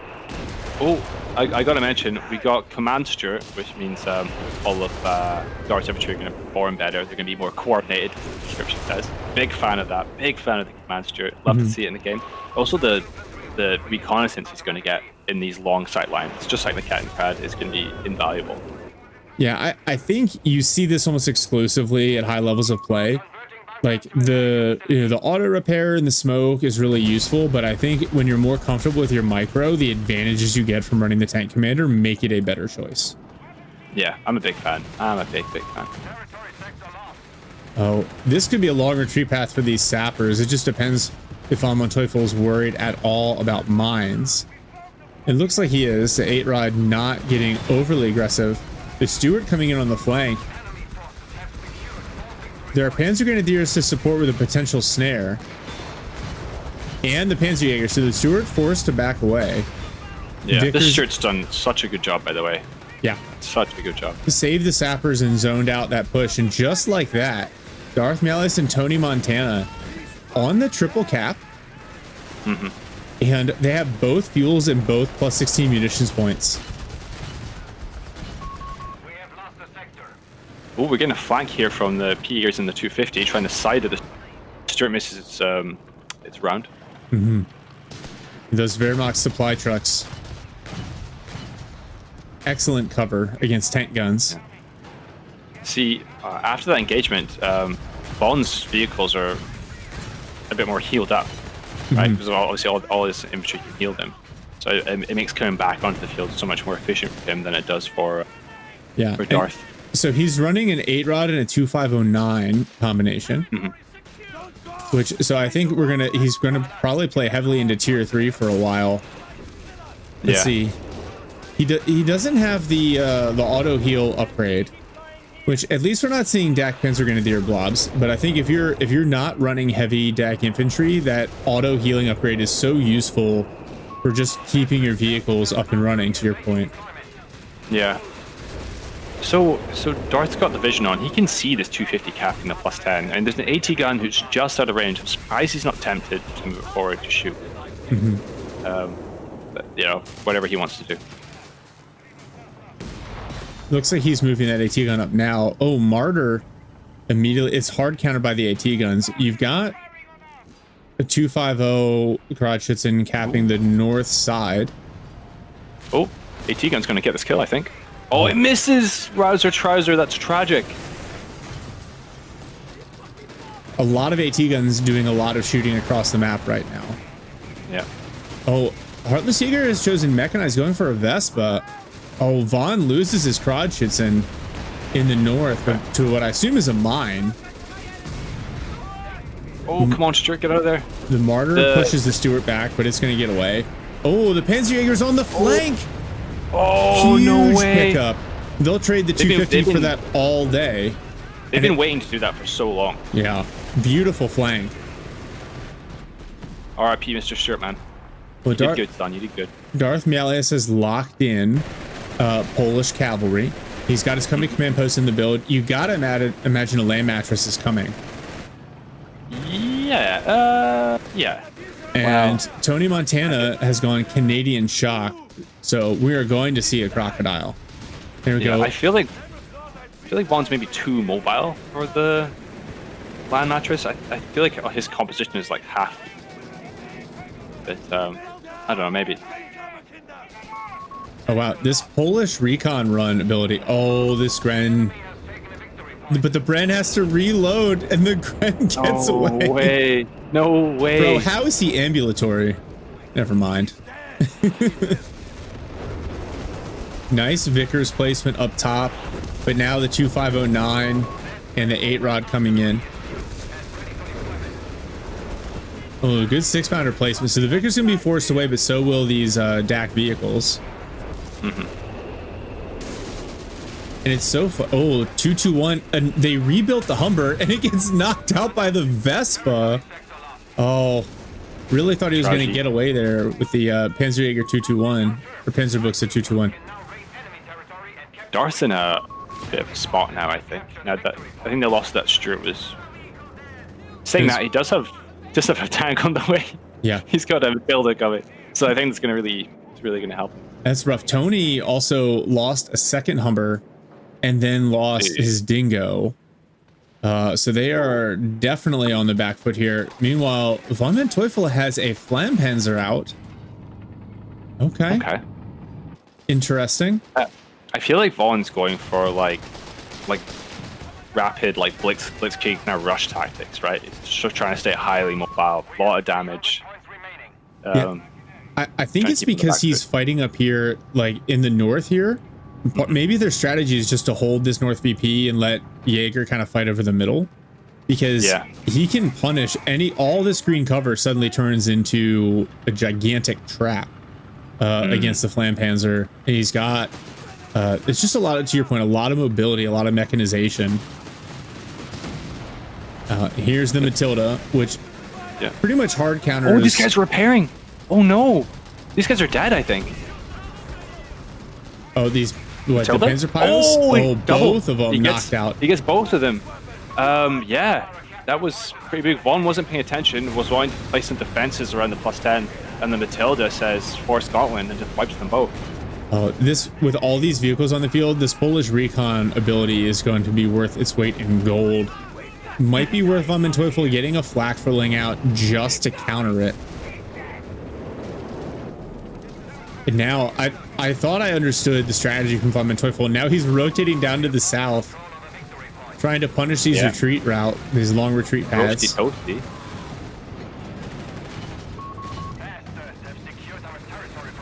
Oh, this could be a dead section here. He's not letting up. Yeah. Grenades. One dead section, and the other one forced off.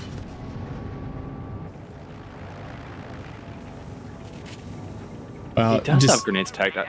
Surprised he didn't want to try to get that Flampanzer. It's just so risky. Even if you snare it, you're still standing in a pool of fire.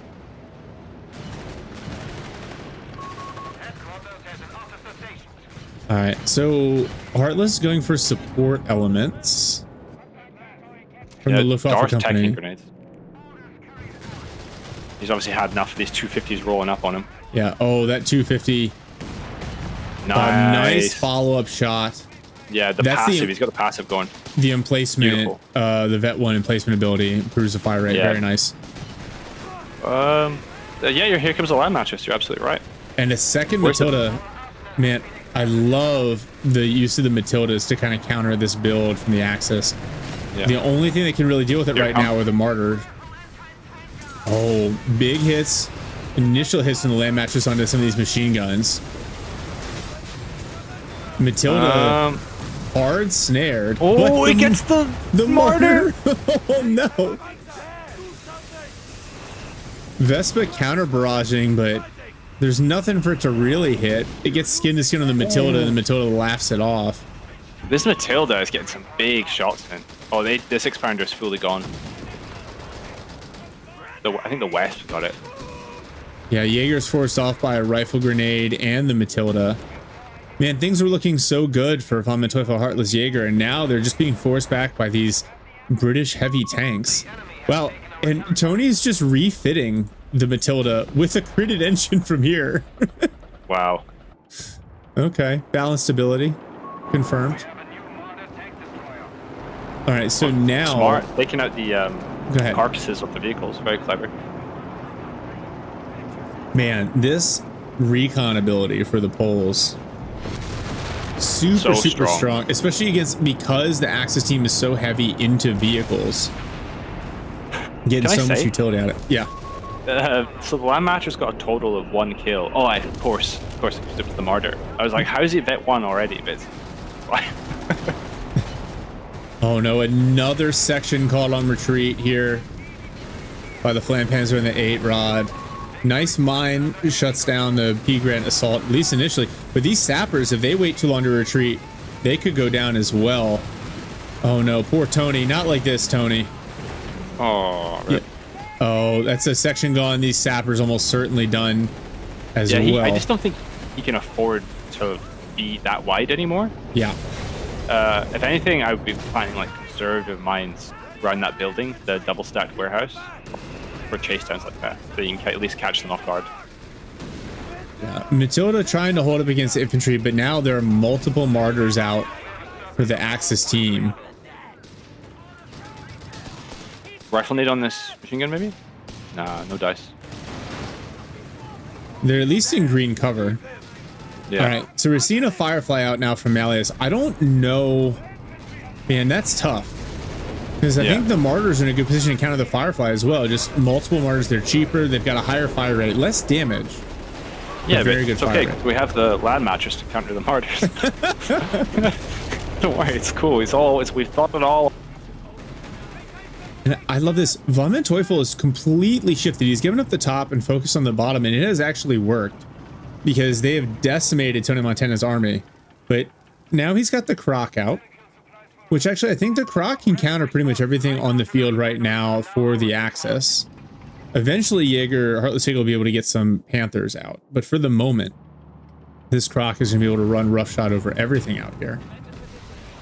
All right, another land mattress barrage coming in. Going to force a retreat from the MG42. A couple of big rocket hits, but not precise enough to knock it out. Martyrs back up for safety. And the Vespa counter barraging. So nice queued up movement order for the land mattress to avoid the Vespa counter barrage. Oh, and Tony's gotten a Crusader to work with the Croc here. Martyrs lining up. No tungsten rounds yet. You'd almost expect to see them at this point with the possibility of multiple British heavy tanks on the field. One Martyr goes down to the Crusader. Crusader's going to get away, and the Croc just has so much health it can back out. More recon coming in. And the Crusader, he's just refitting the Crusader again. I guess he just doesn't have sappers, doesn't want to repair. Oh no, another section. Not another section to the Flampanzer 8-Rod combo. Oh, Tony loses another section to this action retreat from VonManteuffel. Yeah, like, just place a mine, dude. Like, he's gone past between the warehouse and that water tower. He's gone through there like 4 times. Just place a mine. Yeah. What's crazy though, if you look at the KD, the Allies huge advantage in KD, decent advantage in VPs. Yeah. But it feels like Axis battling back here. Oh, this land mattress barrage. Oh, Kettenkrad smoked. Hell yeah. Yeah, nothing like a 17-pounder. Oh, MG42 cleared as well. Combination of rifle Beautiful grenade. rifle nade. Oh, here we go. Matilda. Oh my god. That section, I've never seen a section die so quickly before. That was insane. Multiple martyrs now to push away the Matilda. Where's the Croc? Croc is on the southern flank. It hops onto one martyr. It tries to back up, but it takes a long path around. It looks like the Croc's thinking about diving here, but it does wrap around the building, and now the Croc is in trouble. Snared. And knocked dead. out. Oh my gosh. Now the Firefly and the Matilda also hurting, and the Vespa barrage coming in. And every time I think one side gets the upper hand, the other team makes a great play.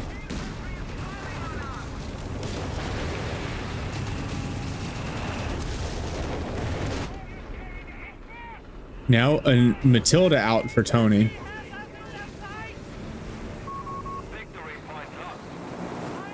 Almost Darth, just persistent reconnaissance. Well, look at the fire rate on this land mattress at Vet 2. Holy cow. Hell yeah. Hell yeah. Oh, we got stolen. Oh, wow. One martyr goes down. The Vespa goes down. Oh, my God. Are you kidding me? Vet 3 land mattress. Oh, my God. Are they just loading cluster munitions in this thing? What is happening? 6 additional rockets, 20% ability recharge. He's good to go in another 3 seconds. Do Oh that my again. God. An absolute Chad.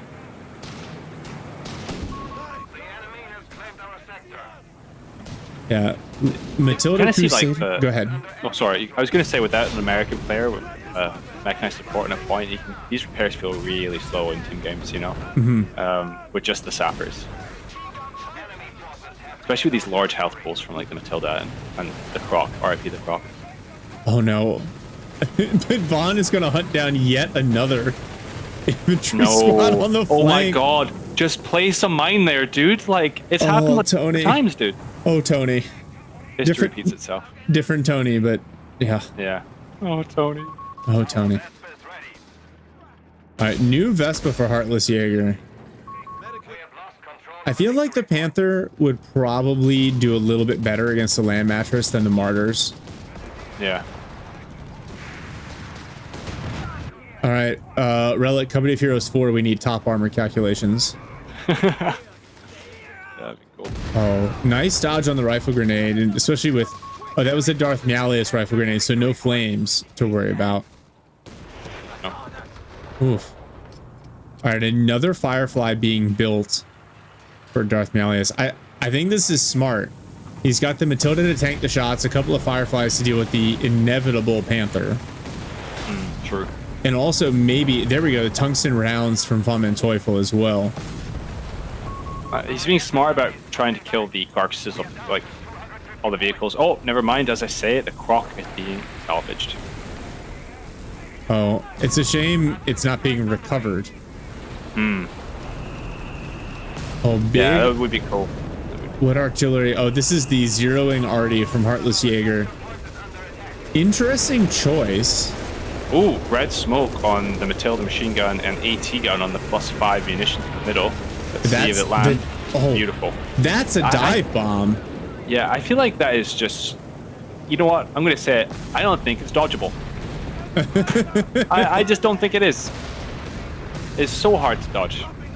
Yeah, well, even the visual effects don't match the radius of effect.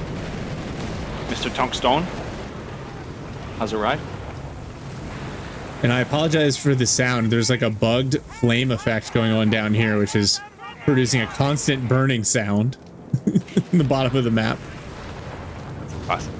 Yeah. All right. So Darth and Tony now pushing again through the middle. Nice combination of armored vehicles. Tony down to a single sapper section. Wow. Oh, wow. The Firefly does so much damage to the Martyrs. And now another Croc on the field. Oh, why are the Fireflies on hold fire? I think the issue is the Allies, they've run out of vision tools. They don't have any vision tools left. They've got the Polish Reakly, airborne Reakly. Oh, of course, yeah, the Polish Reakly. Yeah, you're absolutely right. I was thinking of units there. They've lost all their Reakly units. But yeah, they still got the Reakly abilities. Hey, Flampanzer, if you could stop fake shooting your flamethrower for a minute. That'd be great. Yeah, that is quite annoying. Yeah. It's combined like with nice the Command Panzer III down in the south. I think VonManteuffel preparing to make a big push here. Darth Mialis, Tony Montana still in the lead, but losing some VPs, and Allies about to get the triple cap on. These P Jaegers are just on like exclusively capping duty from now on. Like their time in this game has come to an end. They're just all they do is cap now. All right, a second land mattress from Darth Malleus. I don't know. This feels like a little bit of overinvestment. Ooh, that damage reduction in Vet 3 saving the land match. Oh, Takes a direct hit. Tony Montana's last infantry squad almost goes down. All right, and Well, then he's got Canadians now too. okay, yeah, with a Piat for good measure. All right, VonManteuffel looks like he's going in for a push here. Oh, are they going land mattress hunting? They find the Vet 0 land mattress and clear it, but now they've got Fireflies on the flank. 8-Rod goes down. Crusader pushes back. Croc's having a bad time. Oh, land mattress under the martyrs again? Come on, son. Canadians forced off. Did they clear the carcass off of the land mattress? Yes. I don't see it. These two Fireflies, though, yeah, desperate need of repairs, and with only one sap, oh, now two sappers on the field. Oh wow, the Croc already down. 4 martyrs just does so much damage. Oh I'm no! Surprised he'd be able to, oh no! See, they've just got no vision, dude. Mm-hmm. Oh, they do now. After. Yeah, just a little bit too late. Now a Flak 36 here in the middle. The Axis team just trying to kind of tighten the noose. VPs are now even.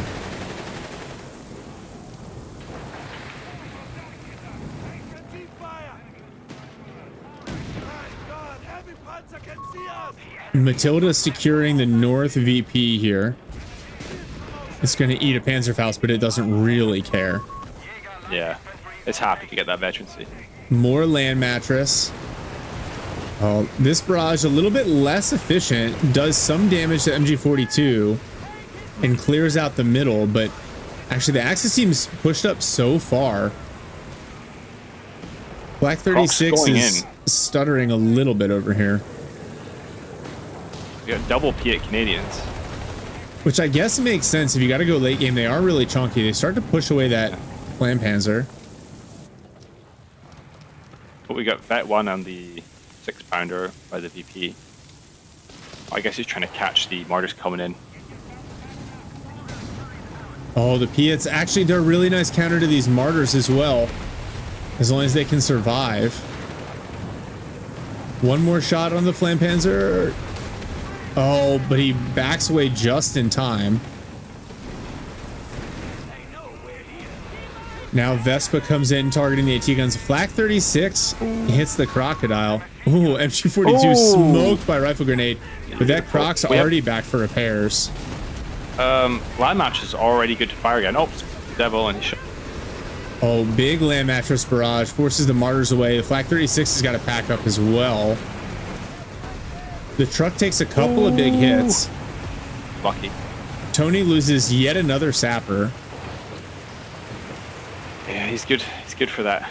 That's actually Tony's favorite pastime. Oh, and Darth isn't actually capping the center VP. Oh, he's just chilling, looking at it. That's a tragedy.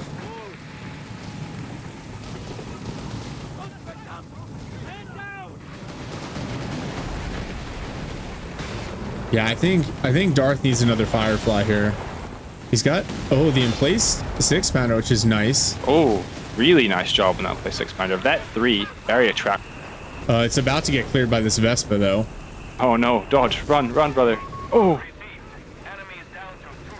There we go. Good man, you're a good man. And the Canadians with the Piats, I like this. They're both now at Vet 1.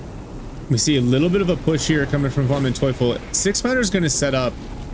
Oh, they're just going to escape the ambush in time, I think. Ooh. God. these trades with the Canadians aren't the most cost efficient, are they? No.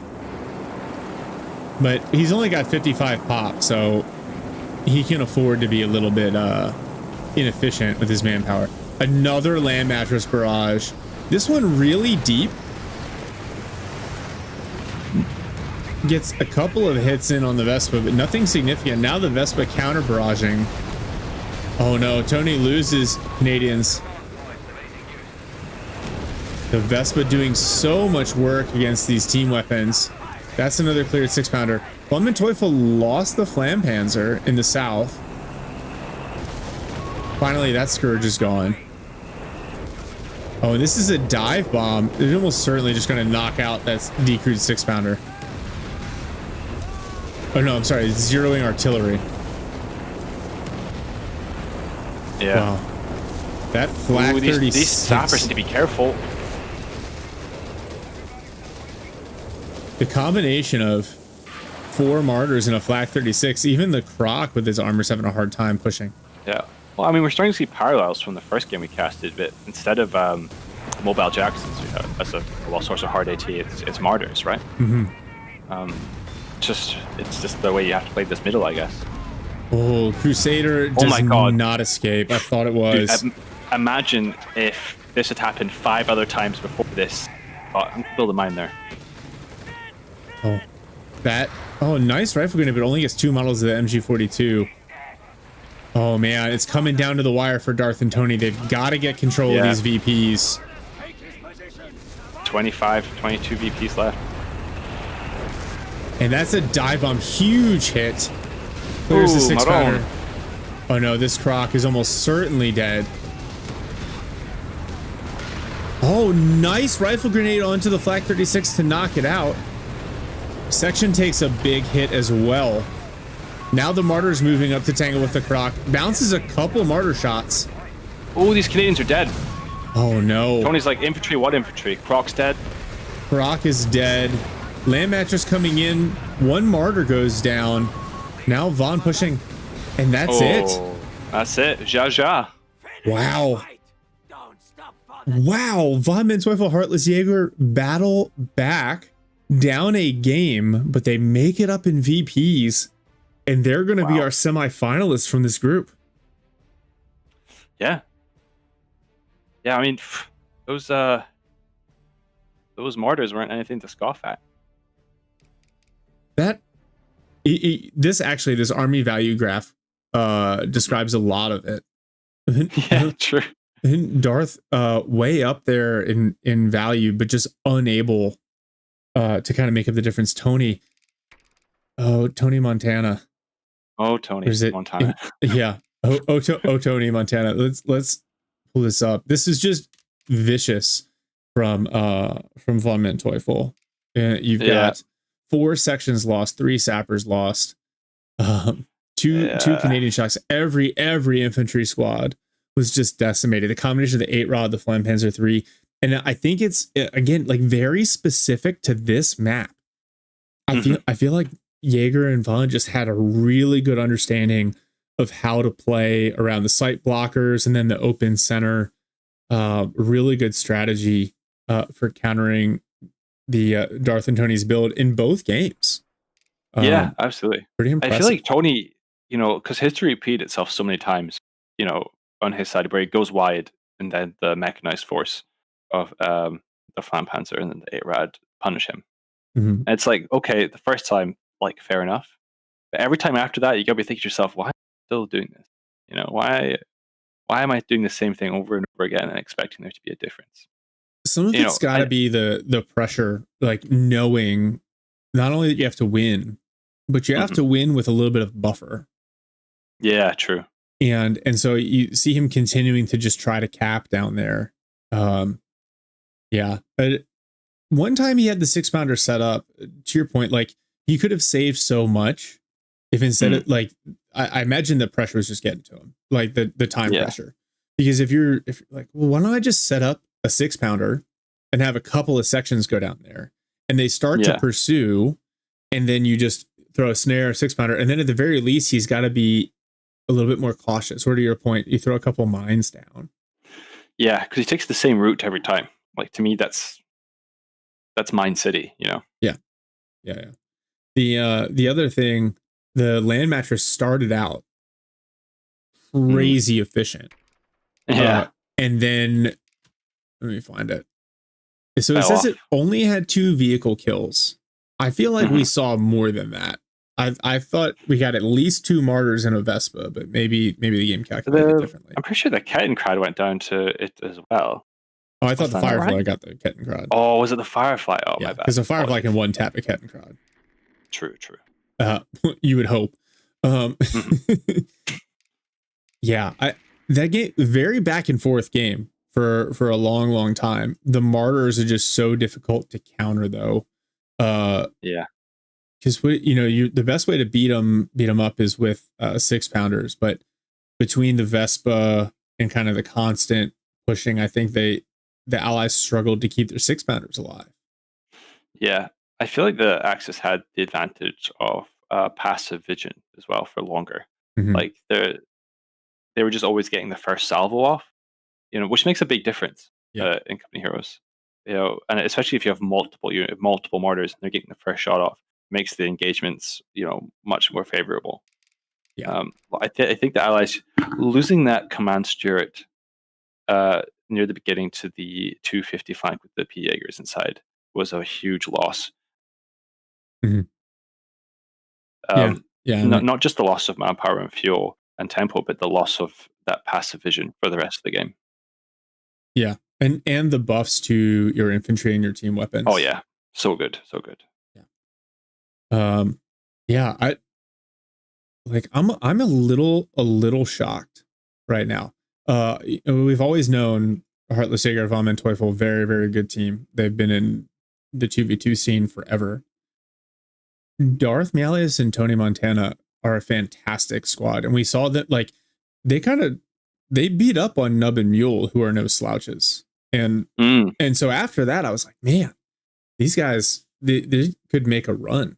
But I don't know if it was the map or just the lifetime of Neuralink between HeartlessJager and VonManteuffel, but I felt like they were just ready. Like their builds, their thought process, especially on this map against these opponents, they just felt like they came in ready to go for this matchup. It was pretty impressive. Yeah, for sure. Yeah, I'm trying, I'm racking my brain. I'm like, what could Darth and Tony have done differently? I think part of it is, part of it's just keeping those infantry units alive on the southern flank. Yeah, just stop going wide like that. Just don't. Well, once your opposition has reached a certain peak of mechanized, you just can't afford to go wide anymore with infantry.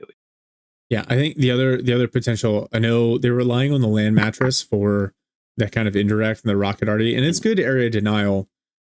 Maybe there's potential for Tony to go bishop to get a little bit of indirect, because that's when you have the martyrs, the flak 36. Martyrs are pretty squishy. So if you start at least moving them around or getting them to move backwards with constant artillery barrages, you can make some progress there. But yeah, it's just it's just tough. Yeah. Would have got a long way as well is if one of these players had some scoped Lee Enfields with the passive vision on the flare in the middle. Huge difference. And then also a 17-pounder would go a long way as well. Sniping off low health mortars, sniping off P3s and stuff. Think of the structure of the middle of that map. 17-pounder does a lot of work. I know you got to worry about the West. I know that, but it's not undoable. Yeah, and actually, you remind me of a good point. The way that I think it was HeartlessJager was running the Vespa, right? Just anytime the land mattress started shooting, Vespa immediate counter barrage. And I think that shortened a couple of those barrages. I think it's a smart way to play it. Especially when the land matches had been so successful. Then the flak 36 at the end of the game was a great call. Tungsten rounds on a flak 36. We didn't need it, but its ability to one shot an engine at vet 1. If for some reason the Croc has started going a rampage. But you just get those heavy guns that just manhandle the high end armor that the Brits have, and all of a sudden the Matildas now they're just a liability because they're slow. What did you think on the rebuild of the Croc? I think it's still his best option with that battle group.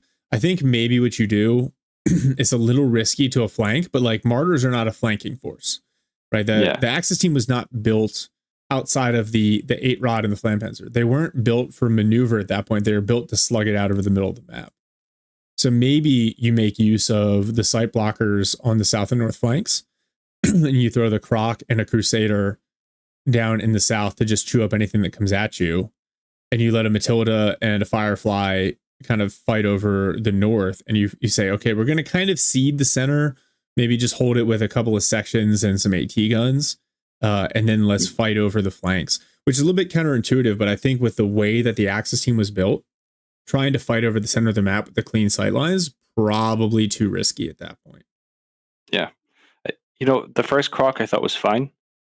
The second Croc, I thought, this is reminiscent of a person who doesn't want to change his strategy. Because like looking at the composition of the enemy, like that's not a fight I want to bring a Croc to. You know what I mean? But what's your option to kind of spam grants?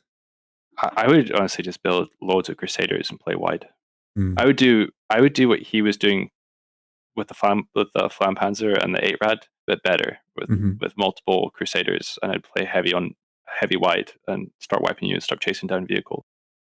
I think just playing big heavy Croc in the middle against all those Martyrs and Flaks, I just can't see that being like a route for success. Yeah, I see what you're saying, especially because at the end there, it's not like the Axis team had a ton of infantry as well, or team weapons. It was a very mechanized build, right? 4 Martyrs, Vespa, Panzer III, Command Panzer. So yeah, the Crusaders, and the upside is you get a couple of wipes.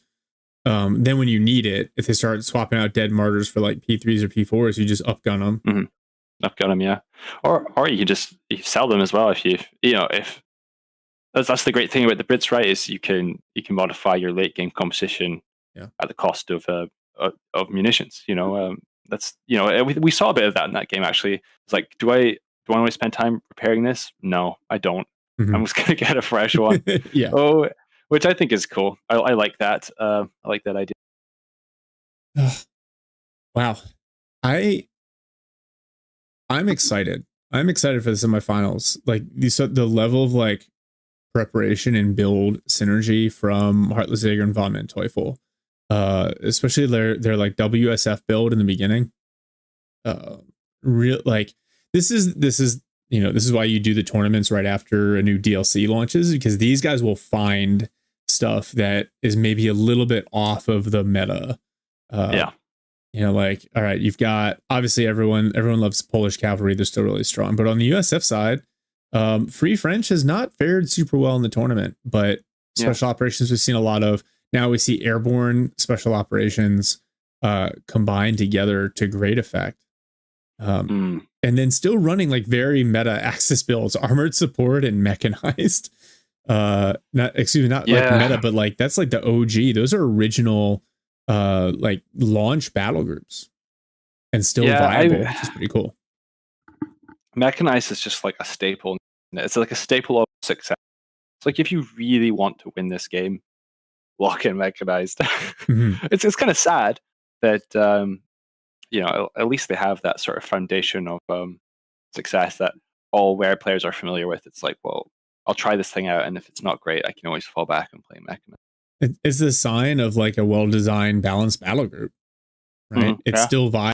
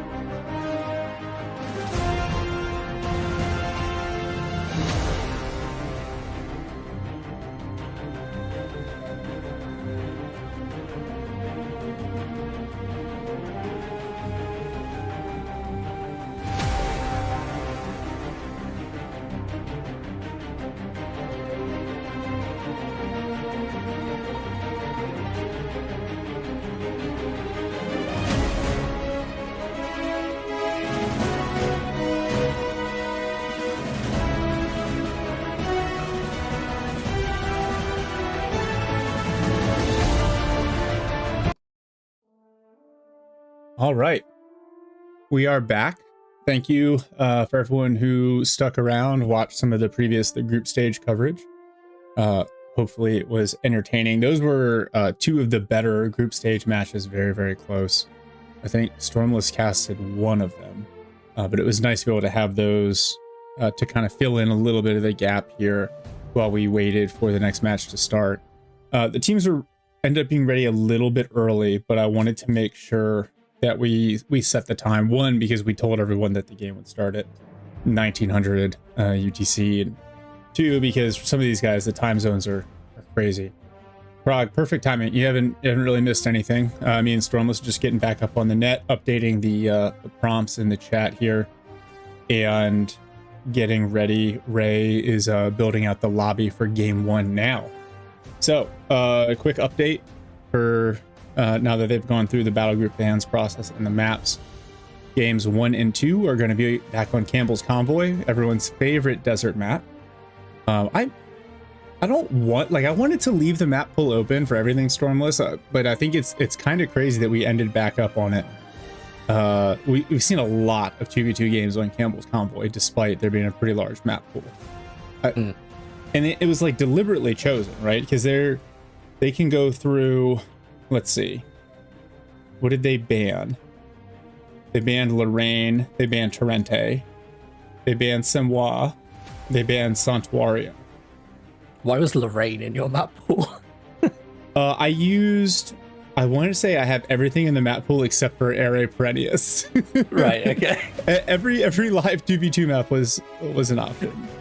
Why was Lorraine? To force them to use their veto with system. me on the auto ban list, to be honest. Mind you, now you've got like the flame half track and stuff. It might be worth playing as Vermac, but yeah. Yeah, actually, the Siege Breaker is probably entirely overpowered on Lorraine at this point. You can get a flamethrower on every unit in your army. Yeah. That's funny. Okay, and then the battle group bans: Siegebreaker, Luftwaffe, Polish Cavalry, and Spec Ops. So it's like they took the meta, and they're like, we're just gonna ban all of those. Wow, that's different, isn't it? Like that's all the good. Well, I'm gonna say good, but that's all the big battle group selections. So yeah, we're gonna see a couple of games of just it's gonna be really different. So the combination, I'm looking back at the group stage battle group stats. The combination Polish Cavalry and Special Operations was played 5 times in 24 games, which doesn't sound like a lot, but when you consider like that specific combination, that's far and away the most common combination. I think, let's see, Spec Ops was played 13 times, and Polish Cavalry was played probably the same, without like letting you guys watch me count this live. So yeah, also, those are clearly the two most meta choices for allies. What I find interesting is that all the bans have been the same for Luftwaffe, both semifinals so far, Siegebreaker and Luftwaffe. I'm sorry, they've been both Wehrmacht. And I wonder if it's because, like with DAC, you can spam Panzer Grenadiers with any battle group, so you're wasting your ban if you ban like elite forces or espionage. Yeah, the bans could be related to meta. They could also be related to research they've done on the opposite team. So they could know that the enemy team does have a preference for these battle groups and just want to eliminate them for the first 2 games for an advantage. But you would hope sort of like at top level that in auto match especially, you're probably going to be maining the battle group and playing that very regularly, but you would have other tools and tricks at your disposal. So hopefully it doesn't make too much of a difference. But I do think it'll be interesting, not having those commanders in. And it sucks a lot of the area denial tools, like from allies, which is quite interesting. The allied teams, when they play these games, are definitely going to have to be a bit more creative with what they use in terms of long range, indirect, and off map. Yeah, so the other thing that I think is interesting here. So Jaeger and Von were the ones who banned the polls. But this, I guess this is after that Ray and Nicko chose Campbell's Convoy as game 1 and game 2. So maybe they were paying attention, but Ray and Nicko, who were kind of on the ropes against Zulu and Smoko, Nicko's land mattress brought that game back for them and helped them work back into the game. And so that, to your point, feels like a direct response. Like, oh, this is the map. All right, let's make sure they can't use this on this map. And in reality, like, that's the only real control that you've got, because you can only truly ban something for the first map. After that, it's just a matter of what your opponents have chosen to play. So it seems like they're doing their research. I think he would at this stage of a tournament, because it's important. It does come down to small margins when you're in semi-finals, and you know you're gonna have to do a little bit of research, watch some replays from the tournament so far. That's the benefit of having a tournament in this structure, is that you can look and you can analyze. So hopefully that has taken place, and yeah, I think it's smart decision making. Yeah, what's interesting to me is, so I spent a fair amount of time playing Counter-Strike competitively before I really got into especially CoH3. And I was in IGL because I'm an old man and can't aim as fast as some of the kids, but I can think. And so I would do a lot of research on teams beforehand. And I found it relatively easy to kind of study up on other teams, look at their setups, their strategies, and counter strats. I think mainly because Counter-Strike only has like 7 maps in its live map pool at any given time. A lot of teams only play 5 because they relentlessly ban 2. But I say all that because when I was prepping for the Meta Plays tournament, I found it actually incredibly difficult to meaningfully scout my opponents. Right. And like it was shocking because I expected, especially with some of the tools out there, CoH3 Stats, CoDB, like these sites are really well built, and you think like, oh, let me go find this person, see what their tendencies are. Like, man, it's tough. People play a bunch of different battle groups. They're even with the being able to just look at their build orders and not even have to watch the replay. You start to realize like, hey, this person might like playing, or they might main Brits, but that doesn't really tell me a whole lot going into the game. Or like, they usually like to play with stewards, but this time they played with a Humber and they're really successful. And so, you know, I remember talking to a couple of co-players about how they were going to set up and scout, and it takes a lot of time. Now, these players have had they probably suspected, but they've only known the matchups for about 3 days. So my guess is there's probably a little bit of looking around to see, like, hey, what do they like to do? But at the same time, I doubt that they can get a really good read other than by watching the tournament and saying, okay, in this situation, they picked these battle groups. Yeah. I think it's probably enough that you spot the go-to battle group picks. I think we saw that in the last semi-finals where, you know, they decided to ban Partisans so that HulkSMASH couldn't play it. HulkSMASH and Ruby couldn't bring it into their team because they know that that's a trick in their arsenal and it's good on that map. So I think that in itself is a good level of research to have. But yeah, like it's difficult to go in and say, okay, this is a build order, because Company Heroes doesn't really work that way. It's not that you have like a 100% build that you aim for and then like that's it. You always have to be flexible because of the variety of stuff in the game. So yeah, it's difficult to map out 100%. But I think if you've got a really good idea of what battle groups, what maps they like, you know, what's been sort of selected by them in events and things, or what they like to play on, then I think that gives you a pretty decent strategy, at least when it comes to bans. Yeah, no, I think you nailed it there. All right, we're in. There's a observer delay on, which is smart. You should always do that, kids, so people don't stream snipe you. But so we're about 3 minutes out. I'll throw up the cast here. We can do away with this score overlay for now. But 3 minutes out. And so we can already get a little bit of a sneak peek here on what we're going to see. So mixed teams again.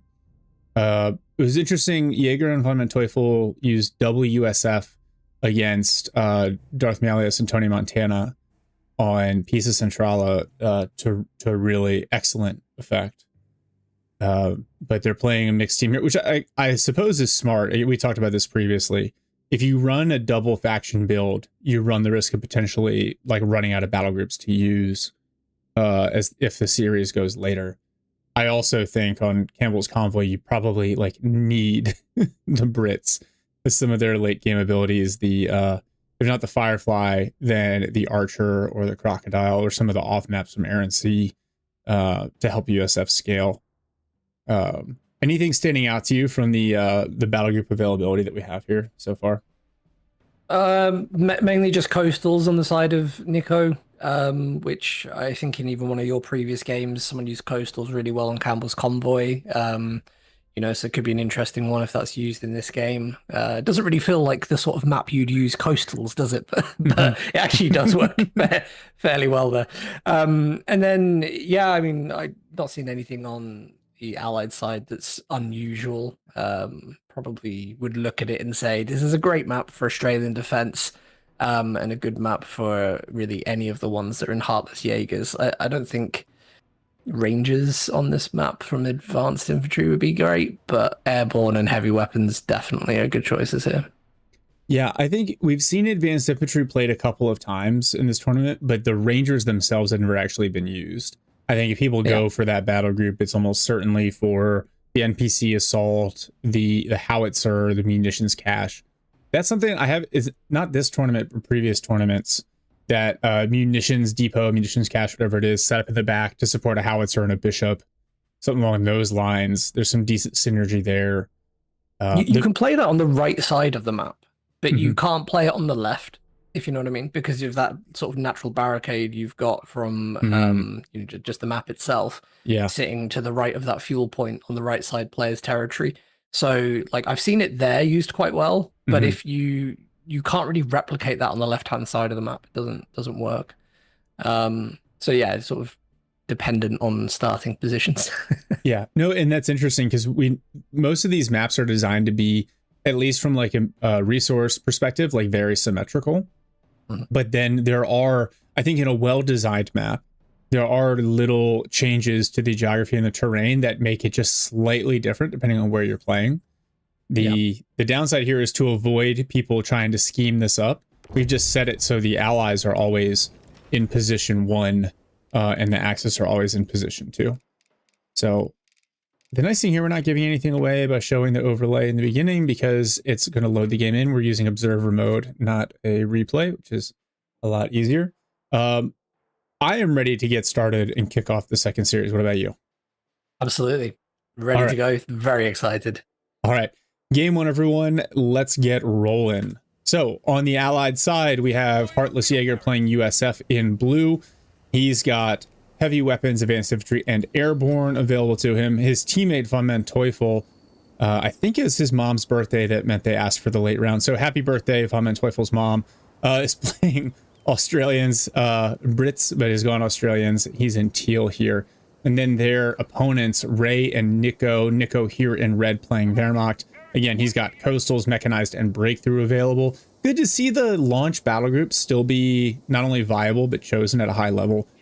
And then Ray here in purple playing DAC with elite forces, battlefield, espionage, and Italian infantry. Those are all strong battle groups on this map.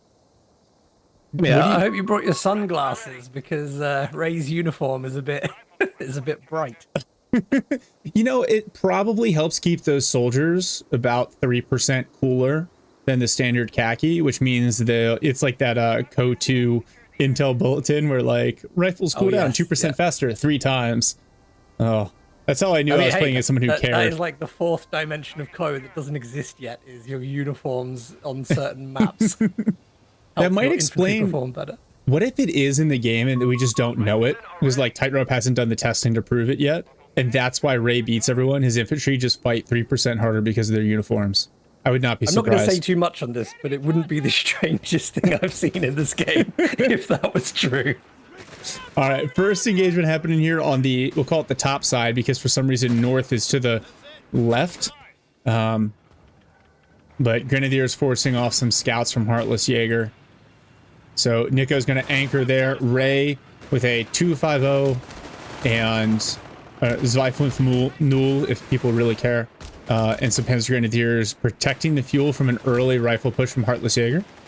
Probably the first time I've seen, like right at the start of the game, that both players on the right go to the north of the map in this fashion. Like normally there's some unit that is poking, and whilst this is going on, VonManteuffel he's got a lot of build orders queued up here on the Australian infantry. He's just going to use all this time to get that right side of the map prepared for when Axis come over. Really smart, intelligent early gameplay. Oh wow, yeah, he's wiring off everything. There's about 16 things like queued up on the build order a moment ago, so yeah, a lot going on there. Pioneers very risky repairing the 250 in some light combat, but the rifles are focused elsewhere, so they'll be okay for now. Vickers providing some support. What do you think? This is an interesting build. This reminds me of Ruby's build from earlier with the 2 Vickers, but also 2 Aussie sections to complement it. I have seen plenty of... I think a lot of people are trying to figure out the current meta because it's so infantry dominant. So I have seen a lot of players experimenting with 2 or 3 MGs in games. It does work sometimes, doesn't work every time. Like we've seen previously, it can be fragile to things like Assault Grenadier, dive in and drop. But when it does work really well and it's defended properly and you've got the snares in place, or even if this gets backed up by a 2-pounder from the Australian Defence Battle Group, it can be really, really good at defending against any infantry pushes in the early game. Yeah.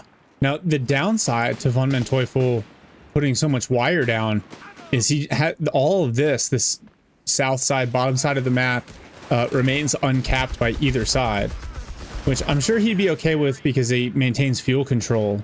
But without that plus 16 munitions point, you'll start to feel that, especially on the Allied side where munitions required for a lot of the early game abilities, the vehicle snares, etc. And well, the Aussie Australians, yeah, as they use it to push away some Panzer Grenadiers. What is that ability actually called? I always call it the crack shot because of the distinctive sound it makes. Did you know what? I have no idea. You just click on it and one model dies, basically. I don't need to know the name. Precision shot. Scouts go down to Grenadiers up top. That's going to hurt more than I think we'd want. HeartlessJager going heavy weapons, getting a half track out. This is interesting. I thought he did go mechanized support center, but he's going. Then he built a weapon support center for the half track. All right, here's a grenade on retreat. Just a little bit off. And the last rifleman. Wow, I think medium cover and then green cover kicked in as he was like running past it. I think that's what saved that squad. The grenade probably prevented him from getting off a few shots there that may have wiped the unit. So yeah, misplay. You rarely ever see that from Nicko. The calculations on the grenade throw on retreat are always tough. So that's why it's so cool when they actually work out. All right, that said, Nicko and Ray making a really strong push right now. The 2509 and now an LEIG out for Ray as well. He built that one. He didn't call it in. I'm guessing that's going to be part due to drop smoke onto MG. Mm-hmm. Oh, and no in-base healing right now for the Allied team either. The finals are tomorrow at 1400 UTC. Yeah, it's funny. So I feel like HeartlessJager and Ray's builds kind of mirroring each other. Light vehicle and just a handful of infantry squads. Yeah. Oh, and yep, now it's a 75 GMC. And that's going to counter that MG42 from Nicko and force it to move. But for now, the Axis team's sitting on this fuel point. Here we go. Now Jaeger's got a machine gun in the build that'll almost certainly become a 50 cal here shortly. Sapper's forced to retreat, but they'll get away. A little bit of cover. Oh, nice positioning of the Sangar wall here. I didn't even notice that he'd built that. But that's brilliant because that allows him to park a machine gun to cover that fuel point. Yeah, that one was built right at the start. So one of the first things that he brought out. I think he's probably expecting that they could have dived there quite early on, but it's absolutely going to be useful to him now as the game progresses. Yeah, that's really smart. LEIG taking some shots at the 2-pounder here. 2-pounder working on this. I think that's a Matilda wreck. Or is it a Churchill? Maybe it's a Churchill wreck. But taking away the green cover from those Panzer Grenadiers. If the Vickers were to switch targets, he would do a lot more damage. There he goes. Oh, but the Vickers is going to have to retreat to the LEIG. All right, so we see the repair point up for HeartlessJager.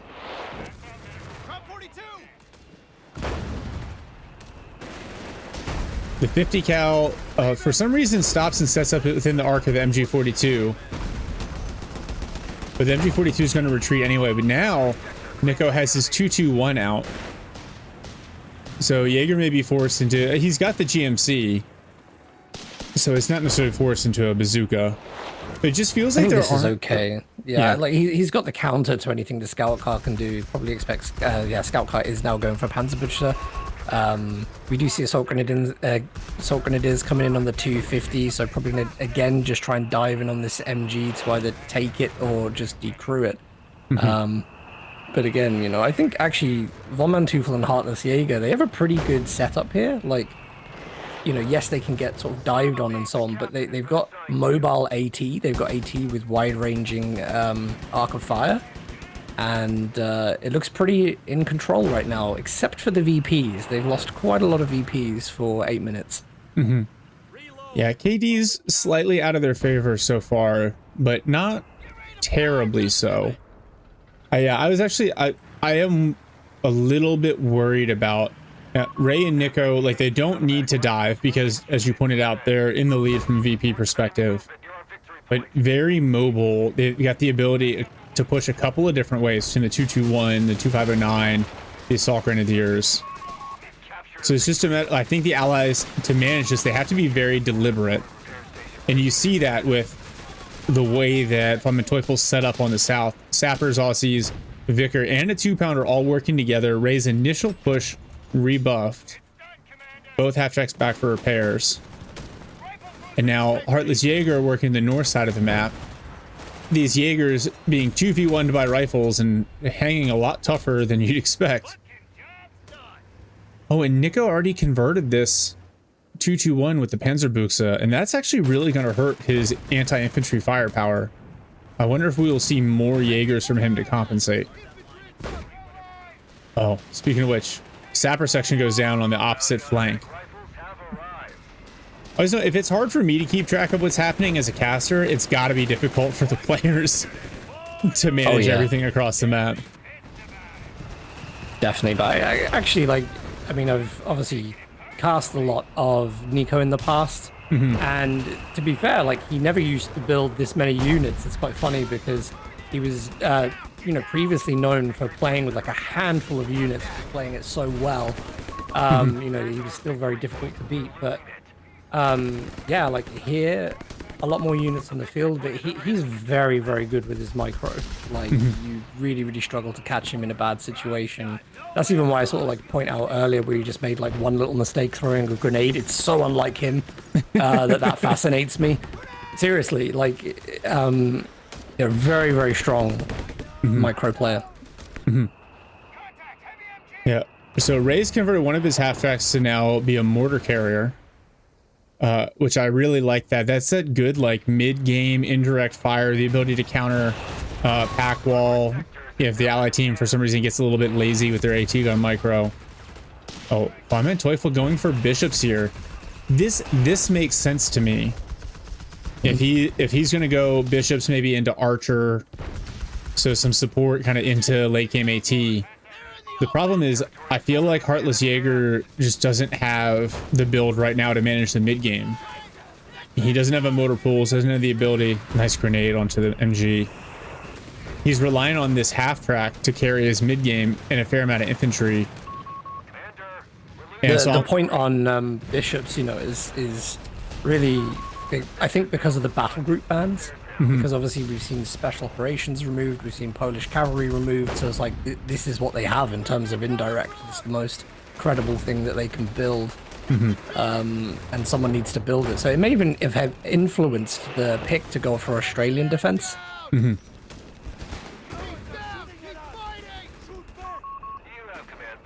Yeah, Krog, he just pointed out no doctrine pick from either Axis player, and I think that's smart.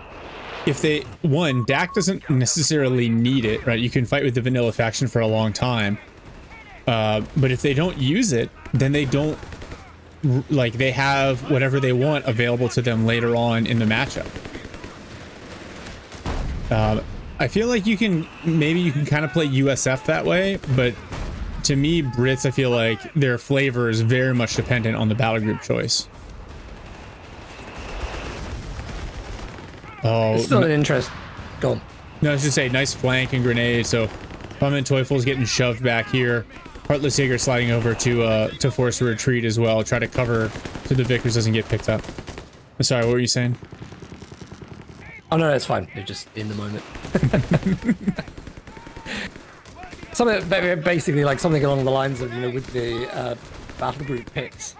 It is interesting because they know what the allied teams have picked. It's really clear already from the teching the units we've seen, the two battle groups they've gone for. So they could go for something that is a clear sort of counter pick. And it's interesting that they haven't done that. You know, I think you're right that this is more of a situational choice now rather than a direct counter to a battle group you've seen, which is really interesting. And yeah,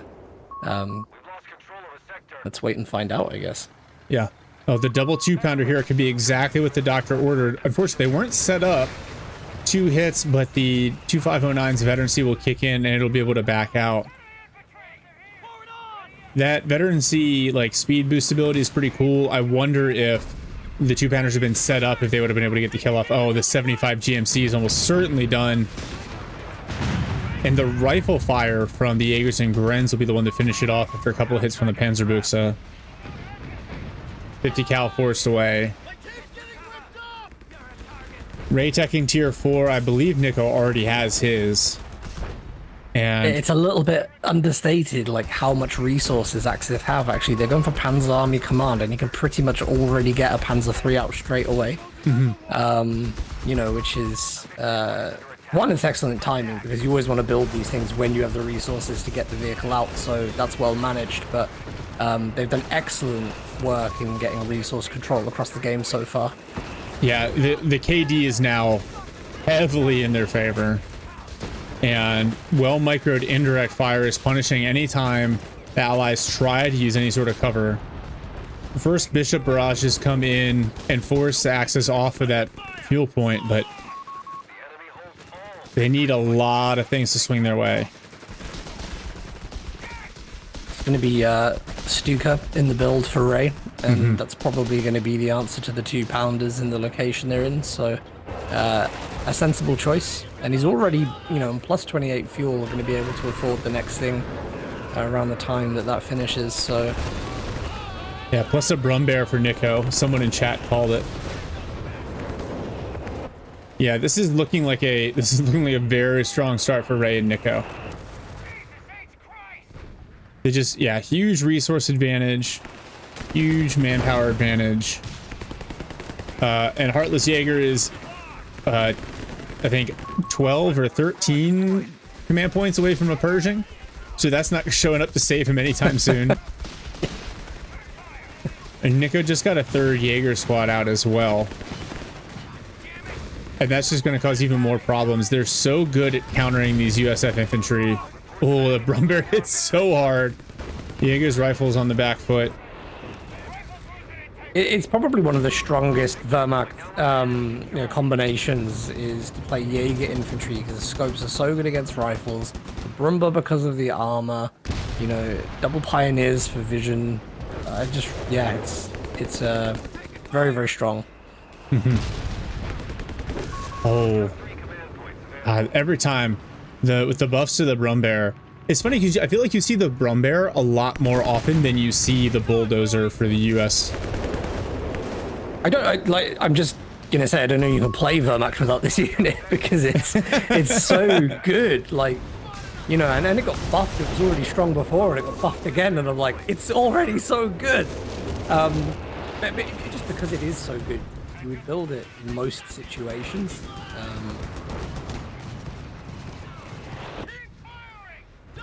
Yeah, well, I think part of it is for the allies, they really like to lean into the infantry heavy builds. Oh, another 50 cal, this time stolen by some Jaegers.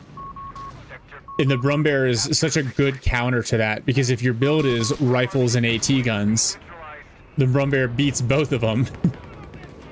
Going to interrupt. There's a bit of a breakdown in communication here, and I don't think that HeartlessJager informed VonManteuffel that there was a flank incoming, or even the potential of one. Oh. Bishop's going to really struggle to get away from this. Well, thank God for small victories. The 2509 finally destroyed, but this is about to be very rough.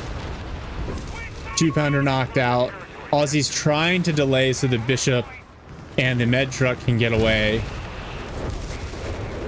Oof. And yep, that will be game one. As many of you in chat called it. That game was in a rough spot for the allies, and I want to say it was 555 VPs left for Ray and Nicko. Pretty strong start for the number one seed coming into the semifinals.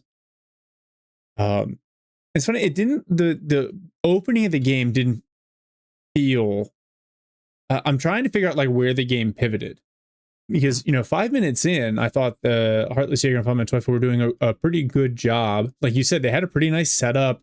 They were managing, they were putting pressure on the Axis fuel. And then it all started to kind of go downhill. And I'm trying to figure out exactly kind of when that happened. I think they just got out-teched, if I'm honest. I think, you know, once Ray and Nicko sort of spotted the elements that were coming up in the build, obviously Australians, there's no snare, you know, there's going to be 2-pounder in. It's like you started seeing some of the indirect come in. You know, I just think, yeah, in terms of game sense, Ray and Nicko would pick up on something like that in terms of, okay, I know what your strategy is now. Let's counterplay. And they're very good at that. And clearly, and I don't think, and I was surprised that we see Campbell's Convoy as a map that's selected by all the players here, because I just think, this is just personally speaking, like, it's a tough map, and if you make a mistake around the center, you have a chance that you're just going to get pushed back to base, and there's so many flanking routes with so many vision blockers around the outside of the map that, you know, when good players get at you, like, it's so hard to defend. Yeah, you know, those 2-pounders didn't stand a chance once the Brumbear got around the back, and yeah, I mean, they're going to have to be, if you're going to play a map like that against top players, I think you're going to have a very, very good team-based strategy where you play together until you have a build that allows you to sort of play the skirmishes on the outside of the map, and I think you have to play centrally. Yeah, if I was going to nitpick anything here, I think HeartlessJager's heavy weapons build was just a little bit inefficient going for, so, and this is where it's tough, right? Because he went for the weapon support center because he wanted the 50 cals. And then he's building half tracks from there, but he went mechanized support center. And one of the advantages is you can build the half tracks that you need from the motor pool with the mechanized support center. So, and then you get access to the AT gun. Maybe part of it is just the way the US faction is built, where you know, you don't have access to, you're forced to side tech to access to your key tools. But you know, you knew they were in trouble when he only had a single half track. Like, that build works really well when you can have 2 or 3. You have, like, I'll get a 75 GMC and I'll get an M16 quad mount. And now I can actually manage the infantry threat. So now Nicko's got to choose, do I put scopes on my Jaegers or do I put Shreks on them to deal with the half track? The GMC pushes off the light, but when you only have the fuel to afford 1, it's not that much of a threat. And now anytime that 221 rolls around with the Panzerbuchse, you have to respect it. On top of the Grens everywhere with the Panzerfaust that shoots across the map, and etc. Yeah, and it's right. And actually doing that build, like you're just saying there, with having multiples of the motor carriage is like, it would have allowed, more Australian infantry sections to be built, because we only saw 2 in that game. So it's 2 Vickers, 2 Australian light infantry. Mhm. And actually you know that those are great units to push, especially even against units in cover. Like it's good on a map like this, but the fact that I feel like he was forced into 2-pounders Mhm. because they just didn't have that AT platform anywhere else, probably hampered his ability to deal with the infantry pushes and sort of everything else that was coming from the Jaeger infantry, when they dived in as well. So yeah, it's if you're going to play MGs, it's like, I feel like you've got to defend them so hard, because the moment they get forced off the field, it's like you have nothing. You've got absolutely nothing to defend you. Yeah. And then the other downside to playing very MG heavy on the Brits is now your infantry training only affects half of your quote unquote mainline units, right? Because if you want to buff the Vickers, now you have to go for the team weapons training as well. And just little things like that, they add up your fuel costs, and you're already playing behind to some extent with just kind of the caliber of the players that you're up against. Yeah. And speaking of caliber, I mean, this is where game 2 is going to get really tense, because Ray and Nicko they're like household brand names, right? When it comes to Company of Heroes, you know them. Yeah. Every time you look at that damn leaderboard, Ray's there with like 100 USF wins.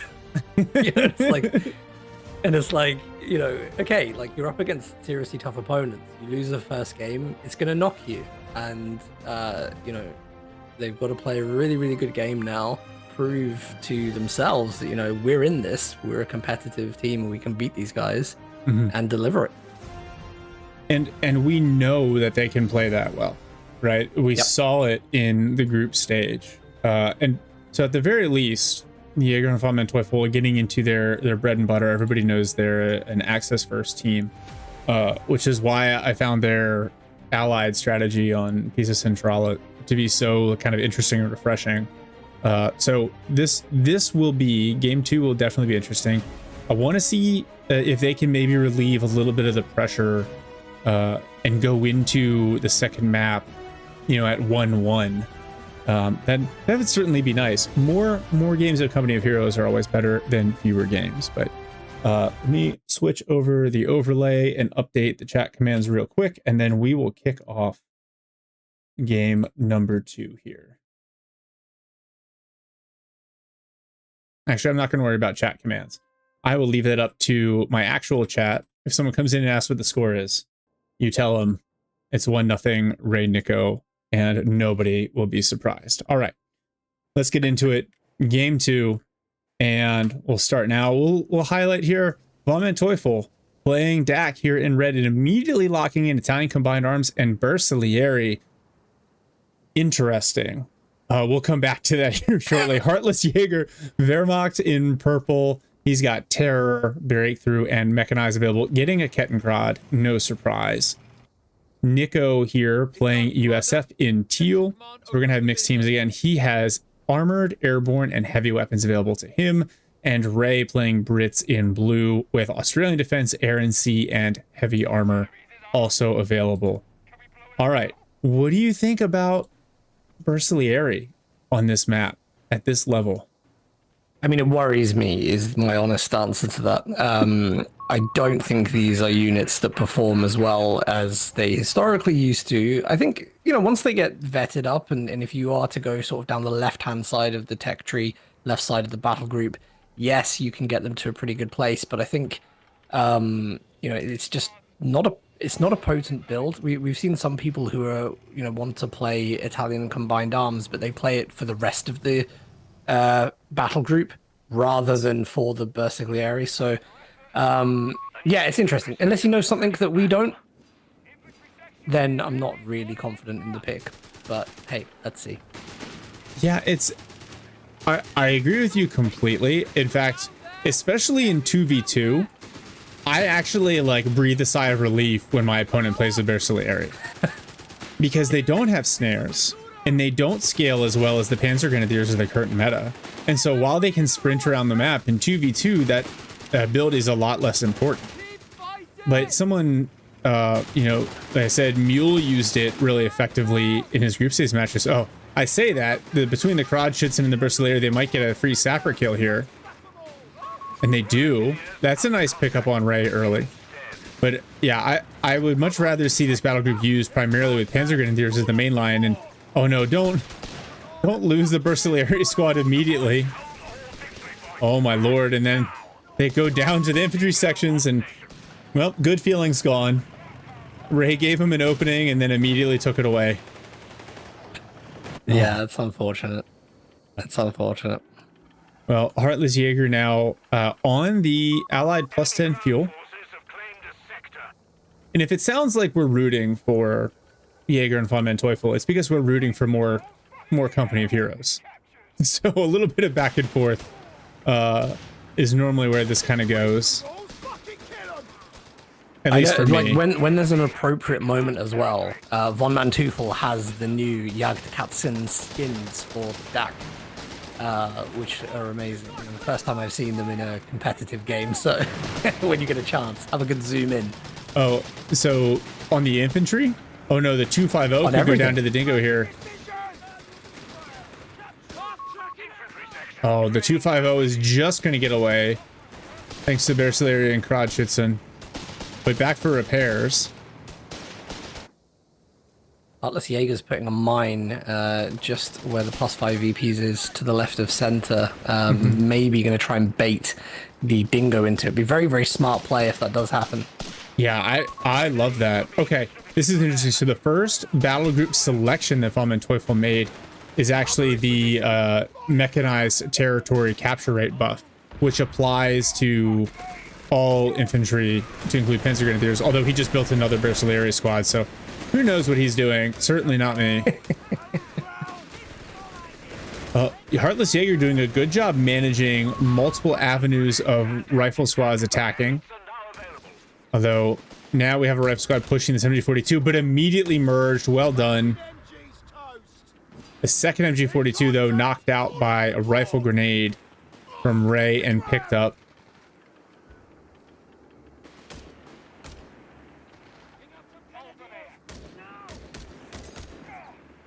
Yeah, the merge also teleported the MG42 away, which is kind of cool. Just programming things. So Jaeger, I thought he did a good job putting pressure on that fuel. It's a shame he lost MG42.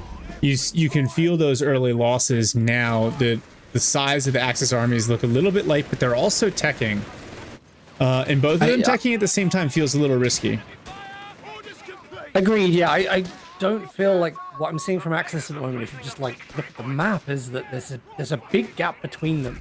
And, you know, you can literally see the allies, there's two colors fighting on the right. And the left engagement, I don't know why VonManteuffel focusing on that so much, because he's leaving his ally incredibly exposed and weak, you know, on the right side of the map. So now, obviously, he's just been pushed off. Probably going to see... Oh, the mine just went off, by the way. Dingo just went into that, but it didn't die. Oh, God. Oh, the fact that a Dingo can just tank the mine. Oh. Yeah. I wonder if VonManteuffel spotted it and will sort of dive in for it or not. If he was going to, I think now would have been the time, but instead he's taking the moment to heal up his infantry as they capture munitions point in the VP. They do have great capping speed, by the way. Plus 25% is actually very fast when you look at it. That plus 16 would never go neutral that quickly, so... Yeah, that's a nice great, little but buff. is it going to be good enough? I don't know. Oh, this CoH3. But let's see. VonManteuffel has been a creative motorcycle driver in the past, trying to dodge. It looks like he will get away from the Dingo, and now the half track comes in, and the 221 is here as well, chasing that stolen MG42. Nice push here. All right, so Ray is going for a boys section. Oh no, but Jaeger did lose his Kettenkraut on the opposite side. Been a little bit of a brawly match so far, which is more fun to watch than the very precise clinical gameplay that we saw initially in the Ray Nicko Smoko Zulu matchup. and an 8-rod here from VonManteuffel. So that tells you a lot about how he wants to play this game. Oh, Rodschützen knocked out. God, lots of little losses. To the credit of HeartlessJager and VonManteuffel, like they have managed to restore a decent amount of map control, and are applying pressure with the light vehicles really, really well. And CoH3 is a game where you have to take these advantages you get and really make the most use of them. I hope they don't stand still and try and defend here. They need to keep applying this pressure, make it really, really hard for Nicko and Ray to tech, to get resources, to get a good position on the map. Yeah, I would love to see maybe a cache somewhere so they can kind of cement a resource advantage. Because I think they're going to need, like, they need to get into their late game tech. The allies are about to hit their mid game stride here at the 8-minute mark. This is good pressure in the middle, and the 8-rod tanking a couple shots from the boys AT. Versatilieri closing with it. It's going to have to back out soon, though. So it starts to move. Nice. Using the smoke. Very nice to dodge that. Yeah, I'm still worried about the Versatilieri's ability to scale into the late game, but we see VonManteuffel now with Assault Grenadiers out.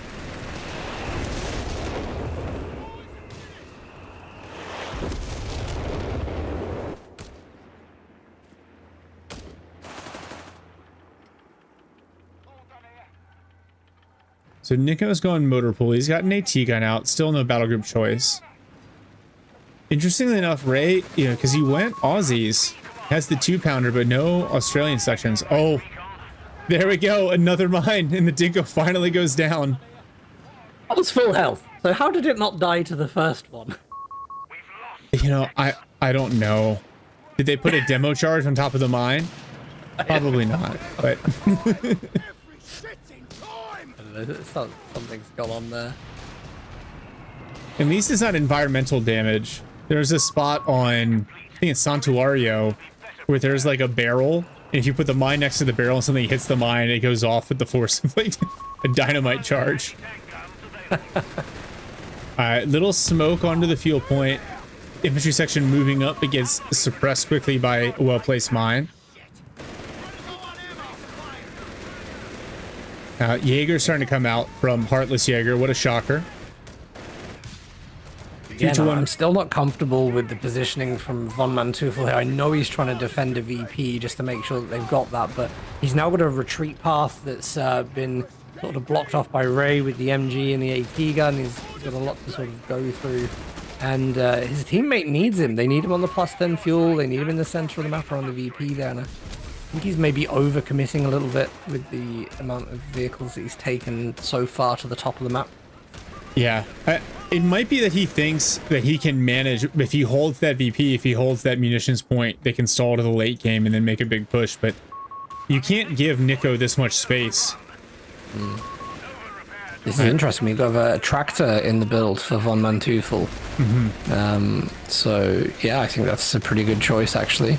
Given that he's got so many light vehicles, he has the option to sort of smoke or drop a barrage and then go in and cause some chaos with the light vehicles. I think it could work out well for him. But there is a Stuart in the build from Ray, which would be a Vespa out for HeartlessJager. So that the map hack ability from the recon tractor could actually be huge if they can spot these team weapons when they're set up and use that to kind of guide some of those artillery and smoke barrages. One, it'll help them keep their light vehicles alive a little bit longer. But two, you can constantly kind of force enemy units out of position. It feels like there is a strategy incoming here, which is well-founded. You know, these strategies also have to be delivered with, you know, good micro and winning all the skirmishes. Yeah. So Ray and Nicko are going to try and make that really, really hard for them across the game. That's where they excel. All right. Base howitzer barrage coming in on this +10 muni point for Ray. Stuart arrives up top, and they're going to cede some ground to it because the 8-rod is not a counter for the Stuart. But a martyr in the build. This makes sense to me. If the plan is for VonManteuffel to kind of carry the mid game with a little bit of support from HeartlessJager, and then allow Jaeger to kind of focus on late game, Brumbear and Panthers with the mechanized battle group. That's something that could really, really work.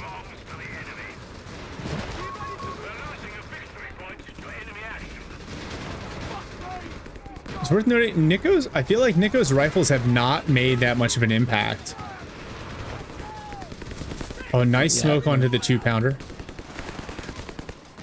These assault grenadiers, by the way, doing what we've seen all over the games today. Trying to get the 2-pounder down. I wonder if he was trying to dive in there and maybe steal it with the 250. But no luck there. That Stuart from Ray has been the absolute right choice to help defend that 2-pounder. Oh, huge hit from the Vespa onto the rifles in the middle. It announces its presence by dropping 5 models with a single shot. Martyr's on its way to help deal with the Stuart. 221B has been converted to a Panzerbuchse.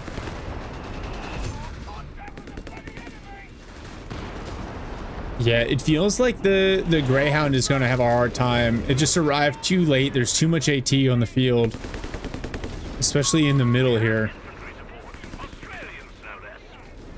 Let's have a look in the north how these Bersaglieri do now that they've got upgrades. They can bully some sappers for sure, as long as the sappers don't get in close. Yeah, it's just gonna be interesting to see, because compared with other infantry units, like, is this valuable enough? The biggest benefit you have when building a squad, right? You know, you've already sacrificed your ability to snare, but it's just the 25% capping, and also obviously a bit of extra speed. But yeah, it's hard to say right now how this is going to benefit later on into the game. Well, if they win, we're going to have to eat our words. You realize, because we've been shit-talking this build for the last 15 minutes. All right, here we go. Bersaglieri charge into some infantry and a Stuart, Martyr, and 8-Rod in support. And the Martyr whiffs its first shot, which always feels bad. Hits its next one. I wonder if we'll see... I think what would be potentially very strong is a couple of Martyrs paired with the tungsten rounds. Oh yeah, no. for sure.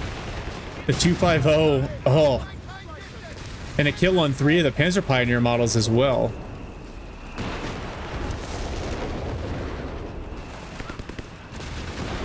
Man, Ray only has 1 squad of Boys AT rifles, but it feels like they are everywhere. Oh, HeartlessJager just got cheated there. The Panzerbuchse from the scout car actually hit rear arm on the Greyhound. It did no damage. Oh. And these things do happen from time to time. It's really, really unfortunate, but I think he's going to be a little bit annoyed about that. If he is, he's not showing it, because he's got his tactical force concentration, pushing onto the +10 fuel, shoving away the rifles. MG42 in support. This is a nice build. Ray is trying to apply pressure to the opposite fuel point. And VonManteuffel got a nice combination of vehicles up here, but it's also hard to manage that wide variety of units. Oh, nice flank. He's struggling with the repairs as well. See a lot of units with a lot of idle time just through the lack of repairs. Yeah. Oh, this Gren squad going to go down to Nicko rifle flank. Yeah. He's still got a tier 2 upgrade available to him, so the repair kits might be a nice choice to kind of help manage that.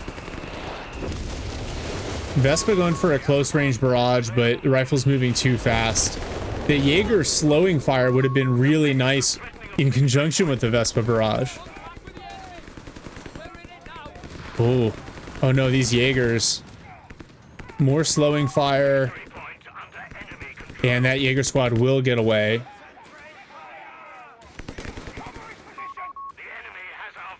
So Nicko has chosen. He's gone armor.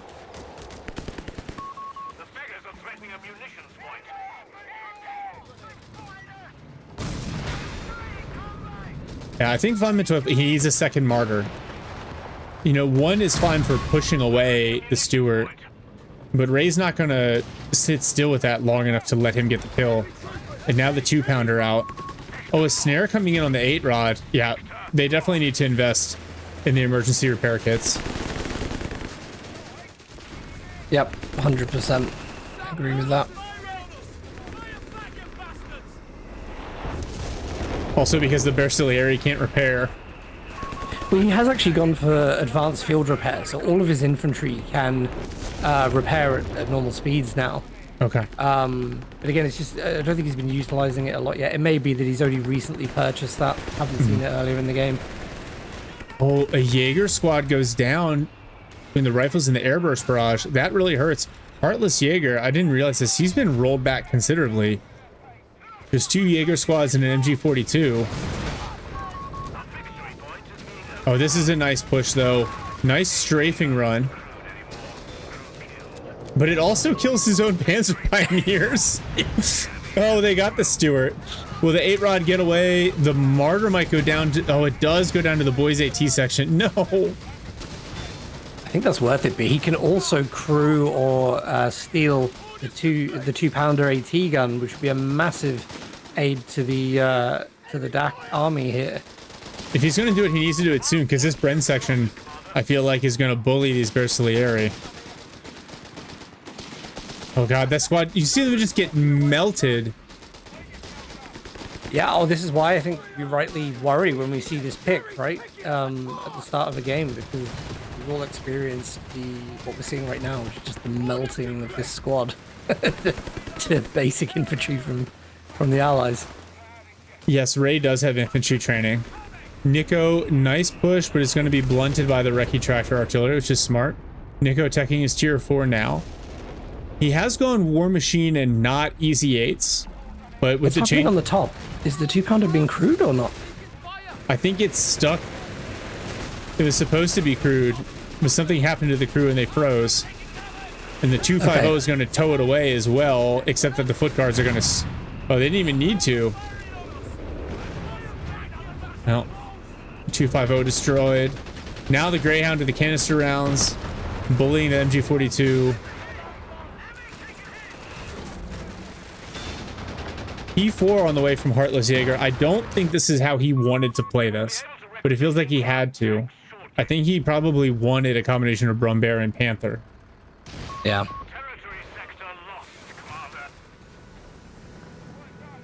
Oh, foot guards have found the Vespa. Time for the recovery half track. I don't think a wrecker's going to save him here. Ray teching Grants. Yep, it's a tough position to fight out from. I think Ray and Nicko have pretty much secured a pretty good foothold on the map now. Yeah. And it's going to take a while for VonManteuffel and HeartlessJager to build up an army that can sort of challenge this and fight them off of the cover positions that they're now going to be obtaining and hiding behind. It's crazy because the KD is pretty even, and actually VPs, VonManteuffel and HeartlessJager, have had a lead. But just accumulation of several, you know, small losses here and there. And now suddenly the balance of army is entirely in Ray and Nicko's favor. Yeah, Nicko was just trying to send a Greyhound in perhaps to dive on the Vespa there, but it's well defended by HeartlessJager's 2-1. So VonManteuffel is going to try to retake the top, and I think this is smart. I think they need to start in kind of small chunks and try to get some decent trades. You've got to know that the horde of allied mediums is coming. And actually with, like, all these wrecks up here, a wrecker might not be a terrible idea. Yeah. Here we go. Yeah, now we see a cache going down on the +10 fuel. We shall reinforce in your absence.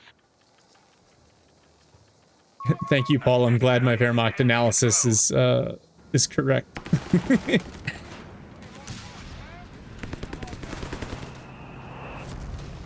Yeah, Stas Trooping are a nice compliment to the Jaegers. If he had more fuel, I'd suggest the tier 4 veterancy as well. Vespa trying to counter barrage the mortar. Nicko sees it and immediately moves away. No Summer Invitational.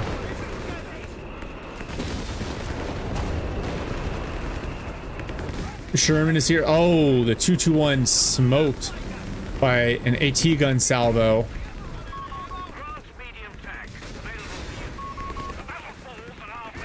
That's the other thing. the Allies have AT guns, a number of them, to back up their mediums, whereas the Axis do not. So as this push is going to come in from VonManteuffel, he's got to be careful. Oh, nice smoke call in to blunt Ray's machine gun. The tractor actually has to do so much work here in terms of indirect and off map to just try and block vision, you know, allow HeartlessJager's Panzer IV to dive in, or maybe even the Stormless to get in and deal some damage to the AT guns. But you know, it's such a big ask. He's got a lot of things going on micro-wise. He's been pushed from 2 different directions as well, one from the VP top and also on the +10 fuel. So this constant pressure from Ray and Nicko making it really, really hard. Yeah. Yeah, the micro attacks from the Reakly tractor is just so high. Oh, Greyhound dives the med truck. P4 is there to support, but taking a ton of hits from AT guns. Oh, VonManteuffel lost his assault grens up top to Ray's infantry, and now P4 back for repairs as well. And now the P3 getting ganged up on by both of the Grant's guns. Snare comes in, P3 knocked out. 8-Rod on the run. And it's looked like the game has finally turned, for sure, in favor of the Allies.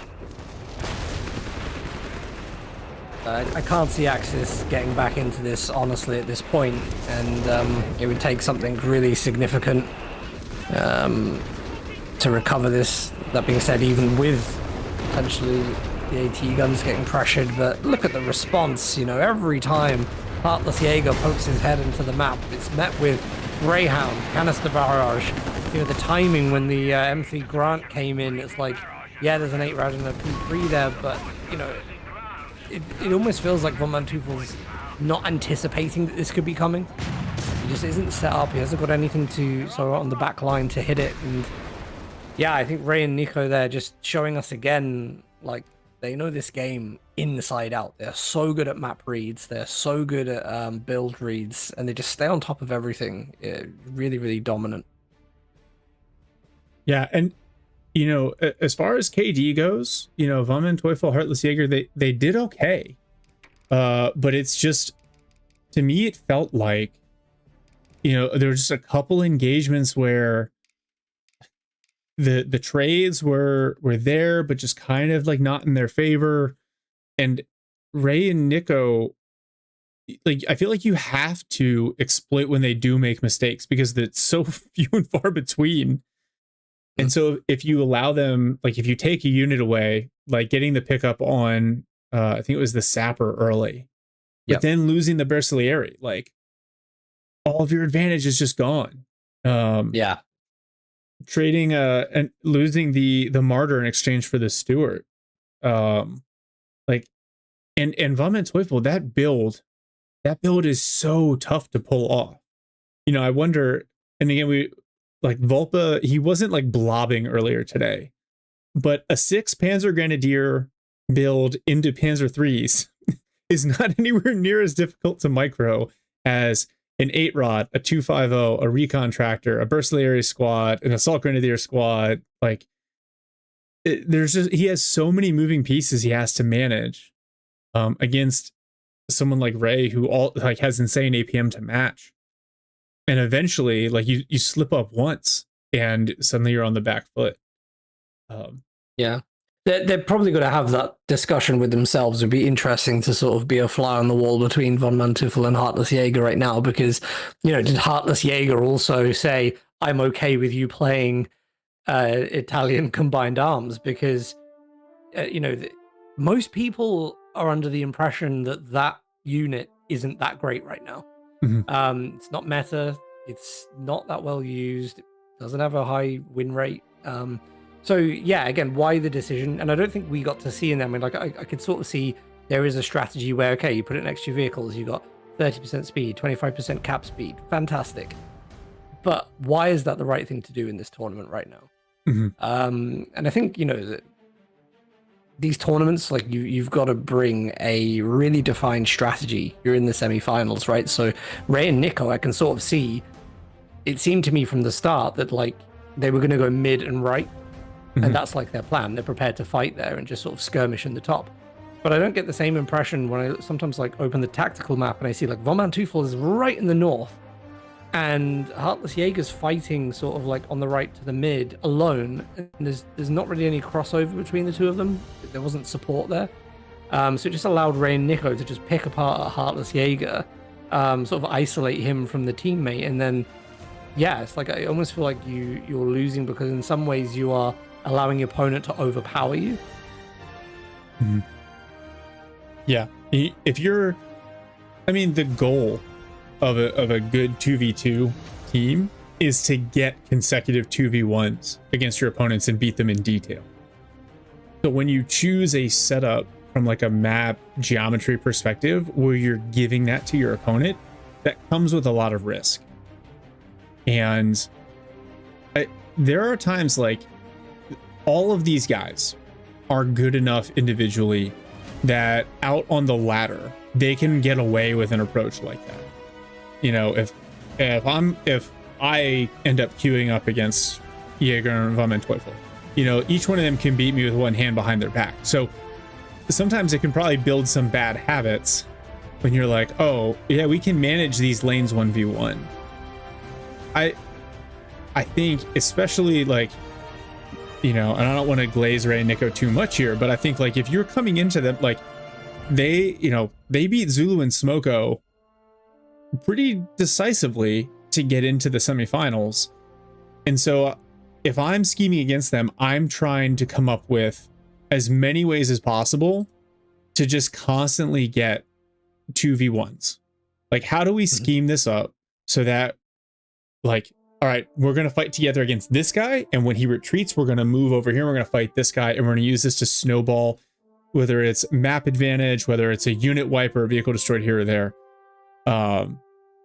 If you assume the other team is going to play flawlessly, then the only way to win is by getting your teammate involved.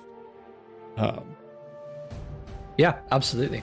That in 2v2, it is not two 1v1s. It's a team game, and it's like you use the battle groups, you use the synergy between different abilities to pull off these attacks in an area. And yes, it requires flanking, yes, it requires that, but I think you're absolutely right. To beat these two players who are there as individuals in a 1v1, they're excellent. As a 2v2 team, they're very synergized, but yeah, you're gonna have to exploit a gap in a way, almost like carve a little space between them, and then sort of like double up on one of them, and just hope to get some wipes and things like that involved. And yeah, it'd be nice to see as well like some more mind play, because you know that these are players that like playing with light vehicles, so they like going for the Stuart, they like going for the Greyhound, you know, and actually they're going to dive deep when the opportunity comes. So you could sort of play on that and create those situations where they think they get a good dive opportunity, but you've already got the mine there. I do just want to call out as well, just one other thing is, I do feel like VonManteuffel and HeartlessJager were a little bit unlucky in that game. Like I caught a few situations where the game didn't serve them very well, which wouldn't necessarily be a game-breaking difference, but it's a bit disheartening sometimes when you play with that. So yeah, hopefully, you know, we go into the next game and they don't have that. Yeah, oh for sure. Quick question for you: were you in the lobby when I loaded into this match? I was not. Okay, all right, so I'll fix that. They're still on observer delay, so we are not far behind. Stormless and I are going to load into the match here real quick, and then we're going to take about a 5-minute break. We'll call it a quick bathroom break here, and then we'll pull up game 3. Captain Darling, it is not over. We just finished the first map, and the first game, pretty convincing victory for Ray and Nicko. The second game, similar, but better performance from VonManteuffel, and HeartlessJager just kind of fell apart for them. So we're now going to be on Operation Eindhoven and really hoping for some more fantastic play from both of these teams. We will be right back. Stick with us.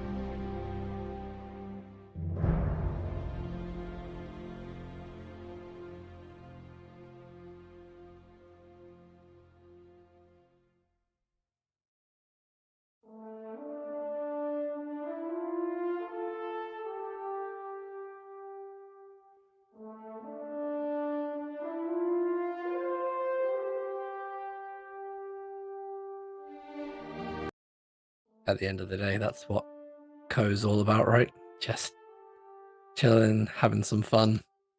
Yeah. But I can't start with the actual alcohol yet because I need to be, if this goes to 5 games, someone called 2-3 sweep incoming. I need to be lucid.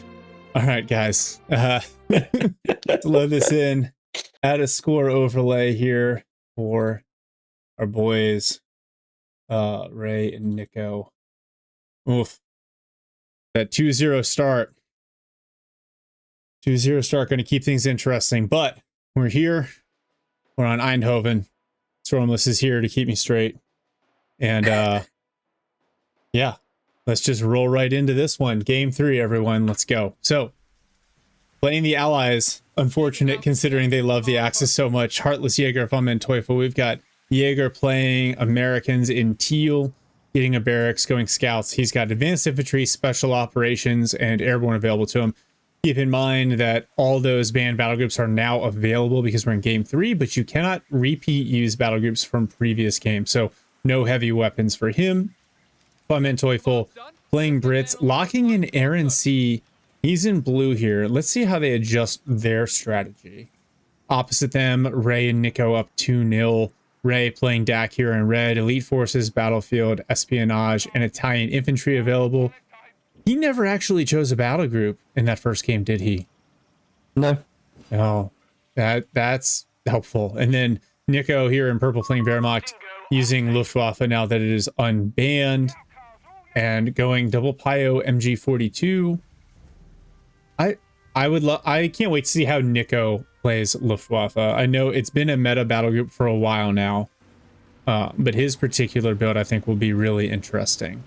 And VonManteuffel, the commandos could be pretty cool on this map. We saw them, Vulpa use them to great effect on Elst Outskirts, but I think you probably just want to bring out your strongest strategy right now if you're Jaeger and VonManteuffel to force that next game. 100%. This is absolutely not the time to be playing around with anything like Versigliere or, just, now's the time to bring out a really, really strong game. The map, I think this is a much better map to play on than Campbell's Convoy. So, this is a map that everyone's really familiar with as well, because it's obviously been part of the previous game in CoH3 2. So everyone should be familiar and have good strategies on this. It should be second nature. And I do think that RNC is a good choice here. I hope that we do get to see Centaur. I think it's really, really good for controlling infantry pushes that come through the narrow choke points on the map, especially on the right-hand side. Although, unfortunately, VonManteuffel is playing left, but hopefully he can transition. But yeah, I mean, like, we want a 4th game, right? So it doesn't matter how much you love Ray and Nicko. I think right now, everybody here is probably on the side of VonManteuffel and HeartlessJager to win this. I mean, like, let's see if they're even mortal at this point, right? Like, they didn't lose a game in the group stage. And this is, again, this isn't like an open bracket, and like no disrespect to some of the bigger tournaments, because we did, a larger elimination bracket for the first 2 2v2 tournaments, but in the round of 32, round of 16, you almost expect the games to be very one-sided, right? Because you have people at the top, very top level elo playing against teams that are trying to cut their teeth. But like, this is an invitational. All of these teams are good, and for Ray and Nicko to just be so dominant, I would love to see someone. Let's start by taking a game off of them here. Oh, Dingo in a little bit of trouble, but backs up. And some of that was you saw the sappers, because now repair speed is based on the number of models. They had a hard time getting the Dingo back up to full health with just the 2 of them. Oh, Ray getting aggressive with his far side capping as well. Very interesting. They already have the triple cap on. They're playing very wide. And VonManteuffel, HeartlessJager being a little bit more deliberate in the middle, and Jaeger going for 4 rifles. Smoke onto the center VP. I think that's smart as a prophylactic with that MG42 there. Yeah, 100%. This is actually quite a good build. The mortars there to smoke the MG. If they can get sort of a critical mass going with the rifleman, then I think they have a good opportunity to make some decent pushes right at the start of this game. before these Panzer Grenadiers start getting upgraded with LMGs and making it significantly harder to deliver that. Speaking of which, here come the rifle push comes in, displaces the Panzer Grenadiers a little bit. Now they're grouping up 3 rifles on 2 P-Grens and then 250. There's a Grenadier on the retreat path, though, that could get picked up by HeartlessJager. This is a really, really good flank on the retreat. Oh, yeah, and nice. So they will get that Gren squad as MG42 tries to turn and face. And now the hedgerow's in the way, so they should be able to at least force off this P-Gren squad. Smoke onto the MG42 as well as a grenade. Nice. Can they get the MG on retreat as well? Oh, they also almost get that Panzer Grenadier squad. Beautiful push. Nice setup. You saw it was very deliberate. They got everything positioned first and then initiated the attack with mortar smoke. Really, really well choreographed and executed. Yeah, that was brilliant. I mean, that's everything you want from an early game push. Well prepared, well executed, got the squad wipe. We talked about this before, right? When we're doing analysis, like you want to have these moments where you double up, get the squad wipe, don't lose anything, get the hell out of there, and you've got the advantage. Yep. So, great start. What smoke ability is that? That just landed. I'm trying to figure out. Oh, that was HeartlessJager's smoke from the Special Operations Battle Group. And that's to protect his scouts, allow him to sit there. Ray's got his 2509 back up. And there's a Humber. I would think it'd be really interesting if VonManteuffel immediately took the Humber over to the right side to tangle with that 2509.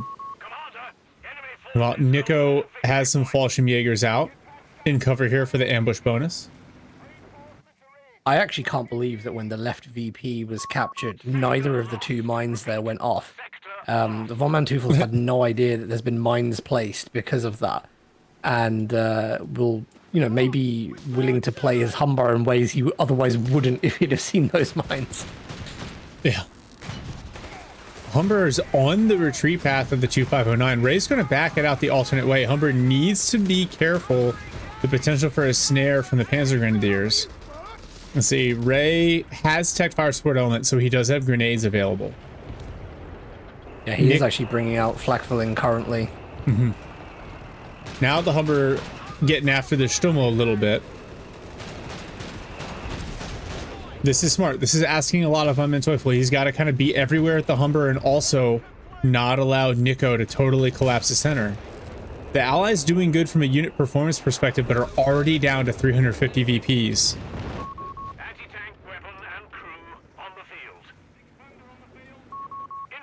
6-pounder and now is on the field. M1AT gun is coming. Dingo finds the HulkSMASH, gets snared and burned down by the FG-42s. Humber forced back by the MG-42, but does smoke it off. Jaeger's scout squad goes down to the 2509. And then the assault guns are going to arrive and force these rifles off. And just like this, Nicko and Ray pinching on both sides. The HulkSMASH ambush onto the Dingo was really, really nice. Yeah, I really, really hope that they can hold it together right now. They've had a really great early game, but like, don't let it go to your head. Get prepared, get some territory locked down, and you know, Eindhoven is a map classically where it's like, yes, you've got a skirmish a lot in the early games. You've almost got like a line drawn across the middle of the map to intersect it where you're going to fight, but you've got to keep the territory south of that line and get into the late game, because that's where we start seeing really interesting things with indirect. We start seeing you know, the long-range AT guns that come in, or maybe even if I haven't seen the commander pick yet for VonManteuffel. Oh, sorry, yeah, it's RNC. You know, but something like a 17-pounder does really, really well on a map like this. But you've got to have that territory, and if you don't, like, you're at such a risk of hard flanks. It's really, really hard to get back onto the map, especially on the right side with all the green cover. So, yeah, I hope that they sort of spot this and get themselves back into a good territory position quickly. But this Greyhound is a great choice to counter the 2509 because it can also tangle with the Panzer Grenadiers really, really well. Yeah, I think we saw a little bit of a lull as the Allies teched up. And hopefully they're able to recover a little bit here. Yeah, they got healing up. They're going to be able to reclaim their fuel. You see the repair point pretty far forward on the cutoff, but that'll support both teams. Is this a commando section coming in? Pretty aggressive placement. Yeah, oh, this sapper's minesweeping. Yes, finally. Team with a minesweeper out. Yeah, I've been worrying about that for a few minutes, and I'm glad that he has spotted that. You're really seeing, though, again, you know, like, if you look at the sort of overall map play at the moment, Ray and Nicko are together. They're playing this game together, pushing left and right when they need to in a spearhead strategy. VonManteuffel and HeartlessJager are playing left and right quite hard. You know, they're leaving themselves sort of exposed in the mid a bit. Nevertheless, they're starting to handle it. They've got to get on top of VP so fast if they're going to get back into this game. This is risky. The commandos were focused on the Pack 40 so much that the HulkSMASH won an engagement that I think otherwise they would have lost. But yeah, I think you're exactly right. Jaeger had to slide right to make sure they got that fuel. But I want to see him pinch back into the middle. Although Ray now has two 2509s over here. And still no battle group choice. It's like if they could synergize the Greyhound and the Humber together over that side, you know, it might be pretty effective. But you can see here, like, Nicko is preparing to support Ray with the AT gun. They're communicating this. And as it stands at the moment, it's just HeartlessJager sort of diving into this alone. At the very least, they've stopped the VP drain. Oh, nice combo, Greyhound and Snare. One of the 2509's gone. And the Greyhound's got enough armor that it can manage a field infirmary. Oh, it's a forward infirmary. I was going to say, like, why is he building that? They already built a med tent. The Greyhound can tank the 2509 shots. That autocannon just doesn't do that much damage. So I like that idea of like pairing it with the Humber. Oh man, though, if Ray and Nicko figure out that this is the setup here onto this cutoff point, they're just going to annihilate this with artillery. All things considered, though, and I think, you know, VP's looking a bad place, but in terms of trading of infantry and vehicles, we're dead even at the moment. I would even go as far as saying I think allies have a better composition actively on the field right now. It's just whether they can use it to gain the advantage. Yeah, the loss of that scout squad, though, is hurting Jaeger a little bit. I feel like, because that Blackfurling was well within range of that AT gun. If the scouts were on the field, they would have found it. And wow, this Greyhound can't hit a thing. Nicko teching tier 4 now. Oh yeah, Ray went battlefield espionage. And so he's got a transfer depot up on this munitions point in the back. Oh! Did you see Nicko's half track then? Just Stummel just barely getting away. That's, yeah, again, so unfortunate. You can't let things like that dishearten you. You've got to get on with it and make the next play. But it looks like the HulkSMASH getting a Faust on the Humber. Yeah. Commandos push them away, but they really got to push to get into the right engagement range against some of these Axis units, and the Back Panzer Grenadier is just chipping away at range. I just feel like they're falling into the same trap again, where it's like they get beaten off of one side, pushed together, and then flanked hard by Ray and Nicko. They just don't have, maybe the communication is breaking down here, I'm not sure what it is, but they haven't got anything on the back lines to defend when this happens. It doesn't help that the Greyhound is whiffed about half of its shots. AT gun decrewed, assault guns are there, so not really many more options. Flak filling, doubling up. Oh no, Pack 38, and that's a dead Greyhound. Oh, it was looking so good. I know, yeah.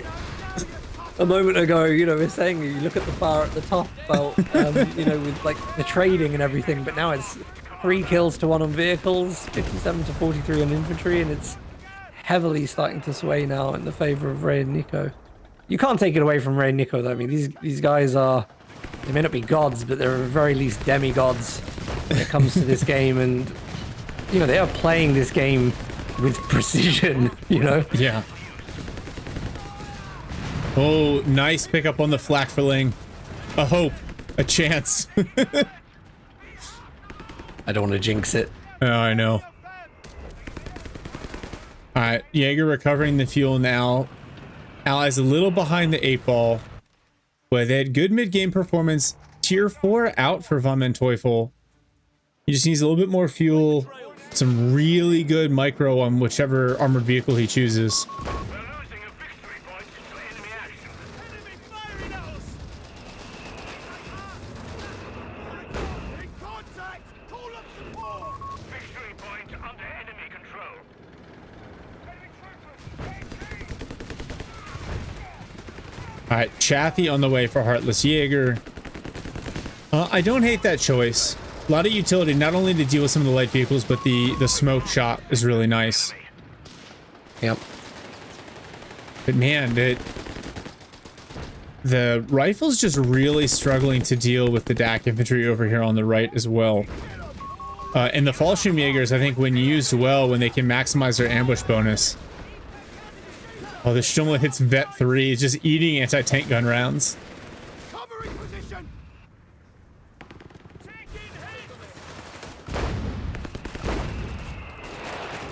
Oh man, you got Assault Grens with an STG and a BAR. Yeah, and that's going to be even worse when Nicko's Brumbar is built from the from tier 4. But here you go, you wanted the Centaur. You're gonna see the Centaur. I wanted to see the Centaur positively do something and make a good contribution to the game. To be specific. Yeah. I'm not sure it's going to have the opportunity to do that at the moment. We'll see. Oh, look at these rifles just get burned down. Nice smoke shot, Jaeger, to save the rifles from the Panzergun LMGs. Oh, another scout squad's almost certainly done here. The field infirmary has been knocked out. Fallschirmjägers on the back lines doing what Fallschirmjägers do. And access on the cutoff on the fuel point. The Centaur and this Chaffee need to make some money here. And the Brumbear's on the way. Up against a single allied AT gun and a Chaffee. And the just literally has he built a Goliath in his base? What? Yeah, that's a long way to drive a Goliath, Ray. I'm hoping he doesn't blow up Nicko's squad here for a laugh. Oh, that would be the biggest troll. All right, Armored Reserves getting teched. Thank you, Gray Shot. Appreciate the raid, man. All right, Centaur. Oh, can't even kill a model from the Pioneer Squad. Feels bad. Oh, Hess Shot comes in. The Vet 3 Stummel just tanks it. And meanwhile, the Brumbear doing the things that we wanted the Centaur to do.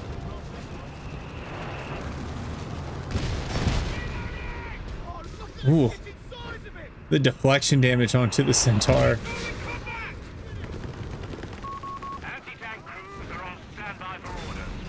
Alright, where's like this this. Goliath now? The Goliath is driven a long way. Alright. Oh, that could be in a little bit of trouble here, by the way. Yeah, Chaffee's on the flank. Hesh rounds coming in. Oh, the side armor bounces the Chaffee shot. AT gun setting up as well. Brumbear is stuck. And the Brumbear knocked out. Look at that. All right, a pickup. Pickup from the allies. Yeah, there's pockets of brilliance here that absolutely show Oh no. that they are. Oh no. Oh no. Oh!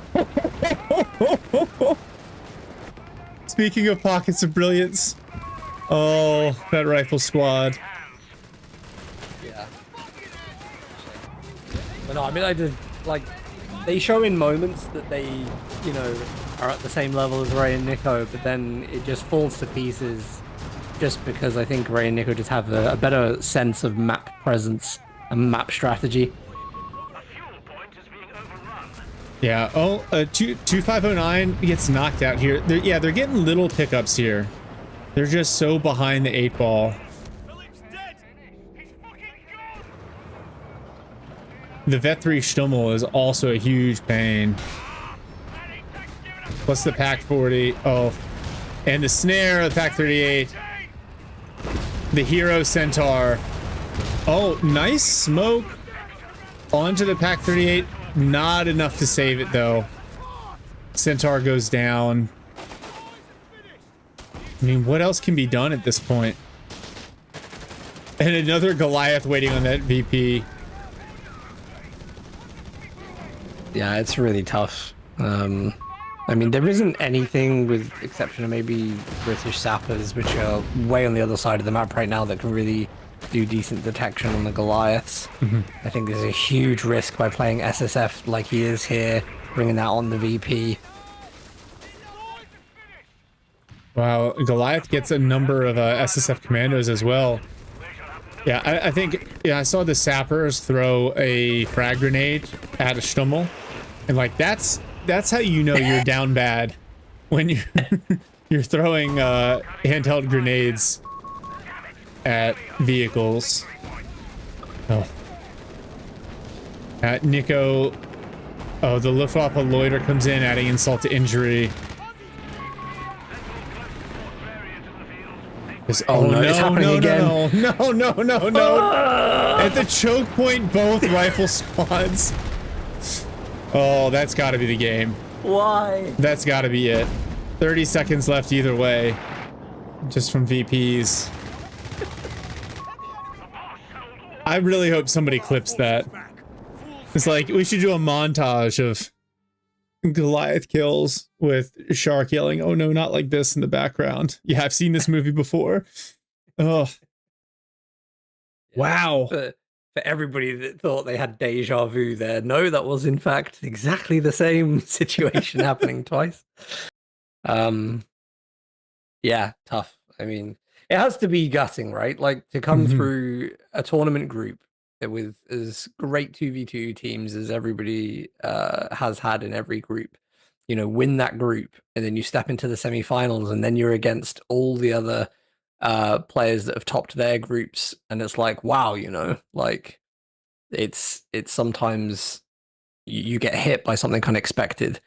And yes, you know, Ray and Nicko are, you know, individually very well known names. They play together phenomenally as a team. Yeah. And I don't think that you can underrate that at all. Like, the key to their victories here is not the fact that they're individually brilliant. It's that their 2v2 game sense is fantastic. It's faultless, I would say. Yeah. It's funny. You know, I think you actually said this earlier. Like, anyone watching Reakly and Vulpa from the morning semifinal, like, man, that's terrifying. And and then I don't know. Ray and Nicko were even more flawless in this matchup with Jaeger and VonManteuffel, who, like you said, there are moments of like absolutely brilliant micro and teamwork and build cohesion, but the ability of Ray and Nicko, even in that last game, to take a couple of early losses and weather through it and just constantly find the like 5% advantage on every engagement. Yeah. And sorry, Armand, that's true, but like, auto match is different than tournament play, because like in auto match, a lot of times you get matched up against other players. Not everyone at your level is online at the same time, and sometimes I think it can build bad habits. Like Stormless was saying, you don't want to play 2 1v1s. And that can happen in auto match because a lot of times you're just at this level, you're just better than the person that you're playing against. And so the reason you have the tournaments is you get a bunch of people together that are at the same level roughly of skill. And so now it's about the build. It's about fighting together. It's about using the battle group abilities in the right way to kind of amplify the skill. Yeah. And it's still, to have it be this one-sided is just, I'm a little bit taken aback right now, to be honest. Yeah, but you got to say, this is absolute hype for your finals tomorrow, because you've got 2 teams going into your grand finals who are 3-0'd in the semi-final series. And I'm like, that's interesting. Both of them cleaned up real good against really good teams as well. Yeah. So when we play tomorrow and then it's like the first team loses, I think that's going to be really interesting. It's going to be interesting to see like, okay, how do they handle that? Was it a stomp? Is it, or is it been like a fairly matched game? Tomorrow's going to be epic. Yeah. Tomorrow is going to be, I really hope, right? Let's go to 5 games. Let's see. Please not. You know what? I might ban Campbell's Convoy outright going into tomorrow and say no Convoy, just because we got to watch a lot of it today. Yeah. So because a bunch of you joined us a little bit late here. I'm sorry you kind of came in on the back end. At the end of the third game of a 3-0 win for Ray and Nicko. Like Stormless is pointing out, no real surprise these guys are here, but like you could have said that about any one of the teams in this tournament. Like, oh yeah, they made it to the finals. Like, yeah, I'm not surprised at all. Yeah, it's, and oh god, like I'm still, I think back to some of the plays that like Ray has made this tournament. The Goliath stuff was like unique and interesting. Like you don't see that very often. Actually, Vulpa also with the Goliath. So maybe there's something to this. Maybe none of us are using Goliaths enough. Maybe that's the take. By the way, he's used Goliaths for a long time, and like probably like 5 or 6 months ago, I wrote a post on the CoH3 the Relic Discord, right, about how OP demo charges were, these instant click squad wipes, and so many people argued against it because they were like, oh no one's using it. It's not popular in in tournaments and stuff. And I'm like, but when you see players who do use it in tournaments, it's really strong, right? And it's so good at tipping the engagements. I think having that experience and the fact that the Goliath is not a unit that's had changes alongside with some of the other demo charges recently means you're a really powerful player, with that in your arsenal. Mm-hmm. So yeah, it's like it's great. I couldn't, if I'm honest, like I couldn't, if I was a gambling man, I wouldn't bet on either team tomorrow. I think it's totally out there as to who can win that. Mm-hmm. Yeah. I've just been impressed with the quality of the play, all of the things that people complain about with the game, with like some of the blobbing. I think Flex was the one who came in and said, wow, Elite Forces wasn't banned. That's crazy. We didn't see it once today. Yep. Right? Yep. We saw a little bit of espionage. We saw Italian combined arms, Italian infantry, like some pretty interesting choices across the board. Lots of spec ops still. Never actually saw Polish cavalry because it was kind of banned for the first round for most of them. But yeah, still some pretty surprising results. Just in terms of like HulkSMASH and Ruby losing 3-0 is again insane to me. VonManteuffel, HeartlessJager after their group stage losing 3-0 is insane to me. Before I forget, I want to throw some thanks out there. So first off, Stormless, thank you. I know it's getting late on the continent, so I appreciate you staying up and being available all day today for both semifinals. I want to thank all of the co-casters throughout the group stage of the tournament here. I'm just gonna pull this up so I don't actually forget here. So obviously Havoc, who will be the co-caster tomorrow for the finals. So if you like Havoc, you will be happy tomorrow, I suppose. Orange Pest, Noob Nath, Sarge, GG, Olvati, Sanks, and Logan 5, thank you for co-casting, as well as the rather splendid Cromwell, who is like a tournament sponsor, but due to some life events is not available to co-cast. And then I also wanted to thank everyone who's donated to the prize pool. So if you guys didn't notice, the prize pool is a little bit bigger for this tournament than it has been in the past. So it's a combination of sponsorship from Relic, who chipped in $1,000, and then we have over $300 in donations to the prize pool itself. So pretty cool. Mrs. Shark on there, Suyara, Colonel Kraken, Crab Pit, Ron, and Cry Wolf for chipping into the prize pool. Thanks, guys. And then to the players who put in quite a bit of time, right? So every team had 2 matches. There's obviously a lot of like prep and studying that goes into them, as well as trying to line up games across a ton of different time zones. We had teams from all over the place today. Ray, for staying up, it's probably 4 a.m. In Korea right now, and still somehow playing like an absolute machine. So huge thanks to all of that, and for everyone else who watched. Again, so the final is going to start tomorrow at 1400 UTC, 10 o'clock US Eastern time.